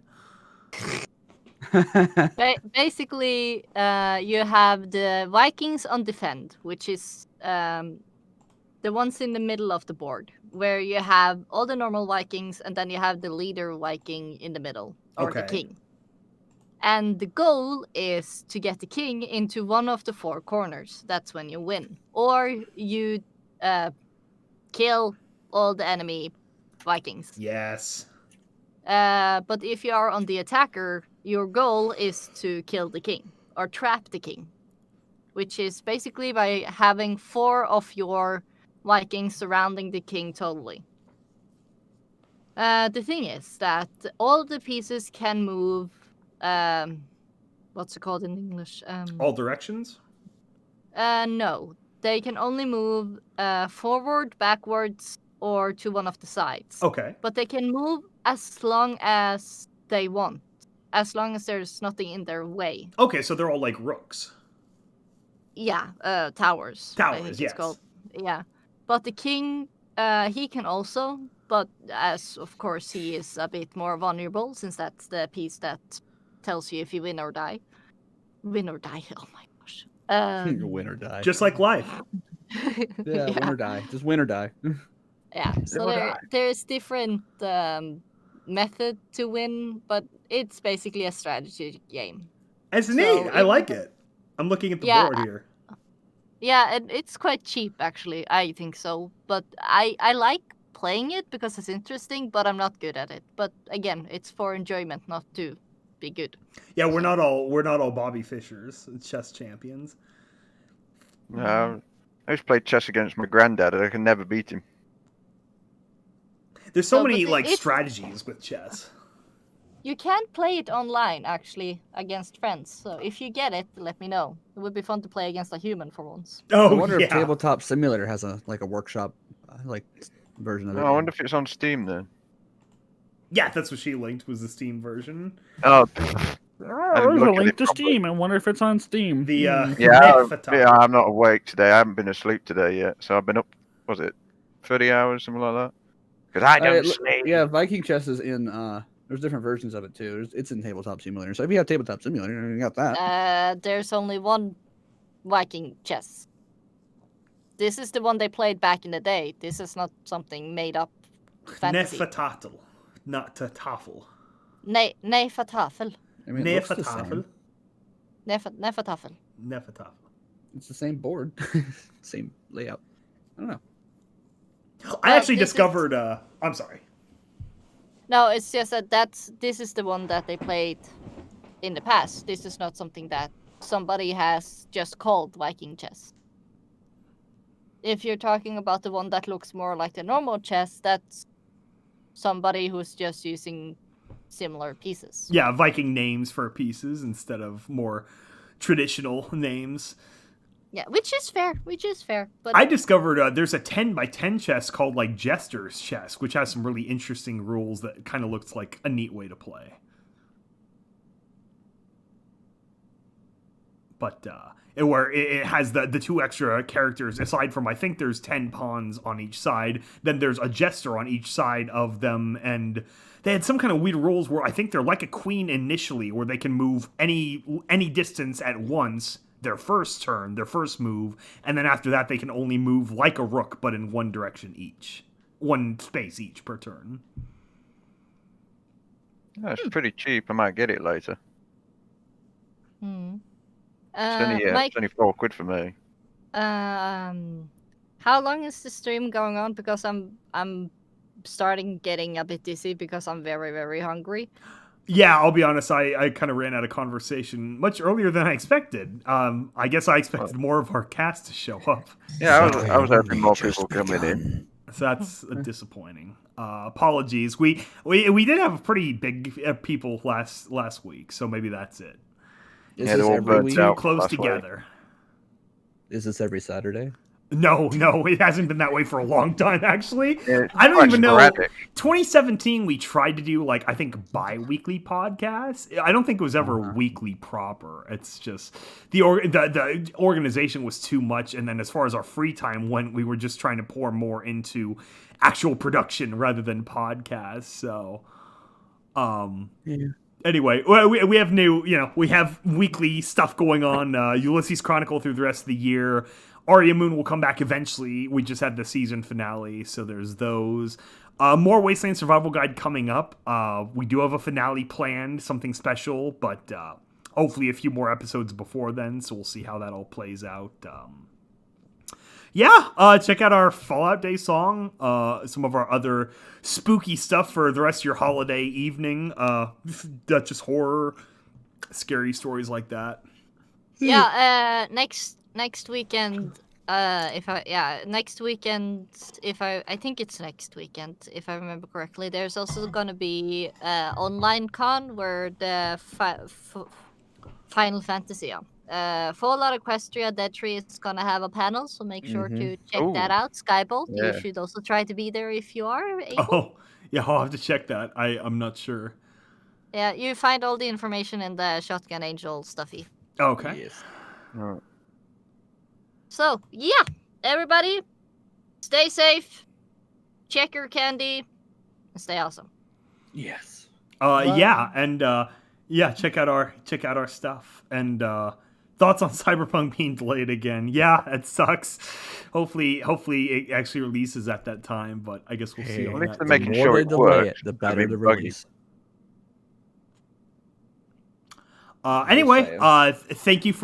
Thank you everyone for joining us for a podcast, and we'll talk to you next time. Hopefully we'll get a good another classical holiday founder stream and bring James Kelly on, who's been on for a while and stuff, but we'll see. Can only do our best, unfortunately. So we will talk to you guys later. Bye. Bye.